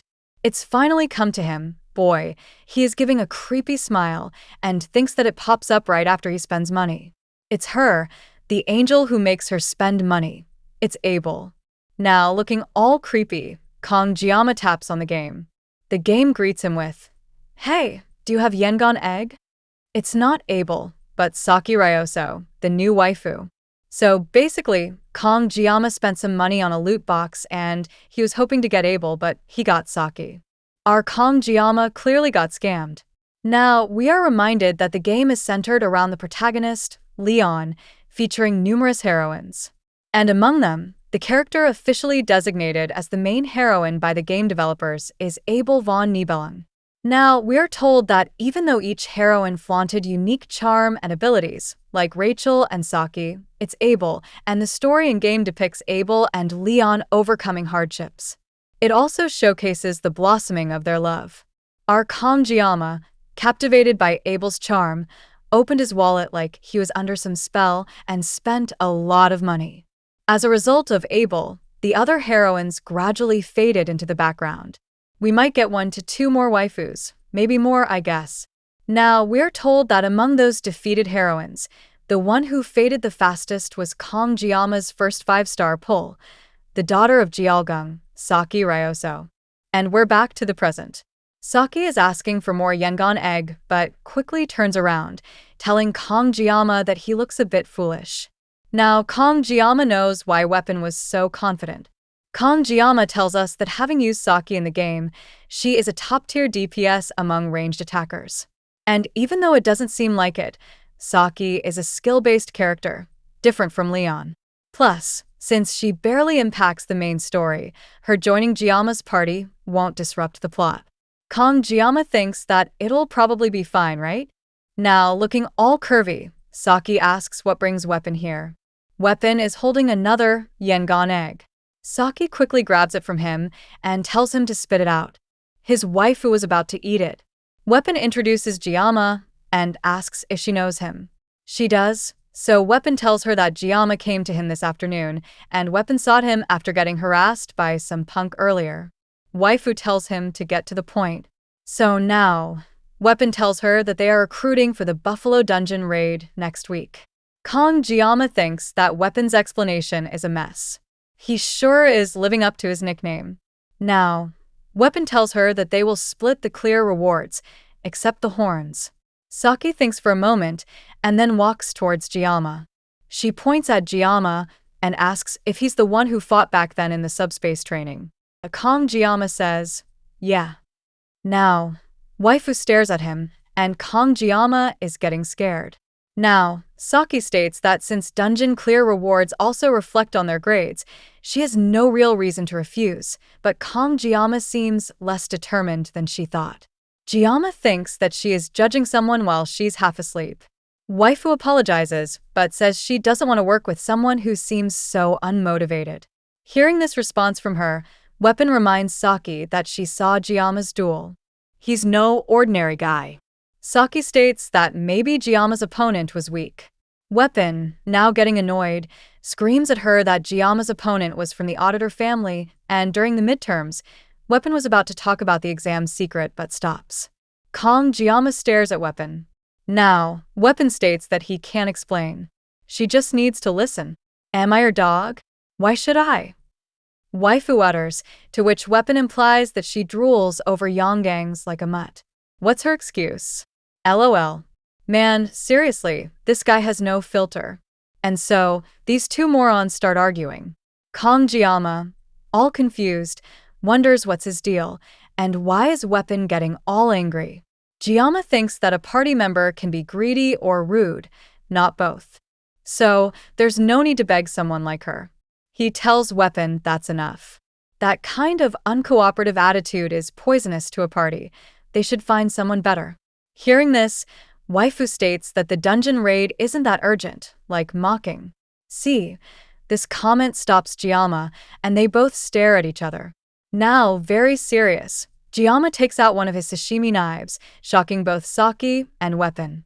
He throws it to the side without even looking, and bam, the knife hits bullseye right on target.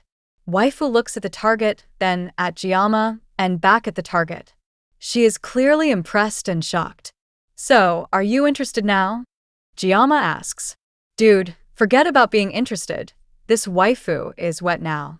Scene shifts and we see Saki with her glasses on, sitting at the expensive cafe, using her laptop. The rest of the party enters the cafe, and Weapon states that she's here early. Giamma and Saki look at each other, and Saki, a bit scared, says hi to him. Giamma hails back and thinks that the sashimi effect works every time. Saki is already done with the permits, which impresses Weapon. And with that said, Weapon is about to start the meeting. Weapon tells us that the Buffalo Dungeon houses S-rank Demonoid buffaloes.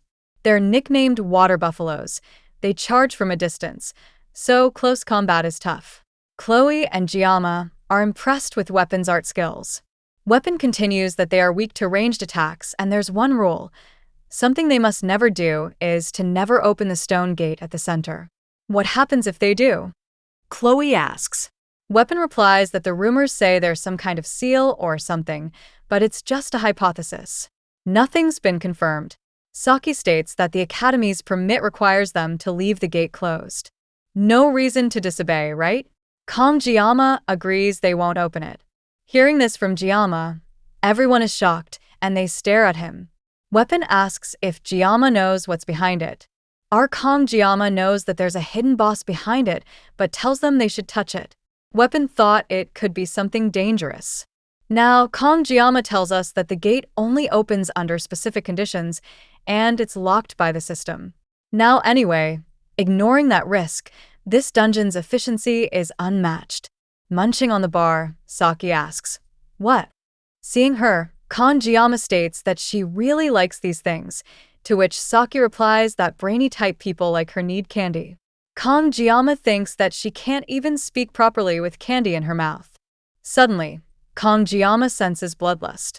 It's Chloe with her box cutter, ready to mutilate Saki, but the bloodlust is not coming from Chloe. Giamma figures out that the elders or other auditor members are watching, or maybe Chloe knows too that her family members are here. Either way, she hides her box cutter and asks Giamma what's wrong.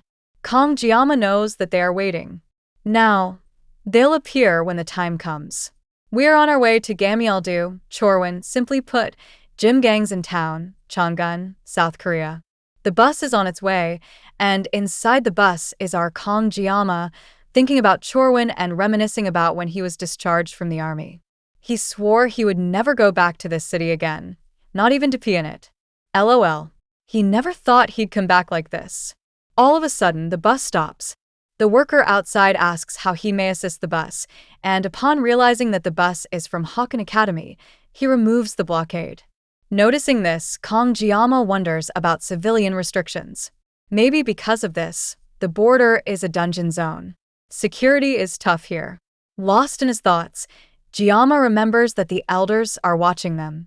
But suddenly, Weapon appears from behind the seat and offers Giamma some eggs, stating, "Aren't these a national staple?" Giamma tells him, "No thanks," and wonders if people still eat these nowadays. Now, Weapon tells Giamma to lighten up. He's getting nervous over a measly S-rank dungeon. Weapon asks Saki if she wants an egg, but it's a no from her. According to Weapon, though, they're good. I mean, they're just some boiled eggs, man. Saki is sitting behind a sleeping Chloe, and by her side is probably her Weapon. Now, Weapon asks if Giamma is going to show off again, but Giamma is not intending to. From the side, Giamma notices Saki looking at him, but she quickly turns away. By the looks of it, and considering that Saki has a ranged DPS, her weapon is probably some kind of bow. Giamma thinks that he already watched her, and wonders why everyone is staring at him. And so, the gang has arrived, and Chloe thinks that the weather's perfect. Giamma thinks that this is the place where ancient demons once nested, and now it's reduced to a simple farming dungeon. Weapon now asks why Giamma has so much luggage, to which Giamma asks if he's curious and opens his bag. He shows that it's filled with every kind of sashimi knife. Weapon, all confused, asks if Giamma is here to sell knives. Giamma replies that it's better safe than sorry. Weapon now states that Giamma talks like an old man, but thinks that he's got his reasons. Chloe plans on being the point guard, as always. Giamma is counting on her. So the group moves forward. The gang arrives at the gate of the dungeon. The workers notice them, and something seems off. Kong Giamma is thinking something, but then the guards ask them if they are from Hawken Academy. They tell them to write all 4 names on the visitor log. So everyone writes their name. Workers are shocked and scared to see Giamma writing his name, and Giamma takes note of them. Now, Weapon tells Giamma to hurry up. What's he waiting for? The gang enters the gate and is immediately hit with a horrible stench. Weapon tells everyone to watch their step. Giamma is sure he saw the guard's eyes waver, but thinks that it'll be fine walking forward. Kong Giamma sees writings on the wall and thinks, since, when are dungeons tourist spots? Kong Giamma now thinks that nobles are really something. Suddenly, someone grabs onto Giamma's coat. It's Saki, and she's tired. Kong Giamma looks at her, and yes, she looks tired. Now looking at Giamma, Saki states that if she could have something sweet, she'd feel better and asks if Giamma has something. Her blood sugar is clearly low. So, our Kong Giamma looks for something in his pocket and hands her some candy. Candy's not my thing, he says. Got yang egg? She asks. You think I'm your mom? Bring your own. Kong Giamma utters. Saki is saving hers for later, and eats the candy. Kong Giamma thinks that she needs to focus on her superhero landing, like Chloe. Chloe states that 3 or 4 are charging from 200 meters. Weapon tells them to stick to the plan, then they won't be dangerous. Weapon is going to buff Chloe and Saki properly, so they better not let him down. Oh, and Chloe is using her secondary weapon, a crossbow. Maybe that's why Giamma is going in with so many knives, he's going to throw them from range. So, this new waifu equips her monstrous, very sick-looking red bow. Kong Giamma looks at it and realizes that it's the S-grade weapon, the Crimson Bow, and he thinks that with this Crimson Bow, clearing this dungeon will be a breeze. Checking her bow, Saki wonders if it has been too long. It feels stiff. Kong Giamma is not sure if he should trust her. Others are worried too. But Saki starts munching on her own yang egg, and now she is happy. Giamma is really not sure if he should trust her. Everyone is ready. They're coming, some buffalo feed are running towards them.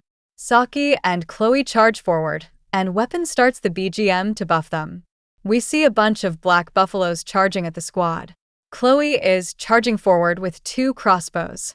She jumps up and shoots a buffalo in the eye, hurtling the buffalo back into other buffaloes.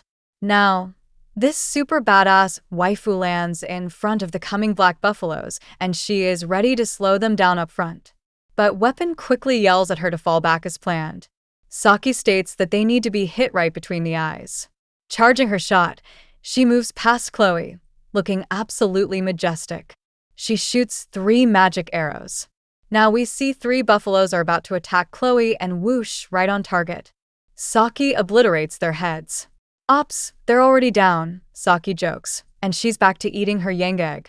Kong Giamma thinks if she keeps going like this, she's going to break all the horns. But he smiles, thinking that a carry is a carry, and a skilled DPS like her can't be stopped. She's good. Chloe asks, how is she? Weapon wants to go deeper, and Kong Giamma is thinking about his horns and his enhancement material, which Saki is destroying. A rock falls from behind him, and we see the buffalo injured by Chloe charging at Saki. It's the one that fell earlier. Saki thinks and finds it annoying. She tries to get some distance, but the buffalo jumps over her. Saki slips on seeing this demon beast and drops her weapon. But someone comes to hold and protect her. Saki opens her eyes to see who it is. It's our Kong Giamma. Giamma, holding her, cut the buffalo in half. On seeing Giamma protecting her, Saki is shocked, impressed, and not to mention, wet all over again. The sliced buffalo falls to the sides, and Giamma asks if she's okay. But all she can do is a hiccup. This waifu is clearly horny. Scene shifts, and we see a mobile phone getting a call. It's for the weird, creepy guard at the gate. "Yes, sir," he answers. He is clearly working for the elders. Giamma is collecting horns from the fallen buffaloes. Giamma checks the horn and states that these are the reasons they came to this dungeon. It's a versatile material used for weapon upgrades and other purposes. Giamma is planning on taking as many as he can, but is stopped by Saki. She thanks Giamma for earlier and offers him a yang egg. This is her way of saying thanks. Giamma turns, but is speechless. Giamma knows that Chloe is giving him a death stare, so he wonders why. Now, to defuse it, Chloe turns to her and calls out to her. Chloe is caught off guard and stops her death stare, asking Giamma what he wants. Giamma now whispers to her something about the staff member from before. She knows what to do. Seeing Giamma and Chloe together, Weapon asks if they are dating, and it would make sense if they are. Chloe can't stop blushing, thinking about dating Giamma. She is getting hot, but Giamma quickly shatters her fantasy by stating that it is wrong to assume all male-female relationships are romantic, and having such a thought is very narrow-minded. Weapon can't believe it. He thought they were together because they're always sticking together. Saki seems interested in this conversation. Chloe is pissed, and Giamma wonders why it is now. Chloe asks if there are always this few mobs. So, the whole group stares down the dungeon. Weapon now states that no matter how popular a dungeon is, it wouldn't be empty to this extent. So, he asks Saki what she thinks. Saki thinks for a second and realizes that these buffaloes seem off. Weapon asks, "Off?"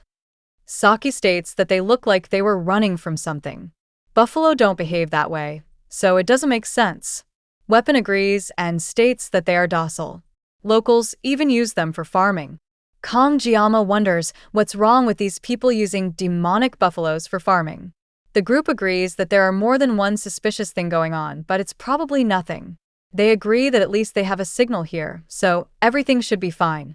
Now, Giamma asks how Weapon and Saki know each other. All confidence, Saki states that she topped the written exam and Weapon came in second, and he bragged about it for weeks. Weapon tells Saki to stop dirtying his name. Now, Saki tells everyone that she ranked third in the placement tests. Giamma is impressed that Weapon got second in the written exam. He thought he was just a loudmouth.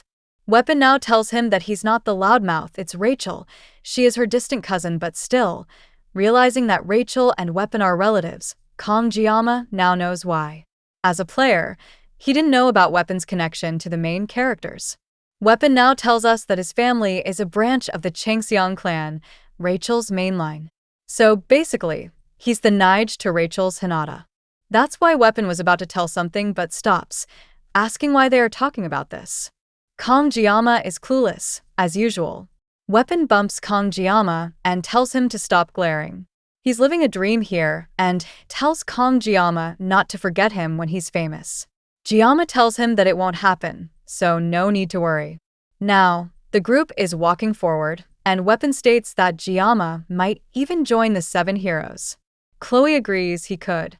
Saki, annoyed by their talk, starts walking faster, and now at some distance, she states that she hates the 7 heroes. Chloe is clueless, and Weapon wonders what's her problem. Giamma notices something on the side, but Weapon tells everyone that they need to move on. They need to finish this dungeon fast and go back. Apparently, they need 20 kills to clear the dungeon, but Giamma is worried about the demon scratches on the wall. Weapon tells Giamma to move on. What's he waiting for? And so, they move forward, but we see poison dripping from these scratches. Scene shifts, and we are outside the dungeon. Someone asks if the preparations are done as instructed. The worker outside replies that there is no need to worry. The students have likely encountered the enraged buffaloes by now. The person on the phone states that it's easy for the worker to say, but did he do anything else? The worker confirms that he followed the instructions, but personally, he thinks that the students will be dealt with by the enraged buffaloes. Now we see the person on the other side. It's the busted demon instructor, CIM, and she tells the worker to not get too cocky and asks if he will take responsibility if he fails. But Kim trusts him and tells him to call her with the results. Good luck, she utters and drops the call. Yes, understood, the worker states and thinks that he's dead either way. Now we see this ominous aura coming from the locked dungeon gate. It's the worker's doing. He forced the gate open, and so the student's chances of surviving the dungeon are 0. But he remembers Kong Jiyama and thinks that his eyes see through everything. All curious, this worker wants to take a look inside, and we are back. Chloe calls out to Jiyama and states that she can sense magical beasts approaching from behind. Kong Jiyama asks how many. Chloe tells him that her blessing detects roughly, but she thinks that there are 50. Everyone is shocked to hear the number, and so they hear loud footsteps coming towards them. Our group is scared shitless to see and hear what's coming, and boy, a whole bunch of buffaloes are charging at the group. Weapon is scared and asks, "Since when do buffaloes swarm?" Saki is not sure if those are even buffaloes, and we see these raging, angry, demonic buffaloes. Weapon is scared and thought that these buffaloes were harmless. Kong Jiyama knows a stampede of buffaloes is coming. Kong Jiyama remembers that every knife has its purpose, and so we're going into a flashback. Kong Jiyama remembers his one-hand master telling him that he can't use a chicken knife to kill an ox, just as sashimi knives are meant for fish. Kong Jiyama remembers asking his master about beef. Sashimi? Isn't that using a sashimi knife to butcher an ox? Hearing this, the master gets angry and is about to hit Kong Jiyama. So Kong Jiyama apologizes, but he isn't hit and is confused. The master cuts the fish and the cutting board and tells Kong Jiyama that it's true. Beef sashimi can be made with a sashimi knife. And we're back. Kong Jiyama just remembered his past lessons, and so he's about to slice cows with a fish knife. Jiyama tells Chloe to distract the herd. No need to charge straight in. She needs to move quickly left and right to disrupt their formation. No need to attack. She just needs to draw their attention. Chloe is ready. Kong Jiyama asks if Weapon is ready, and he replies, "I was born ready." Saki is not sure why Jiyama is so calm. There are 50 buffaloes, and is shocked when Jiyama calls her out. Jiyama tells her to hold the front and stop anything that gets close. She accepts her task. All confused, Saki asks Weapon, "Why is Jiyama so composed?" Weapon tells her to not be surprised, but she is not sure what is going on. Kong Jiyama thinks that there is no need to overthink about buffalo and sashimi.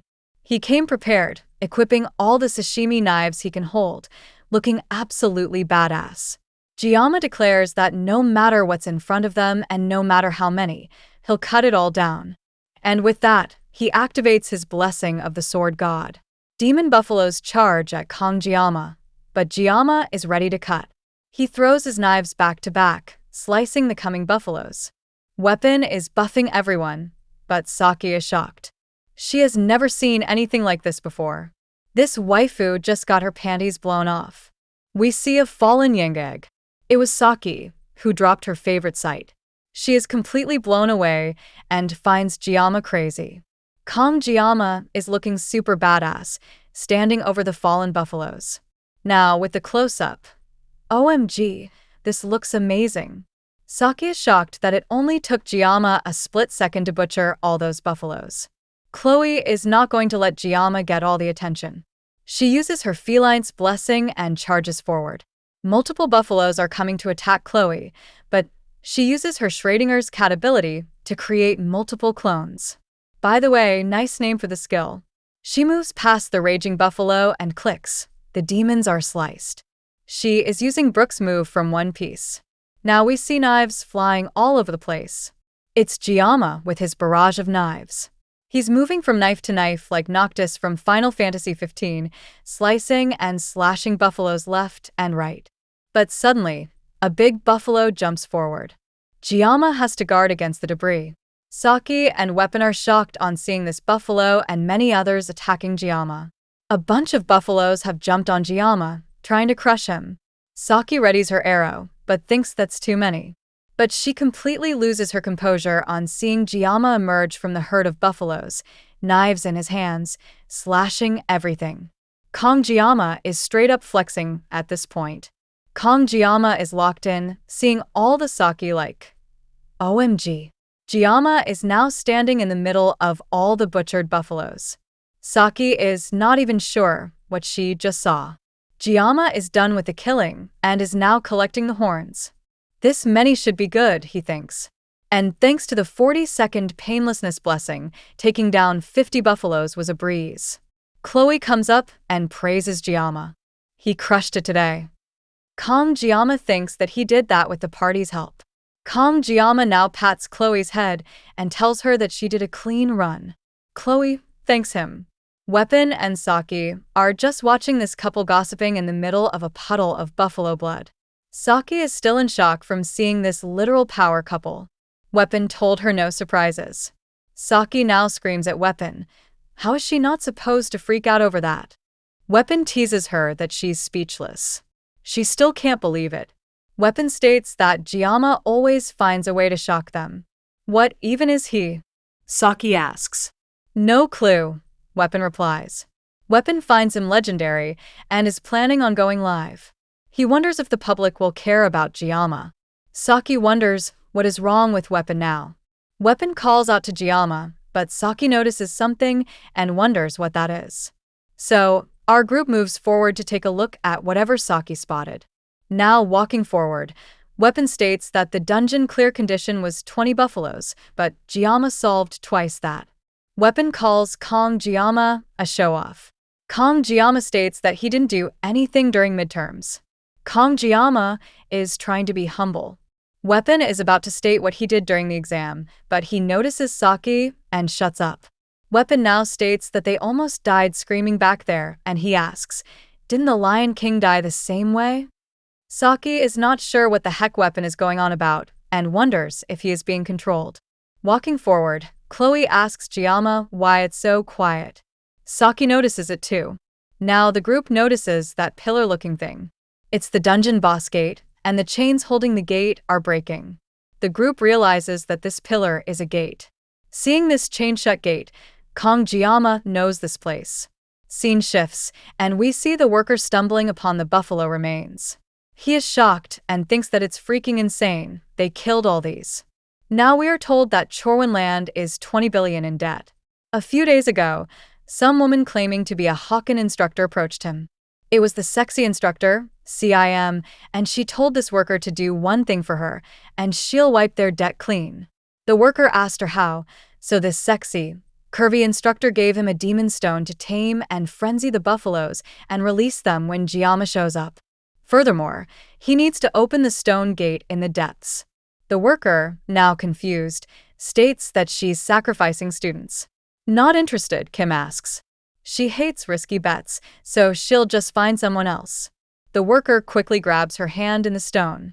He tells her, no, I'll do it. I'm ready to help. Kim states that he is sharp for a debt-ridden fool.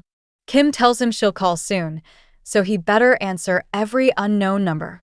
Great advice, right? And with that, this sexy demon leaves.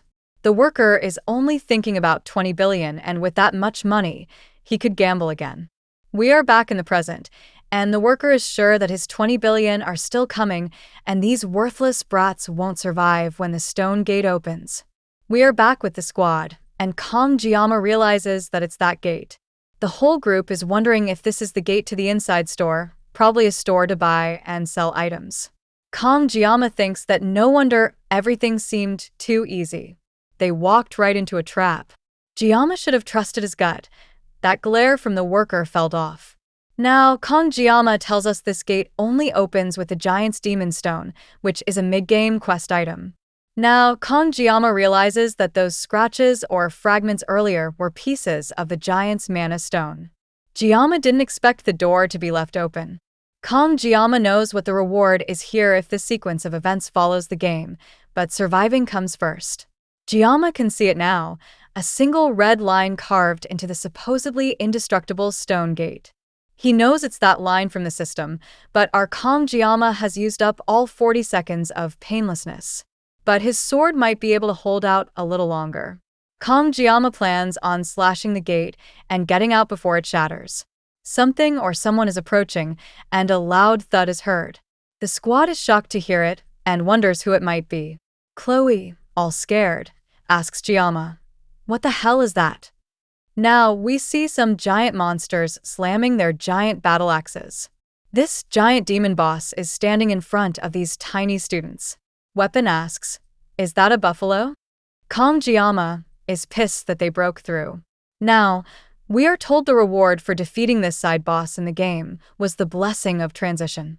It transfers and amplifies the owner's blessing to a chosen target, and it's a single use only. And to receive this reward, our group needs to defeat this A-grade demon, Inatoros Minotauros, also known as Buffalo King. A cold wind is blowing in the dungeon. Fires are lit, and 2 buffalo guards have appeared beside the boss.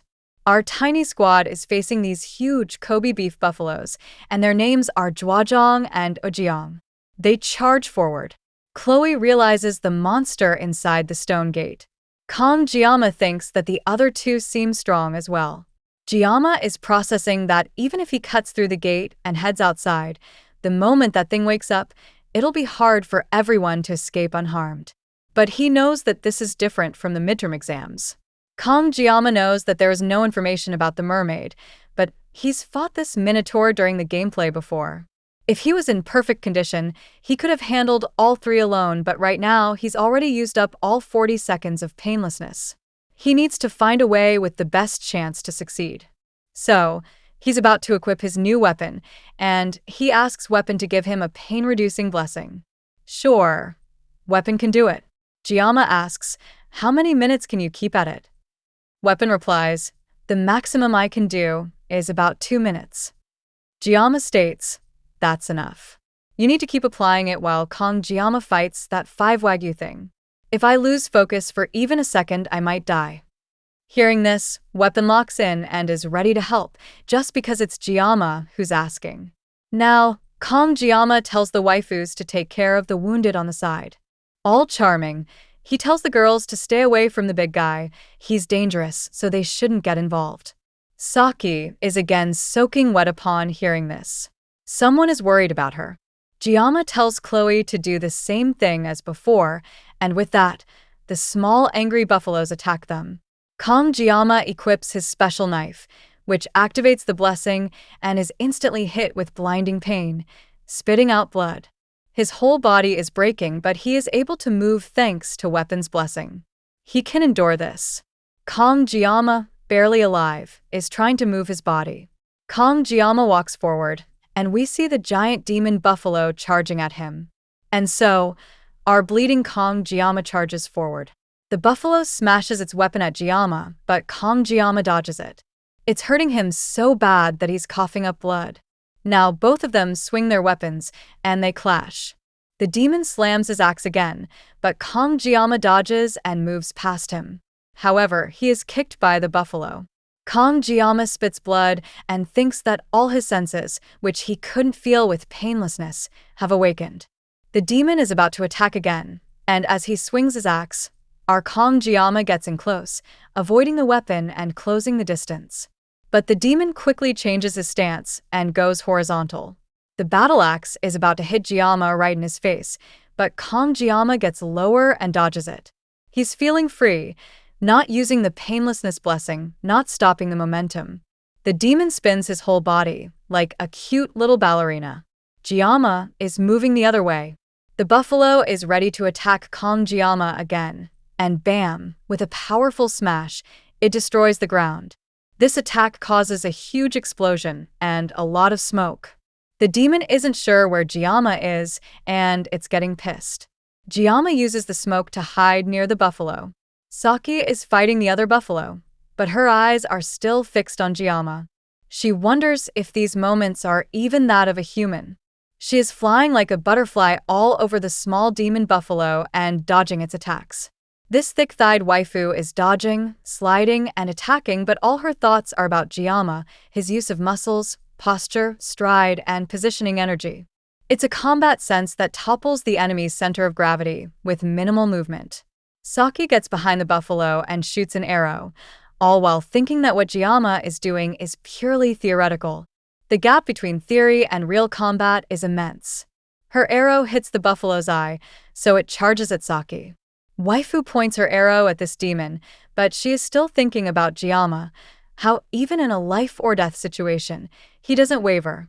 Waifu is getting annoyed at this buffalo. It's blocking her view of Jiyama, so she shoots it with a powerful arrow and obliterates its head. Waifu thinks that Jiyama's presence is like Sword Emperor Siegfried. She remembers hearing that Siegfried unleashed his aura against the special trainees. The demon bull has its eyes fixed on Jiyama, and it notices all this intense aura emitting from Jiyama. So, it goes to punch Kong Jiyama, but Kong Jiyama isn't done yet. With a super fast motion, he slices and moves past the demon. Kong Jiyama looks back, and we see the demon buffalo's bloody arm falling to the ground. Now we see that it's not the full arm, but Kong Jiyama sliced half the arm off. Man, that's going to hurt. The buffalo is screaming in pain. Weapon is healing Kong Jiyama, and we see Chloe fighting the other small buffalo. Weapon is trying very hard to concentrate as Chloe is raining blood. Chloe is done defeating the small boss, all covered in blood. She thinks that she's still inexperienced against monsters. Now, she tells us that the closer a monster is to human form, the more dangerous it becomes. Now, thinking about the mermaid and demon buffaloes, she thinks that it varies by individual. Now, looking at Jiyama and the boss, she thinks that if a monster acts that human-like, it might get difficult. But she believes in the demonic sword master. The boss buffalo is angry and does a loud shout. He smiles and grabs the battle axe with his other hand. It's not over yet. We are entering the second phase, and it's magic. The boss is going to use magic. Everyone is shocked, and Saki asks, how can a monster use magic? But that's what the boss is doing. He's powering up his arm and his weapon. Seeing this, Saki realizes that it's burning its life force to generate mana. And whoosh! A strong wind passes over our side characters. Saki is shaking because its rampant mana is making it hard to get close. But even in this situation, Weapon is still trying to keep the healing going. He too is bleeding at this point, but he believes in Jiyama. Now, this boss with a huge demonic battle axe is standing in front of Kong Jiyama. Jiyama, now low on blood, is scared to see this huge weapon. And like a falling meteor, this battle axe is going to fall on him. But Kong Jiyama lunges forward, holding his sashimi knife, about to counterattack, and he blocks the boss's huge axe with his tiny sashimi knife. Both are putting more force into their attacks to win over. Kong Jiyama notices that this boss's magic is too dense. He can't cut through that magic. Looking back at his party, he notices that if he dodges that attack, all his members will be wiped out. The boss buffalo is angry and puts more power into his attack, pushing Kong Jiyama back a little bit. But then, a shot hits the boss buffalo in the eye, causing a serious injury. It was Saki who threw an arrow at the boss buffalo, and she yelled at Kong Jiyama, "What are you waiting for? Hurry up, slice it." But the demon boss buffalo seems too much for Kong Jiyama. He closes his eyes, and when he opens them, something has surely changed. He activates his blessing ability, and everything in front of him looks like threads. A blue-blazed fire appears around the sashimi knife. Chloe wonders about that blue light, as she has seen it before in the fight with Siegfried von Nibelung. At that moment, the sashimi knife starts cutting through the boss buffalo's axe. The boss buffalo, in disbelief, realizes his weapon is being destroyed. Then, with brute force, Kong Jiyama slices the boss buffalo's arm and then cuts him completely into two parts like a professional chef. Everyone is shocked to see that. The parts of the boss buffalo fall to the ground, and Kong Jiyama steadies himself. Barely standing on his feet, he looks up, thinking, "At last, I have defeated that monster." At that moment, we see our waifu, Saki, seemingly so impressed by our chef. Speed Weapon, clearly exhausted, falls to the ground and thinks about how Kong Jiyama always shatters common sense every time he sees him. That blue light was bright enough to illuminate the entire cave. At that early age, he is already manifesting an aura. What even is he? Speed Weapon wonders. Suddenly, Saki approached and placed a hand on Speed Weapon's shoulder, startling him. She urged him to breathe calmly. Speed Weapon turned to look at her, his expression puzzled as he wondered aloud what she meant and why she was intervening. Saki explained that she now understood the point Speed Weapon had been trying to make earlier.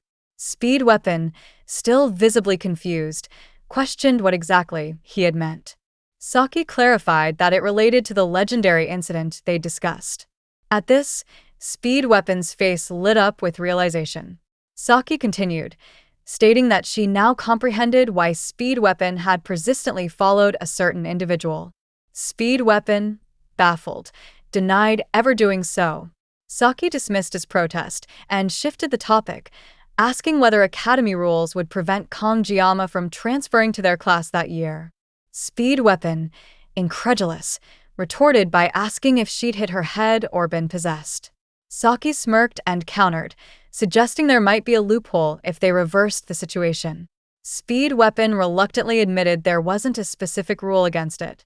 Satisfied, Saki declared her interest in joining Kongjiyama's endeavors. Nearby, Kongjiyama reflected silently, acknowledging that even with Speed Weapon's support, rest was necessary, though surviving without the blessing of painlessness marked progress. Before he could dwell further, Chloe leaped toward him, embracing him tightly while frantically checking for injuries. Kongjiyama winced and reminded her he was still hurt, prompting Chloe to step back, her cheeks reddening with embarrassment as she apologized. Internally, Kongjiyama lamented his discomfort, wishing for escape. His thoughts were interrupted when a translucent window materialized before him, announcing the acquisition of a new blessing, the Blessing of Transition, a spirit rank ability allowing him to transfer blessings via direct contact.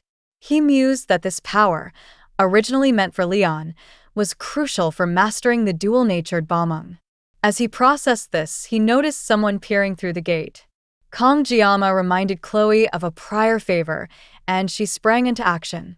The guards spying on them gasped in shock as Chloe lunged, kicked him in the chest, and drove her sword into his leg, pinning him to the ground while demanding he stay still. Saki and Speed Weapon, observing the commotion, demanded an explanation. Kongjiyama calmly stated he'd enlisted Chloe's help earlier. The guard cursed them, protesting his innocence, but Kongjiyama coolly replied they were investigating just that.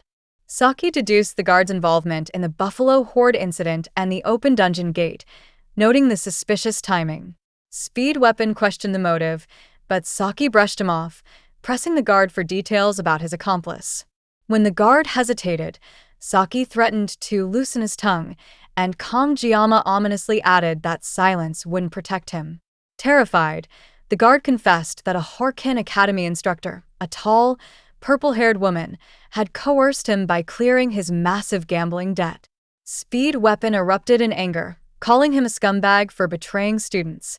Saki interrupted, identifying the instructor as their sharp-eyed class assistant. Kongjiyama confirmed her suspicion, linking the instructor to the midterms incident involving a demonoid mermaid.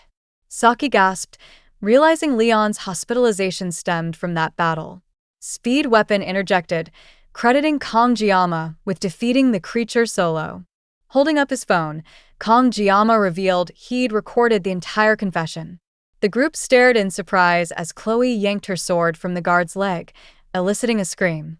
Kongjiyama coldly remarked that the dungeon's untimely opening was a perfect cover for eliminating someone.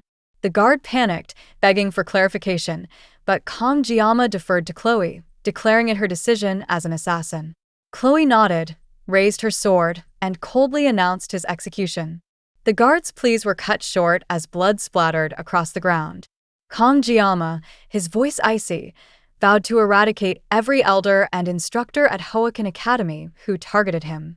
Our boy, Kong, presents the Cow King's horn, the horn of the Minotaur, the boss of the Buffalo Hidden Dungeon. This rare material guarantees success when enhancing weapons below a rank. As Kong approaches the blacksmith to upgrade his weapon, the blacksmith is stunned to see the Cow King's horn in his possession. He can hardly believe that Kong has acquired such a high-grade material. Despite Kong being a student at Hoenn Academy, It seems almost impossible for a student to defeat an A-rank boss monster. Shocked, the blacksmith asks if this is truly an A-rank material and whether Kong took down the monster alone. Kong clarifies that he defeated the monster with his team. How could he possibly defeat an A-rank boss monster by himself? Kong then places Muser on the table, revealing that his knife is in terrible condition. He states that since the weapon is already damaged, he might as well have it repaired while enhancing it. The blacksmith, now visibly irritated, demands to know what Kong did to his weapon to cause such extensive wear. With a serious expression, Kong responds, questioning what the blacksmith means by messing it up like this. Feeling uneasy, the blacksmith forces a nervous smile and hesitantly remarks that Kong could have taken better care of his weapon. The blacksmith is worried that Kong might get hurt. Kong reassures him by reminding him of his promise to do everything as agreed. Trusting the blacksmith, Kong leaves his weapon in his care. As our boy turns to leave, the blacksmith is visibly frustrated, his anger directed at Kong. Internally, he thinks to himself that this time, he would make the knife even shorter. Suddenly, Kong stops, surprising the blacksmith. Our boy turns around and casually tells the blacksmith to sell the leftover materials for himself. Hearing this, the blacksmith's anger seems to cool off, and it appears that he no longer intends to shorten Kang's knife any further. The scene then shifts to the classroom, where Kong reflects on his recovery. He has healed quite a lot and is feeling much better from the injuries he sustained while fighting the boss buffalo monster. However, our boy knows he will need to ask Speed Weapon once again for his healing blessing. Leaning back in his chair, Kong sighs. As he looks up, he notices his status window, which reveals that his physical rank has increased from 8 to 9, and the sword restrictions have loosened. Additionally, our boy's mental rank has increased from 4 to 5, and several other skills have improved slightly as well. Observing these changes, Kong notes that the most noticeable factor is the synchronization rate, which has now reached 12.7%. Unlike other stats, this rate increased dramatically after significant events. If our boy cleared another dungeon, it would likely rise again, potentially unlocking another blessing. Kong further reflects that despite the rapid increase in stats, there have been no major side effects since the day his hair turned gray. Of course, Kong is still developing more gray hairs little by little. He jokingly considers the idea that strength equals baldness and wonders if once his hair turns completely white, it will eventually fall out. Then, Kong acknowledges that since there are forces actively targeting him, he needs to be fully prepared. Having come this far, our boy can't afford to die a meaningless death. He also needs to study how to properly use the blessing of transfer, as the gap between those with blessings and those without is vast. Kong feels a little sorry for Leon, but since Leon is the protagonist, his skill window would inevitably overflow with blessings anyway. There is still a lot to do. First, our boy needs to focus on recovering his body. Then, Kong receives a gift, which appears to be from Chloe. For the first time, Kong had formed his own party and successfully cleared a dungeon. Having his life targeted had now become a daily occurrence for our boy, but it wasn't all bad. He had gained 2 classmates he could genuinely call friends, Speed Weapon and Chloe. Neither of them played a significant role in the main story, and Kong wasn't even sure if Chloe considered him a friend. Looking at the chocolate he received, our boy recalls that Chloe had been hospitalized with a fever after the dungeon raid. Kong decides that he should visit her when he has time. At that moment, the instructor enters the room alongside Siegfried, instructing all students to return to their seats. Kong wonders how long the Sword Emperor is going to keep them waiting. Just then, Kang's phone buzzes with a message from an unknown number asking, "What are you doing?" Our boy assumes it's a wrong number. However, the next message instructs Kong to look to the front. As our boy lifts his gaze, he is shocked to see Saki standing there with Siegfried. Then, Instructor Lee addresses the class, announcing that as of today, Saki Ryoso had been officially assigned to their class. The students are stunned by the news, but Instructor Lee quickly silences them. He expresses his hope that everyone will get along with Saki, and then concludes by instructing the students to change and assemble at the training hall within 30 minutes. As Siegfried and Instructor Lee leave the room, the students still can't believe that Saki Ryoso is now part of their class. What shocked them the most was that Saki had personally requested the reassignment. As Saki walks toward her seat, our boy can't help but wonder, is she really coming toward me? Among this year's cadets, known as the Generation of Miracles, Saki ranked fourth. She was a brilliant mind who had topped the written exam with combat skills to match, a true embodiment of both brains and brawn. She had mastered the Kyushu style. On top of that, Saki was the daughter of Saki Kojima, one of the 7-star heroes, also known as the Absolute Bow. According to the setting, Saki Kojima holds the title of Absolute Bow and also serves as the Prime Minister of Japan. Essentially, Saki is like a princess of Japan. Even in this world, Japan remains a superpower, so it's no surprise that people are reacting as if they're meeting a celebrity. Our boy can't help but think that Saki shouldn't be here. This was going to be really annoying. As Saki walks through the classroom, she notices Kong. Our boy silently hopes that she won't come toward him. However, to his dismay, Saki approaches him and without hesitation states that if Kong isn't going to eat the chocolate, then she will take it back. At that moment, it becomes clear the gift had been from Saki all along. Shocked and slightly intimidated, Kong can't utter a word and remains silent. But then, Saki casually asks if she can sit next to our boy. She then holds out her phone, instructing Kong to save her number. Internally, our boy sighs, thinking to himself, "Why are my bad feelings never wrong?" The scene then shifts to a dungeon where an investigation is underway. An officer named Leon questions a guard, asking what the individuals had said before entering the dungeon. The guard responds that they had expressed concern for the cadets and had insisted on going in. Leon continues his questioning, asking if there was anything unusual about the individuals before they entered the dungeon. The guard pauses for a moment and then replies that now that he thinks about it, they had looked a little pale. Hearing this, Leo nods and states that he understands. He then dismisses the guard, as he needs to inspect the scene. Before the guard leaves, Leo thanks him for his cooperation. The scene then shifts to the outside of the dungeon, where another officer approaches Leo and asks, "Isn't death in a dungeon just a common accident?" Leo responds, "Yes, but no matter the dungeon accident, there is always a body left behind." But this time, Leo still can't shake the feeling. When he had entered the dungeon for the search, he had been utterly shocked. A mountain of defeated buffalo monsters lay before him. The cadets from Haken Academy had been there, but this level of destruction was far beyond what mere cadets should have been capable of. While the cadets had returned safely, the staff member who had gone out of concern was never found, as if they had never existed in the first place. The other officer then asks, "Could they be inside the stone gate?" Leo hesitates before replying, "I can't say for sure, but it's unlikely. The stone gate has never opened before." He then further states, "And I can't exactly interrogate the cadets from Haken Academy who are here." The other officer nods and states, "That's right. Haken Academy is an elite school filled with nobles." He then wonders aloud whether the high-ups would ever issue a warrant.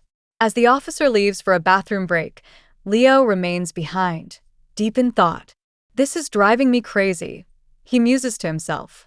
At that moment, the other officer is suddenly pushed to the ground by an unknown assailant. Leo is shocked by the sudden attack. As he turns to look, his eyes widen. Standing before him is a demon in human form, wielding magic. In that instant, Leo realizes the horrifying truth. This is no ordinary person, but a human who had made a contract with demons, a half-human, half-demon. Before Leo can react, the demon strikes with lightning speed, taking him down in a single blow. These beings, half-human, half-demon hybrids, were known as villains. As Saki eats the chocolate, she becomes visibly happy, which draws the attention of the other students around her. Our boy notices them staring, while Kong, seated nearby, looks confused, clearly wondering what Saki is doing here. Saki turns to our boy and asks why Kong didn't eat the chocolate, especially after she went through the trouble of sharing it. She expresses her disappointment at Kong ignoring her act of kindness. Kong replies that Chloe usually sits in the seat Saki is occupying right now. Saki brushes it off and casually replies, "Really?" Then, turning to our boy, she asks, "Does the class even have assigned seats? Isn't it a first come, first served kind of thing? Am I wrong?"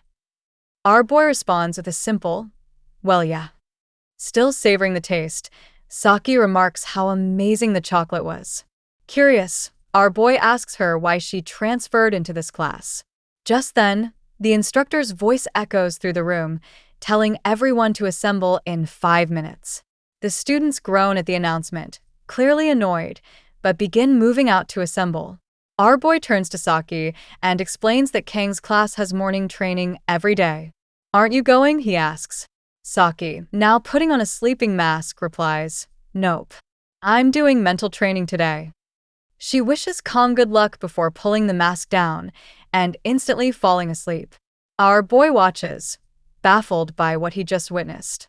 Moments later, Saki lifts the mask slightly from one eye and tells Kang that from now on, our boy should call her by her first name.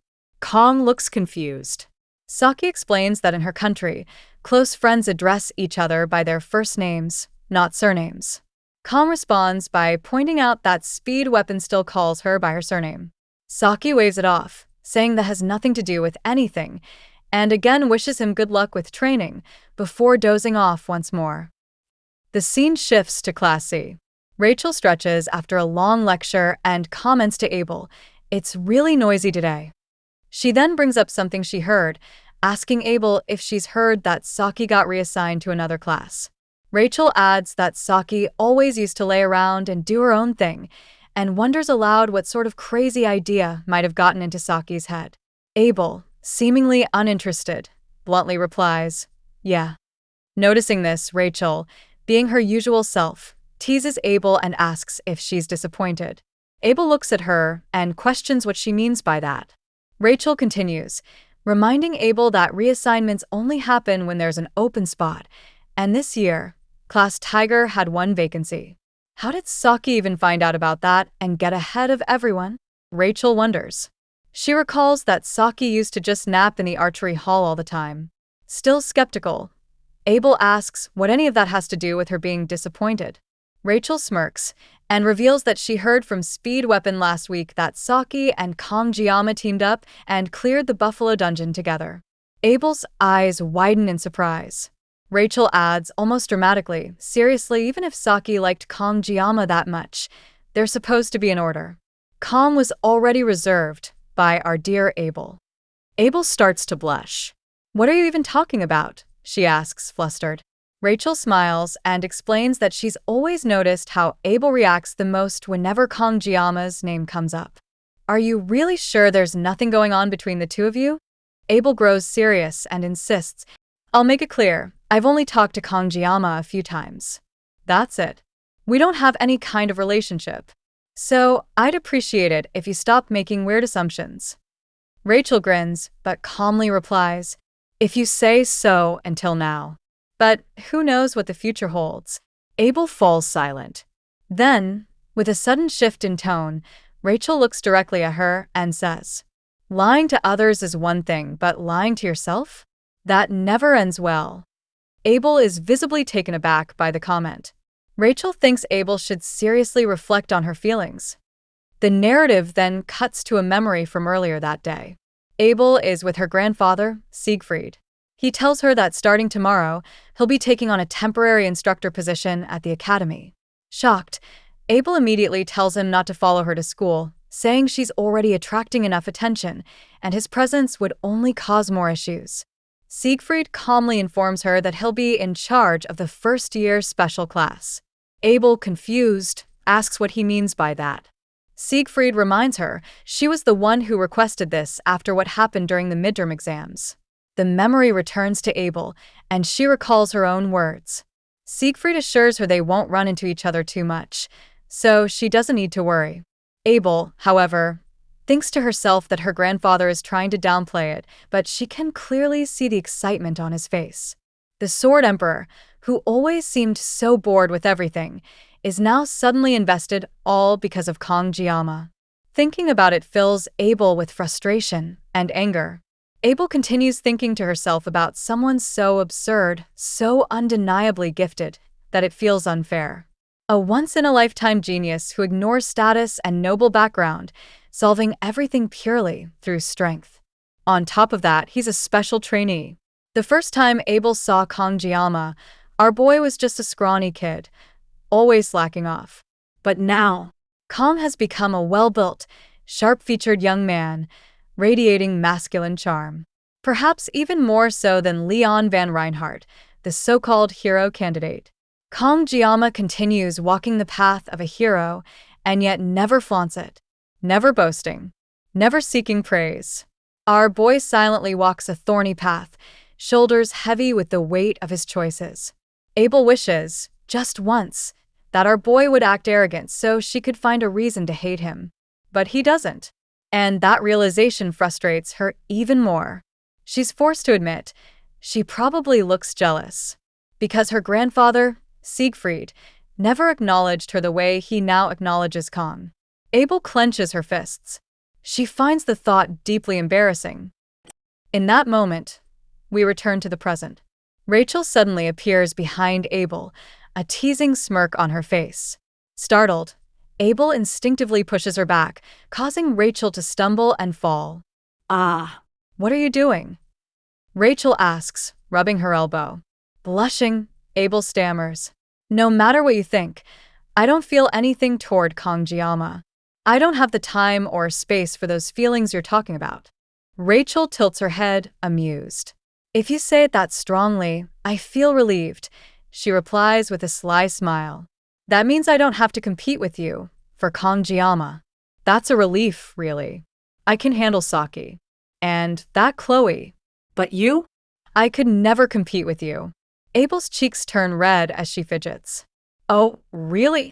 Rachel raises an eyebrow. "So, is that a confession then?" Frustrated, Abel snaps. "Stop talking nonsense."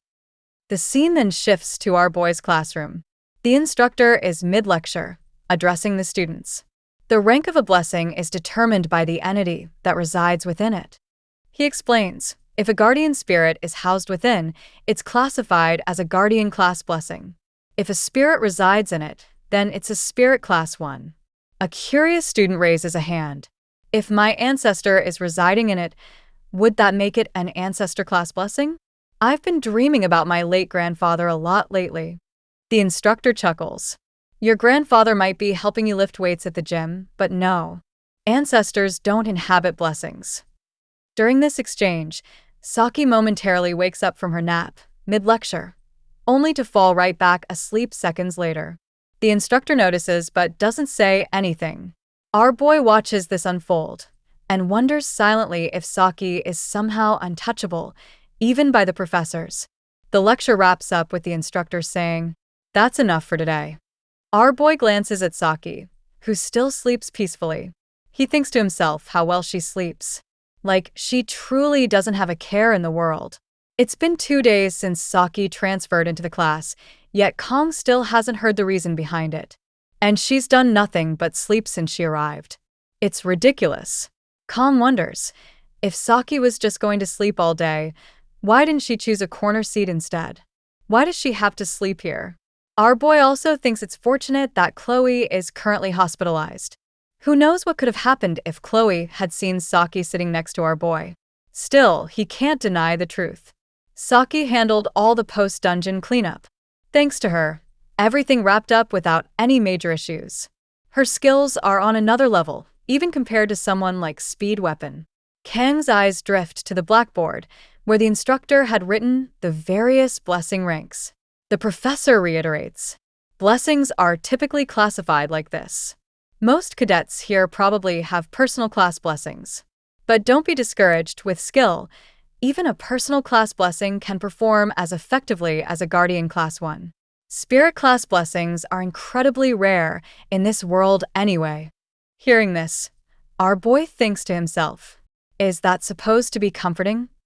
After all, he just happened to obtain one of those incredibly rare blessings a few days ago. The blessing of transfer. Just then, another student raises a hand. "Professor, what about heroic class blessings?" The instructor pauses for a moment. Yes. The world refers to those as hero-grade blessings. As a blessing studies professor, I hesitate to even bring them up, since they're practically the stuff of legend. Since the first recorded manifestation of blessings in human history, only one person has ever awakened one. He clears his throat. That person was the founding hero, Baylor Hoken. Everyone in the class gets excited, their faces filled with awe upon hearing this. The instructor continues. Of course, in modern times, there is one more. But before he can finish his sentence, the bell rings. He sighs and says, "We'll continue this in the next lecture." Just as the instructor is about to leave the room, our boy raises his hand and calls out, "Professor, I have a question." The instructor pauses. "Yes? What is it?" Kong asks, "Do you know anything about this phrase? May the blessing of the gods be with you?" The instructor freezes for a moment. Saki, who had been sleeping peacefully, stirs awake upon hearing the question. After a brief silence, the instructor responds, "I'm not sure I understand the intent behind your question, but there's a contradiction in what you just said." Our boy looks confused. "What contradiction?" The instructor turns back and replies calmly, "It's because there are no gods left in this world." A moment of silence follows. Then the instructor adds, "Still, your thirst for knowledge is admirable. If you have more questions, feel free to visit my research lab anytime." With that, the instructor exits the classroom. Kong notices Saki smirking at him before she promptly returns to her nap. Seeing this, our boy thinks he might as well take a nap too. He rests his head on the desk, eyes slowly closing. But the moment Kong drifts off, he awakens somewhere else, surrounded by broken train parts floating through the air. Suddenly, a glowing window appears. GM is requesting a conversation with our boy. Another window pops up. Will Kong accept? Kong was shocked and couldn't understand what was going on. Then a window appeared, stating that the GM was interfering with the world line. Seeing this, our boy wondered, what did world line even mean? Everything was so unfamiliar to our boy. Kong then noticed that the things surrounding him had started to move before coming down again. Another message appeared, stating that the opponent's level was too high, Kang's level was too low, and our boy still did not meet the requirements. A new message followed. Does Kong still want to proceed? Kong thought to himself, this didn't feel like a dream. Maybe this was the reason our boy had fallen into this world. Perhaps he could find a clue about the blessing of the sword god that had been granted to him. Resolving to continue, Kong chose to proceed. A new message appeared. GM has confirmed Kang's intent. GM is using suppression force to make contact, beginning dull adjustment and transformation of world line. Suddenly, the surroundings started to break apart. Seeing this, Kong thought to himself, it was similar to the day our boy awakened the blessing of the sword god at the academy entrance. Whatever Kong had seen that day, he had to find out what it truly was. Kong moved forward, and little by little our boy kept pressing on. But then, suddenly, someone called out to our boy, telling him to wake up. At that moment, a message popped up. Due to external interference, GM is losing memory. Our boy was shocked. Kong had been so close to uncovering the truth. Another message followed. GM leaves Kong a message. The GM urged Kong to defeat whatever it was and concluded with, "May the blessing of the gods be with you." We then see it was Saki who had been calling Kong to wake up. As our boy opened his eyes, Saki reminded him that he had scolded her earlier for sleeping too much, and now he was the one caught sleeping. Saki told Kong to be thankful. If she hadn't woken him up, he would have gone to school still asleep in class. But then, Saki was surprised to see that our boy was crying. The scene shifts. Later that day, our boy is sitting alone on a bench, deep in thought about what had happened earlier. When Saki asked him why he was crying, she suggested maybe Kong had a sad dream. But Kong couldn't remember the dream. Our boy found it embarrassing enough to be caught like that by sleepyhead Saki, but what puzzled him was why he had cried just then. Speed Weapon, Chloe, and Saki arrived. Speed Weapon stated that they needed to go over things again, as there seemed to be an enemy inside the academy targeting Giamma during midterms. Saki interrupted, telling Speed Weapon she already got it. How many times was he going to repeat himself? That's why, she added, Speed Weapon wasn't at the top of the class. She told him to stop rambling and get to the point. Watching them argue, Kong thought to himself that he had asked Speed Weapon to explain everything beforehand, and Speed Weapon must have had a rough time.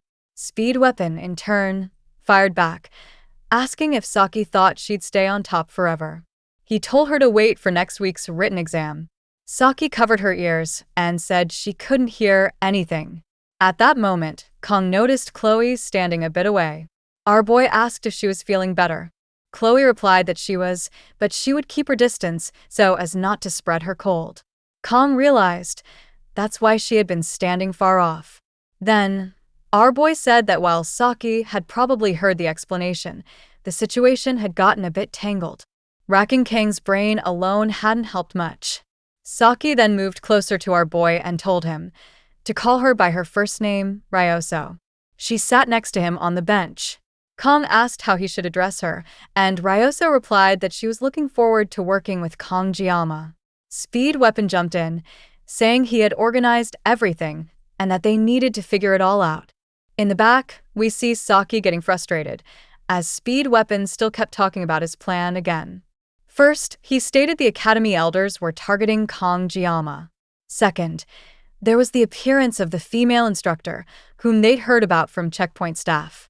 Speed Weapon showed everyone a picture he had drawn based on the description. Chloe remarked that it was well drawn. Speed Weapon said he felt like he'd be able to find this instructor soon, but then admitted that knowing all this might not even be that important, since the elders' request had been vague. It would probably get cut off at the auditor's level anyway. Saki chimed in about the female instructor. She said she definitely remembered her. Saki had even broken into the Academy's internal records and checked everyone, from head instructors to assistants. A total of 546 people. She did find one that matched, but strangely, she couldn't verify the instructor's identity. Surprised, Kong asked if Saki could really do things like that. Saki replied that in a world overflowing with fourth industrial tech, having a couple of skills like that was nothing. Even so, the place had the world's best security system, so she had to aim for the early dawn hours, when it was weakest. She added, did Kong seriously think she was just a sleepyhead who dozed off for no reason? Our boy thinks to himself, Saki is like a ghost. Even the number Kong never gave her, she somehow had. Now, Kong understands that's how Saki figured everything out. Speed Weapon comments that basically nothing has been clearly revealed yet. Still, he and the others can't just barge into the elders' quarters and start making threats. Well, Speed Weapon says Kong might be able to pull it off, but it would probably just make things worse. Saki admits that she agrees. Chloe nods, saying she thinks the same. Then, Speed Weapon suggests they should start a club. Kong is surprised to hear this. Saki explains that at Haken Academy, clubs not only have free movement, but also receive funding, as the Academy encourages cadet cooperation, real or not.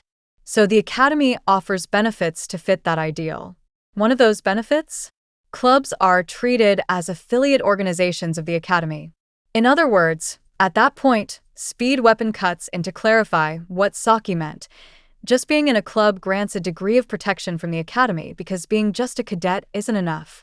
Saki adds that for them, with enemies both inside and out, a club would serve as a double barrier. Our boy thinks to himself that one of the systems in Blessing M is the club system. Since the game is set in an academy, this feature allowed players to decorate a private space with furniture and items, invite characters, and build affinity, a staple of otaku games that emptied many fans' wallets. The so-called housing system. But our boy had never paid much attention to it, since Kong was always short on time. Now that it's real, who would have thought it would have this kind of use? Kong asks if there are specific requirements to start a club. Speed Weapon replies that first, Kong needs at least 5 members, and a club funding proposal to be submitted to the proper department. Hearing this, Kong realizes he's one person short. He then asks if everyone here plans to join the club. Speed Weapon laughs and tells Kong not to be like that. Of course they're in. He wouldn't have brought it up if they weren't doing this together from the start. Chloe adds that if it helps Kong, she's in. Saki says she still owes Kong one from that dungeon anyway. Besides, doesn't Kong think a brainy type should be part of this too? Our boy thinks to himself, as he got older, relationships became nothing but calculated give and take. But these people, who barely even know Kong, are saying they'll follow and trust him. Even in this world, where social class means everything. Kong thanks everyone for believing in him. Speed Weapon then suggests they pick a name for the club. Chloe proposes memories of assassination, saying their club will take care of corrupt powers. She asks how that sounds. Speed Weapon immediately says he doesn't think that's going to work. Saki chimes in, suggesting something like Leaf Village Neighborhood Patrol, questioning why the name even matters. They should just pick something random. Speed Weapon tells her to stop talking nonsense. They all begin brainstorming names for their new club. Kong suggests something like the Travel Club, as they could clear dungeons and explore beyond the academy. Then he asks, is that a bad idea? Speed Weapon says he's in favor. Chloe and Saki agree as well. Saki mentions that they now need to find a faculty advisor. With the written test coming next week, they should prepare early. Speed Weapon agrees. Without an advisor, they can't establish the club. Kong still wonders if Travel Club is really a good name. Saki says, honestly, this is the biggest problem because the club advisor must be a professor or higher. Chloe suggests they try asking the Blessing Studies professor, since that professor is known to be both popular and kind. Speed Weapon replies that Professor Damien is too busy, so he doesn't think it'll work. Honestly, though, there's no one else quite like Professor Damien. Saki states that out of over 500 academy staff, only about 30 are professors, and only around 10 teach first years. They say they encourage club activities, but the system is full of contradictions. Then, Saki turns to Kong and asks if our boy has anyone in mind. Kong replies that the advisor just needs to be professor level or above, right? Saki nods, saying yes, but reminds him that there's almost no one above professors within the academy. Our boy picks up his phone and says, but there is someone. Everyone turns to look, and they're all shocked when they see Kang's phone screen. In that moment, they immediately understand who that someone is. Kong is talking about. The scene shifts to the administrative office, where a staff member informs Kong that in order to establish a club, the head of said club must apply in person. Kong calmly replies, he is the head. The young woman looks him up and down, clearly unimpressed, and remarks, you? Really? She enters Kang's name into the database, suppressing a laugh, one that eventually escapes her lips. Annoyed by her attitude, Kong frowns, thinking to himself, is this girl really an academy staff member? Her condescending tone over something as trivial as someone's grade seems ridiculous. Our boy finds it particularly irritating. Remaining composed, Kong states, as long as I follow the procedure, the application should go through. You should just accept it. The yellow-haired girl suddenly stands up and, with an exaggerated air of authority, tells our boy, first-year cadets need a faculty advisor to apply for a club. And honestly, just looking at you, I doubt anyone would want to be your advisor. Kong narrows his eyes. Seriously, what exactly do you mean by that? The girl crosses her arms and smugly replies, don't you get it? Do you really think any professor here would want to advise a club founded by a special admissions student like you? With your background, you should know your place. Hearing this, our boy clenches his fists in silence. As expected, he thinks, even the faint sense of justice in this academy is disappearing. A part of him is tempted to use the most effective communication method he knows. But after nearly 20 years in the restaurant business, he's dealt with plenty of rude and difficult people. He knows sometimes silence is the best response. And yet, this time, Kong can't help but want to teach this yellow-haired girl a lesson she'll never forget. Without another word, he pulls out his phone and makes a call. The girl's face changes, slightly surprised by his sudden move. Into the phone, Kong says, I'm at the admin office, regarding club registration. The person on the other end replies, she's nearby, and will come to the office shortly. To Kang's surprise, she doesn't hang up. I'll see you soon, Kong adds, ending the call. The yellow-haired girl's brows furrow in disbelief. Who do you think you are, making a call like that here? She snaps. Our boy looks at her and says calmly, let's just proceed by the rules. As I mentioned, the person on the phone is on her way now.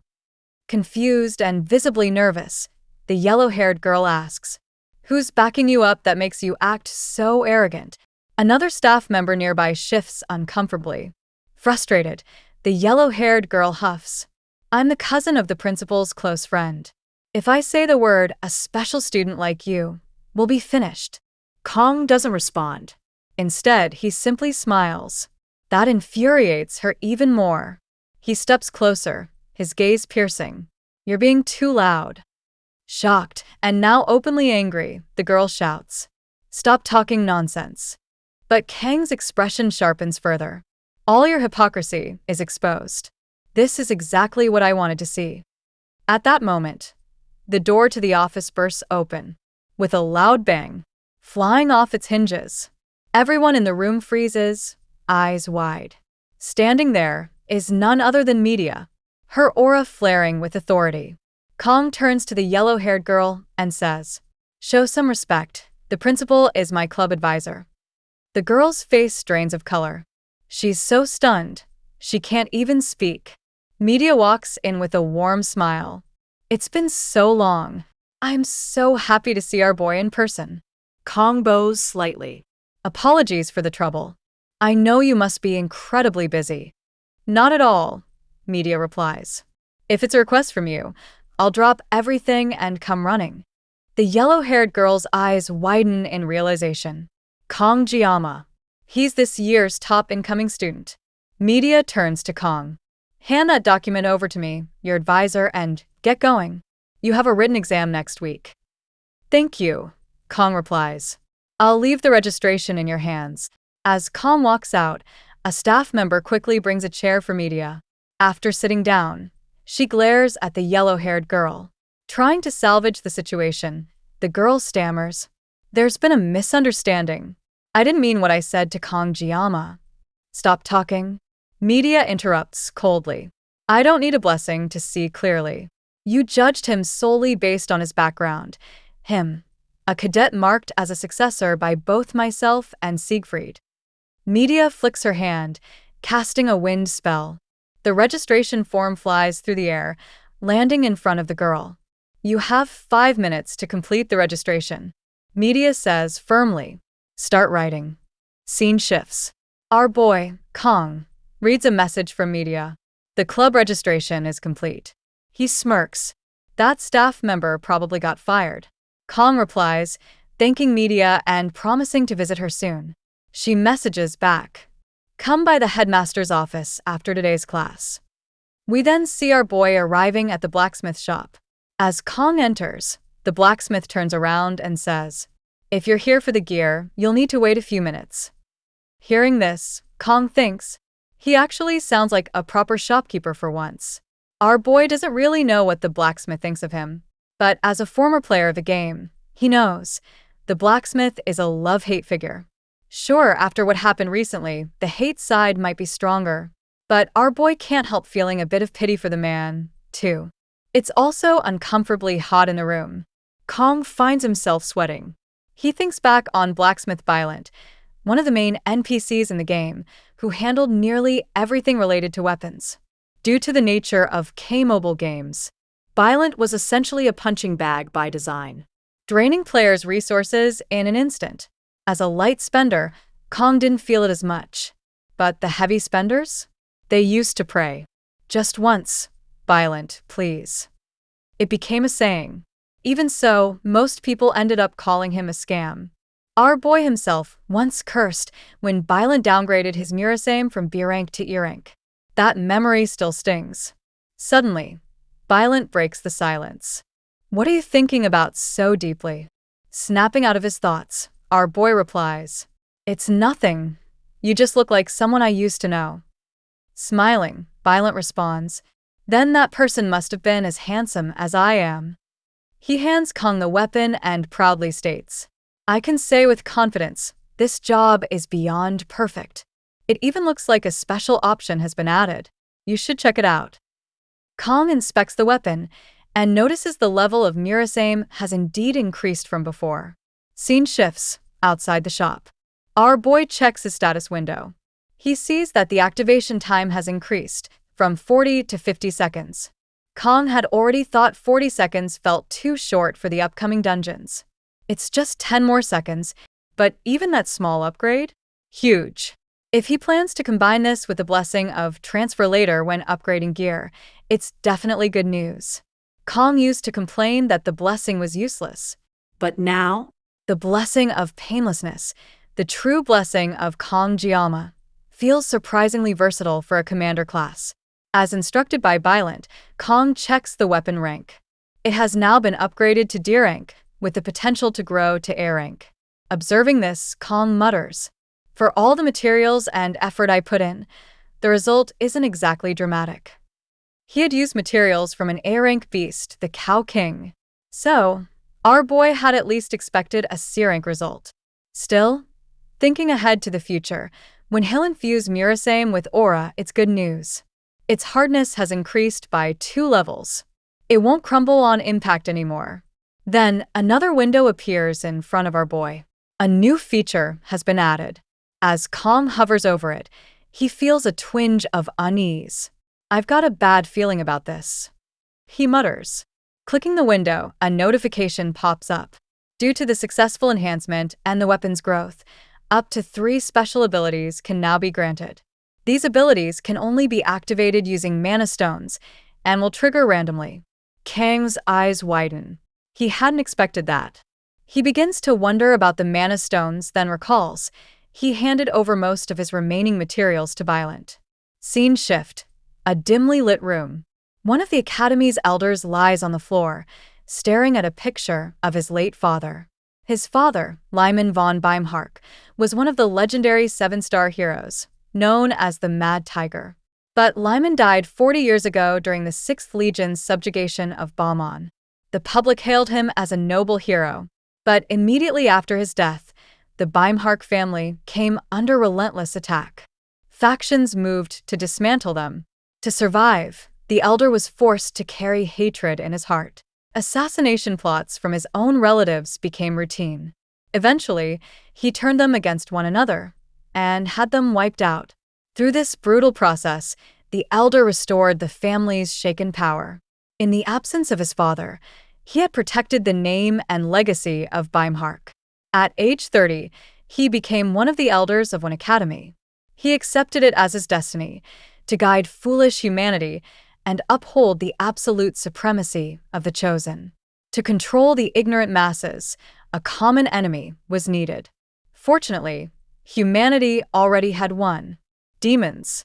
This justified the elders' rule and allowed them to tighten their grip on power. But variables always appear without warning. Leon von Reinhardt, the hero born with the power to defeat the Demon King, was one such variable.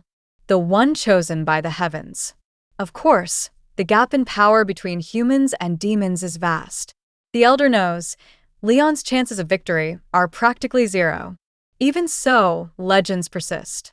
The founding hero who once sealed the First Legion's commander, Lekenvalor Wakan. That myth lives on. A dangerous precedent. Such a thing must never happen again. The Elder then remembers the day a humanoid demon entered his room. At first, he assumed she was an instructor. But the moment their eyes met, he knew who stood in the light and who stood in the shadows. She had made a contract with a Legion commander-class demon. She had forsaken her humanity. Half human, half demon, such beings were known only by one title: villain. The Elder mutters to himself. Dealing with Leon alone is already enough of a headache, and now that kid named Kong is stirring things up. Even Auditor is hesitant. The reason isn't clear enough to act yet. sigh. The Elder sits up. "Is my butler here?" "Yes, Elder." A voice replies from the shadows. "Butler." "Then summon the Undertaker squad," the Elder commands. Clady says coldly, "We have work to do." Thanks for watching. If you enjoyed this video, don't forget to like, comment, and subscribe for more content. Hit the bell icon to stay updated on our latest uploads. See you in the next one. Take care.